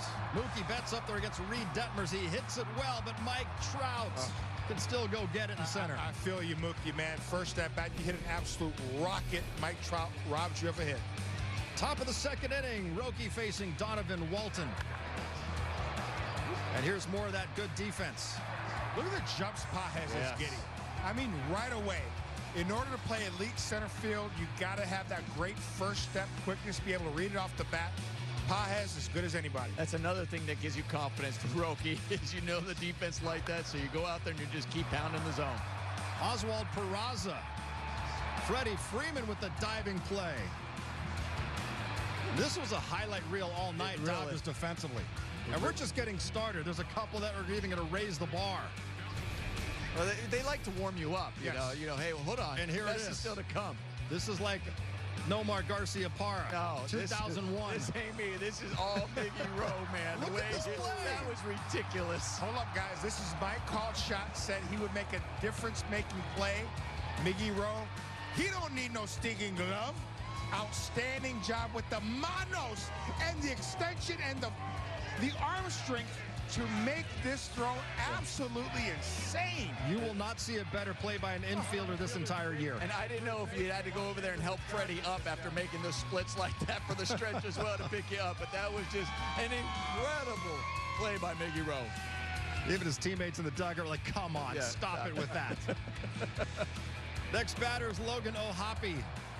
Chasing one down and away. Went with the slider there.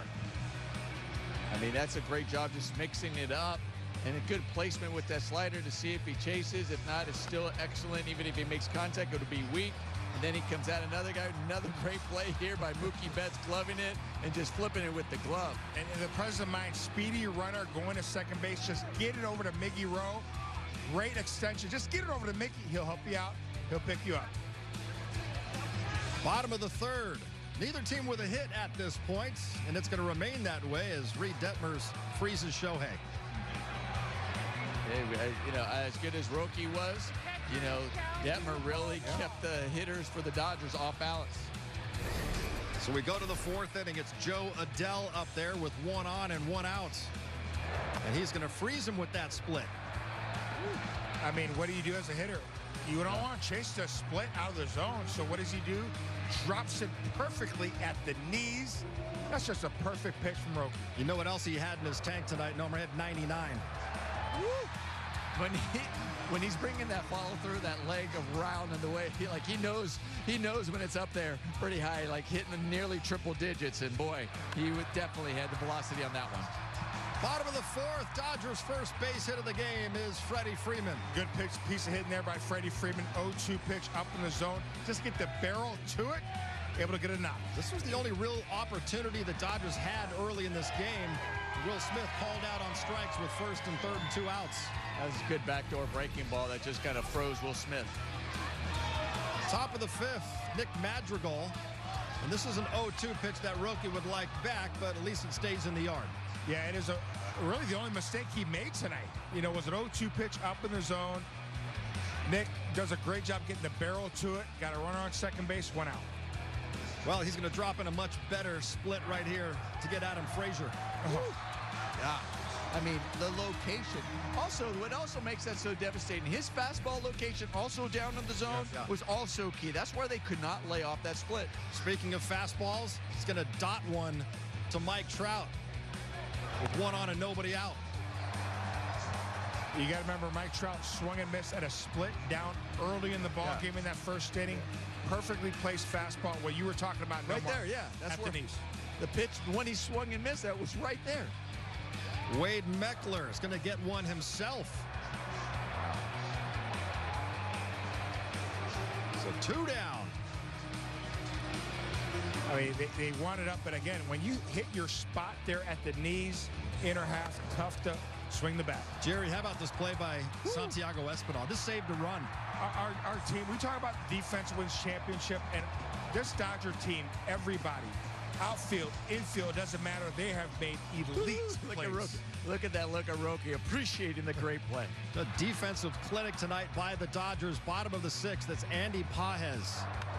With 1 out, goes the other way for a base hit. Good piece of hitting right there by Andy Pages, because that ball might have been slightly off the plate, but he didn't get really big, just went with it for a nice knock. And with Freddie at the plate, Pages trying to swipe second base, but Logan O'Hoppe guns him down. Yeah, I don't mind this at all. You're trying to make something happen in a 0-0 ball game. Probably didn't get the best of jumps, but I love the effort. Then Detmers gets Freddie Freeman to end the 6th. So we are still scoreless going to that 7th inning with Donovan Walton leading it off, and Roki's back out there. And the splitter gets him. Swings right over it. This is one of those days when you face a pitcher like Roki where you kind of have nightmares at night. If you're like the Angels, you go back as hitters like, man, I keep seeing that splitter waking me up. And Magical is a contact guy. That looked like a fastball on TV. And 10 times worse as a hitter. Nasty pitch. 7 dominant innings by Roki. High fives all around, but we're still scoreless going to the 8th. Edgardo Enriquez facing O'Hoppe. And O'Hoppe can't lay off that one. 1 out. Yeah, obviously they wanted that breaking ball down, and I think that was way high, and he couldn't lay off. That one drops off the table. It's Frazier. I love that he throws 103, and he's got a devastating breaking ball to go along with it. Oh, but here's the 103 to get Mike Trout. Mercy. Woo. Mike Trout's going, real. How many times are they just going to dot the fastball low in the zone on me? At 103, what are you going to do with that? What can you do with that? You can foul it off your shin. Bottom of the 8th, Max Muncy pinch hitting. And Sam Bachman gets him. That pitch was nasty. Alex Freeland gets hit by a 2-2 pitch. So a 1-out base runner for the Dodgers. And Shohei Ohtani. Nomar hits it well the other way. It really was hit well, but unfortunately the aim was off a little bit, but nothing you can do. You did exactly, you squared it up. Swing. It really is. Really Stay right there. Show. Don't change anything. Brings up Pages. And down he goes. So we remain scoreless going to the 9th inning. Tanner Scott comes in. After he struck out the first hitter, gets a pop fly off the bat of Joe Adell, but this is perfectly placed. Yeah, the only thing I think of is obviously in the outfield 0-0 the 9th, you're playing no doubles. Right. So you're playing so deep. That ball perfectly placed. And you got to remember, Freeland is playing pull side too, just a tough run. Blake Trinan comes with 2 outs, throws 1 pitch, and gets Oswald Peralta to ground out to Freddie Freeman. How many pitches is it trying to throw? One. Just one. That's all he needed. One. Kirby Yates, old friends. And Freddie doing that to his old buddy. They call him Fab Five, Freddie. One more time, another walk-off homer here for Freddie Freeman at Dodger Stadium. Fastball center cut, does not miss it. We talked about great defense by the Dodgers, also for the fans out there. Look at that catch out there. Great souvenir. And it's a walk-off winner for the Dodgers. 1 They take it over the Angels. Dodgers improved to 41-23. Blake Trinan throws one pitch, and he gets his third win of the season. Roki Sasaki goes 7 shutout innings on 2 hits, a career-high 10 strikeouts, and Freddie Freeman 2 for 3 with that 10th home run. Andy Pages had the only other base hit tonight for the Dodgers. He goes 1 for 4. Here's what's coming up on the calendar. Tomorrow is Tyler Glasnow bobblehead night. Sunday's game will be a 1 p.m. start time. Dodgers are off Monday before they're off to Pittsburgh to take on Paul Skeens and the Pirates on Tuesday. Then a trip to the Windy City to face the White Sox. All of these games right here on Sportsnet LA. It is not often a 1-0 baseball game ends on a walk-off homer. What a night it was for the Dodgers and Freddie Freeman and Roki Sasaki. We have plenty of reaction coming up. Access Sportsnet Dodgers is brought to you by Mercury Insurance.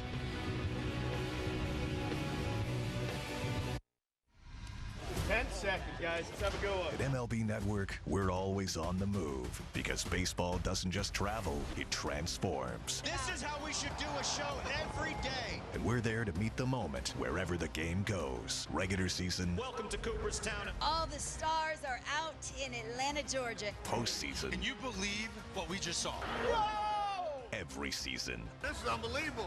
This is MLB Network, the home of baseball. The MLB app. Yeah, it's got game.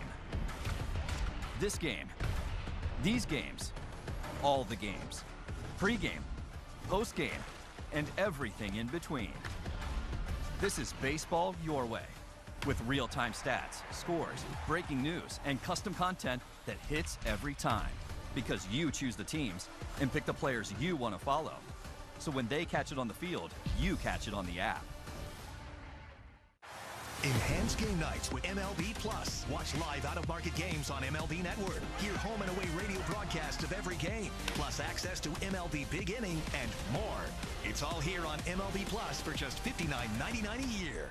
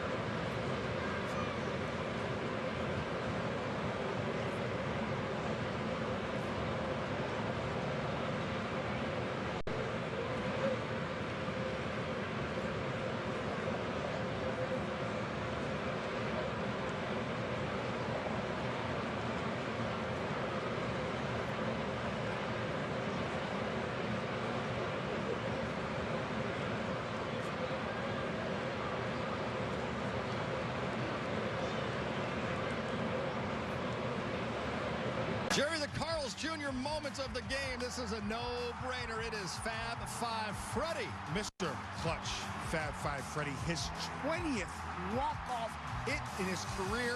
We know Freddie Freeman is clutch. One more time, sending all the Dodger fans home happy. Dodgers, walk-off winners. 17th regular season walk-off, 3, of course, in the postseason, a couple of them in the World Series. Another great night for Freddie Freeman and the Dodgers. They win it 1-0. Let's head inside the clubhouse and hear from Freddie Freeman. Freddie, when we look at just the offensive results recently, whether it's been the slug, just extra bases, it seems like things are really aligned for you right now. What do you just attribute to the consistency you're seeing with the swing at the moment? I mean, I wish I had an exact answer. You know, sometimes you just go through stretches where you just feel good, and obviously I've been feeling good lately.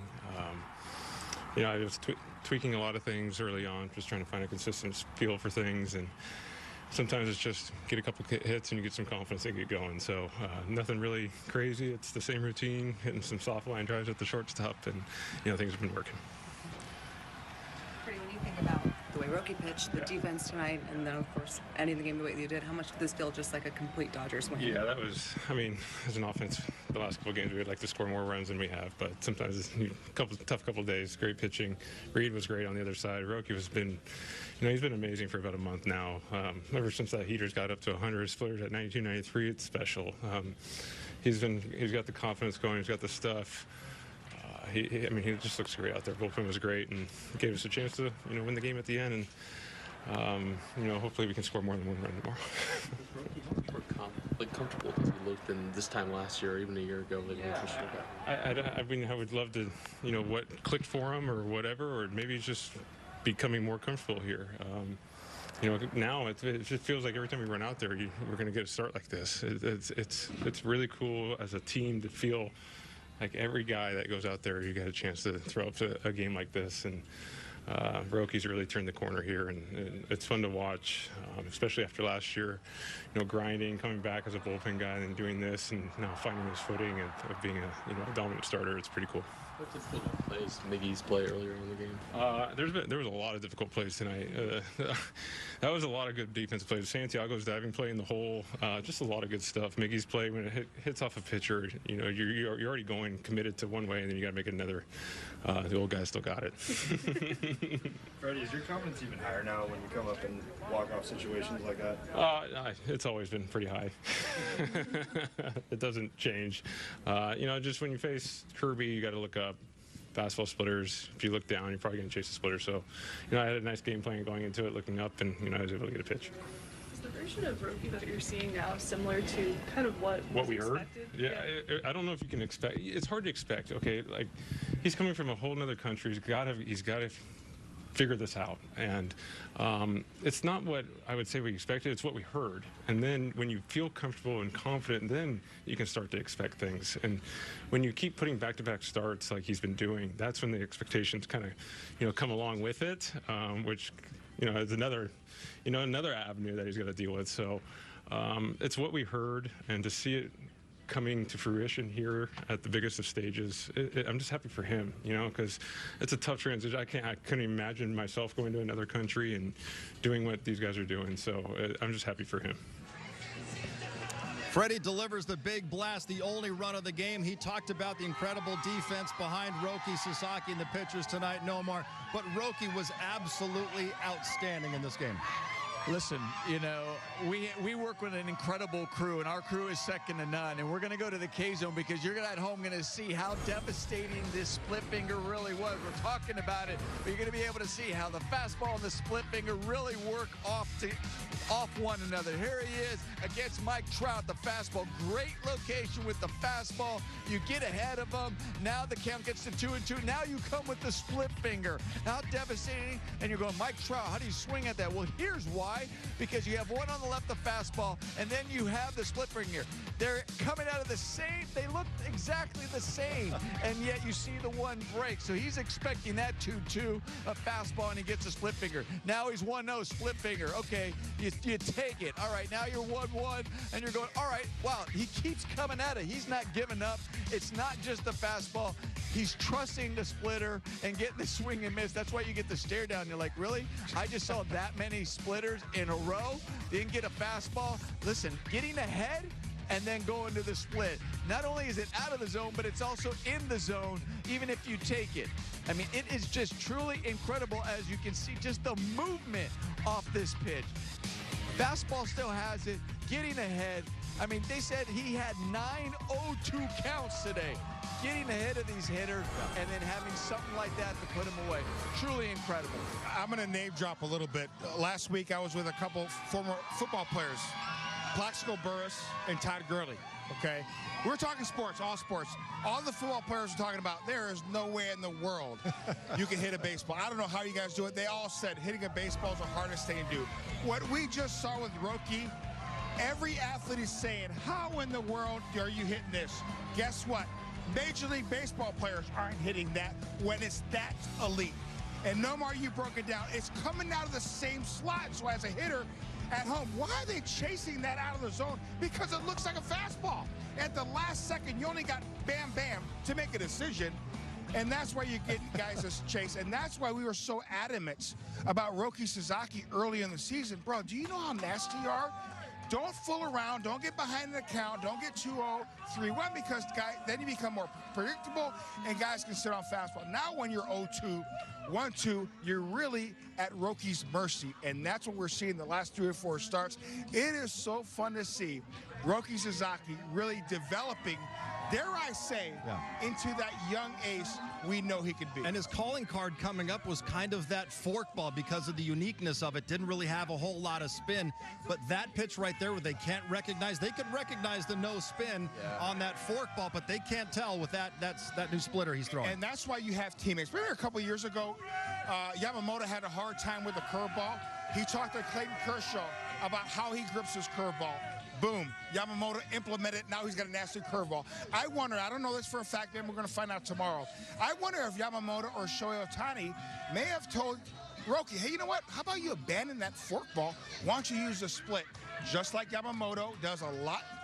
That fastball and the split look identical. Now he's got that split, and that's why you're seeing so many guys chase that split out of the zone. Yeah, and the benefit of a split is you also throw it like it's a fastball. All you're doing is splitting your fingers, so everything about it looks fast, feels fastball to them, but as a hitter, looks fastball, and then you're going, where did the bottom go? And it was 90-93 tonight with that much drop in it. Incredible stuff from Roki Sasaki. A career-high 10 strikeouts for the Dodgers sophomore pitcher, if you will. Roki Sasaki also got a lot of help from his defense. Plenty more reaction coming up after the Dodgers win their 17th out of 22.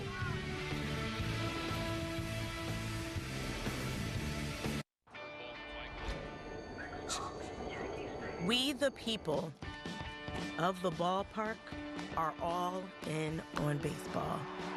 We want dingers and dogs, sunshine and a beat, a place to take it all in and let it all out.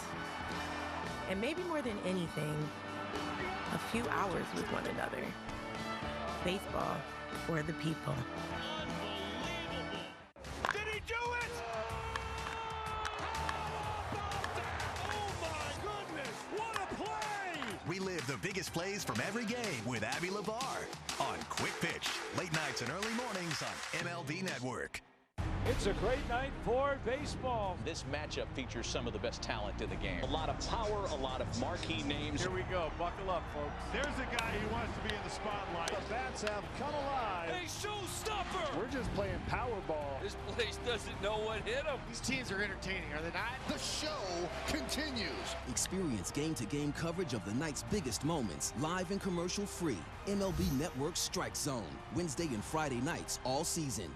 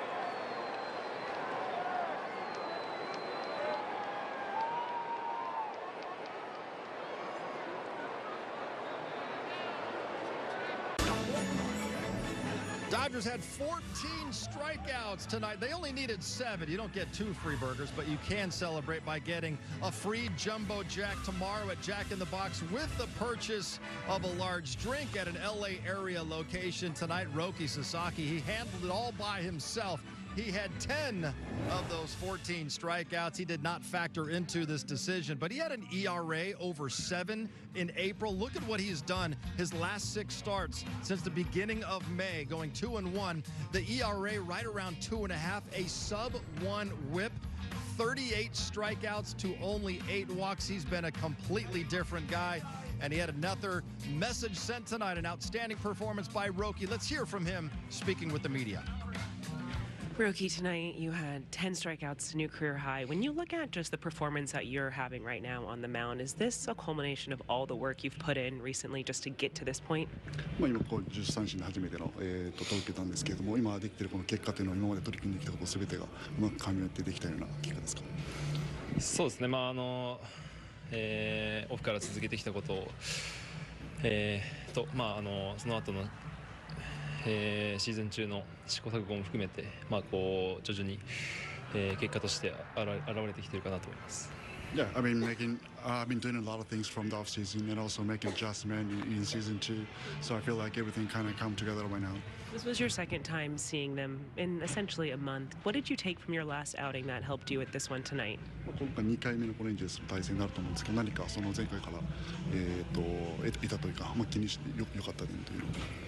そうですね。前回の試合で投げたなんていうんですか、配球だったりそういうところも加味して今日の試合に臨んだので、ここビルもピッチングコーチもうまくリードしてもらえたかなと思ってます。Yeah, last game against Angels, I pretty did a good job and I learned from the sequencing, so I pretty much use the same sequence today and stick to it. You said last week that you're finally able to pitch like you again. What does that look like? What does that open up for your confidence going forward? 前回でその自分らしい投球ができたというようなことがあったと思うんですけど、何かそのきっかけというか、それが広がったような要因はあるんでしょうか。本当に積み重ねてきたことと、あとは最後少し合わせてるいろいろな試行錯誤をした上でなんていうんですかね、ちょっと微調整しただけなので、基本的にやってることは変わらないですし、ただ思ったところに、思ったボールが行くようになった分、ある程度自分のペースに投げれたりだとか、配球っていうのもどんどんリズムよくなってくるのかなと思います。Yeah, I'm actually building up something. I'm making small adjustment all the time. I think that because of that, everything kind of put together, and then so. And also, when I do that, I find a good rhythm out there, so that kind of keep me going.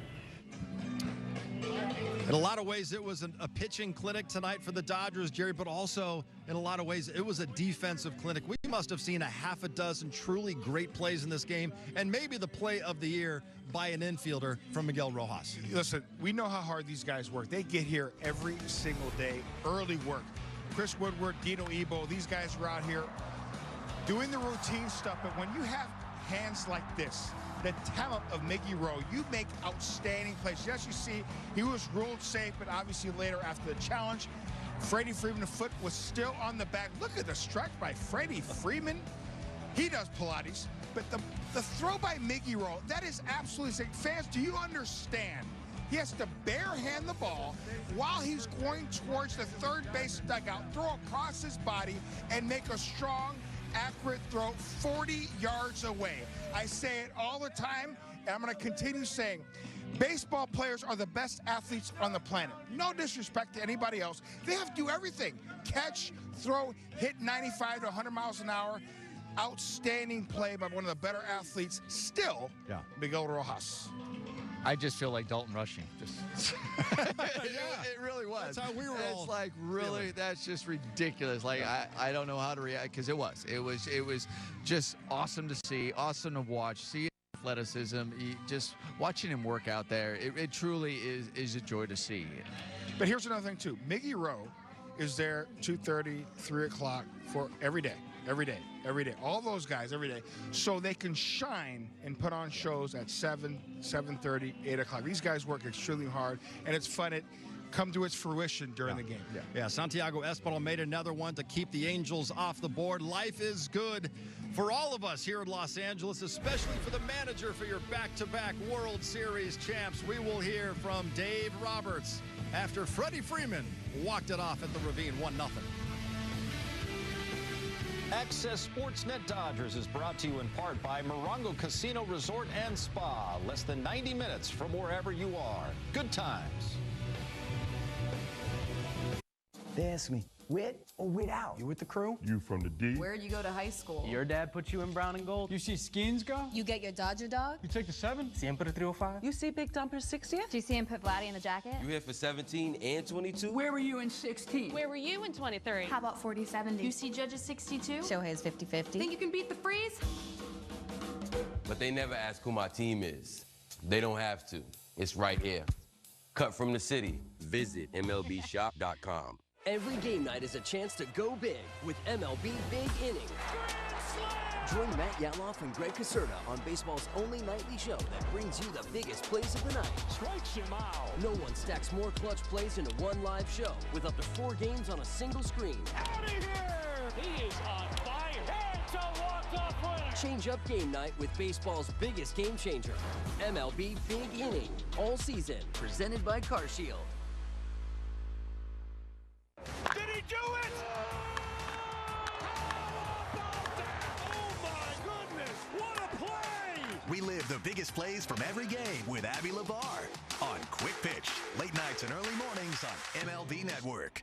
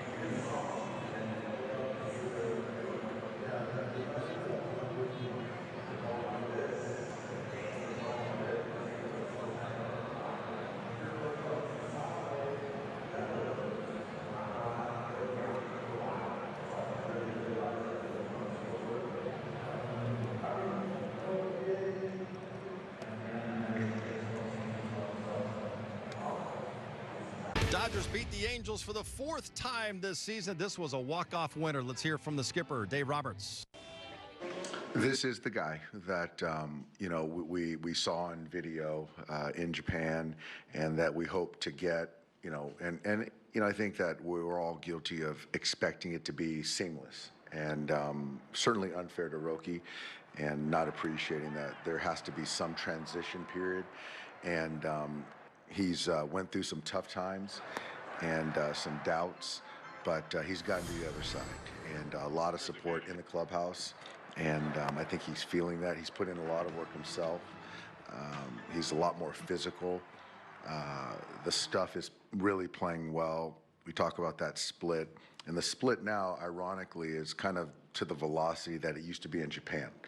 And so there is an adjustment with the ball that he had to make with his grip with the split. But now it's 90, 91. And yeah, I mean, it's just, and you can see his demeanor on the mound, just real confidence. And it's good to see him get through 7 innings tonight the way he did. It's not an example of how you're now seeing it hit a consistent pace and just he's building with each outing, not only getting better, but you're just seeing a consistency. Yes, yeah. Every time, I think, certainly now, I think we can all agree that the floor for Roki is much higher, and the expectation every time he takes the ball is high, and he's earned that. And I think if you look at the last 6 or 7 starts, it's been as good as any starter in the big leagues in the consistency of performance. So really proud of him. And I know that he wants for more, and the floor has just been raised. Now it's just continue to raise that ceiling. What part of him now stands out to you most about like what you saw in videos? It's really how he went about guys, is it the stuff, the velocity? What sort of stands out the most watching it now? Just the mound presence. I think if you look at the stuff, the results now, you know, striking out high 20%, walking, you know, 5 to 6%. That's what he did in Japan. And now you're talking about major league hitters. So the performance now mirrors that. And then just the way he's carrying himself, there's just no more doubt and uncertainty. I think that, you can tell a pitcher, and hitters can sniff it out when a pitcher is not confident. In the seventh, when you sent Roki back out there, sometimes pitchers can, in a tight game, get too fine or too cute. The way that he responded, he just seemed to attack another level. How much do you enjoy that response to the challenge, and how his overall mound presence and demeanor? It was a challenge. It was something that we've talked about how, when you want to give him more leash, and in a 0-0 ball game, 85 pitches, 86 pitches, something like that, where we could have easily pivoted. But I wanted to see how he responded in the seventh inning. And to your point, yes, he did. He was on the attack. He didn't run from the seventh. And that shows a lot of growth. Like I said, I'm just really happy for him. We'll have final thoughts coming up and look ahead to Saturday's showdown against the Angels. They can't wait to see Yoshinobu Yamamoto because he's got a splitter as well. You're throwing it in Game 2 of the series.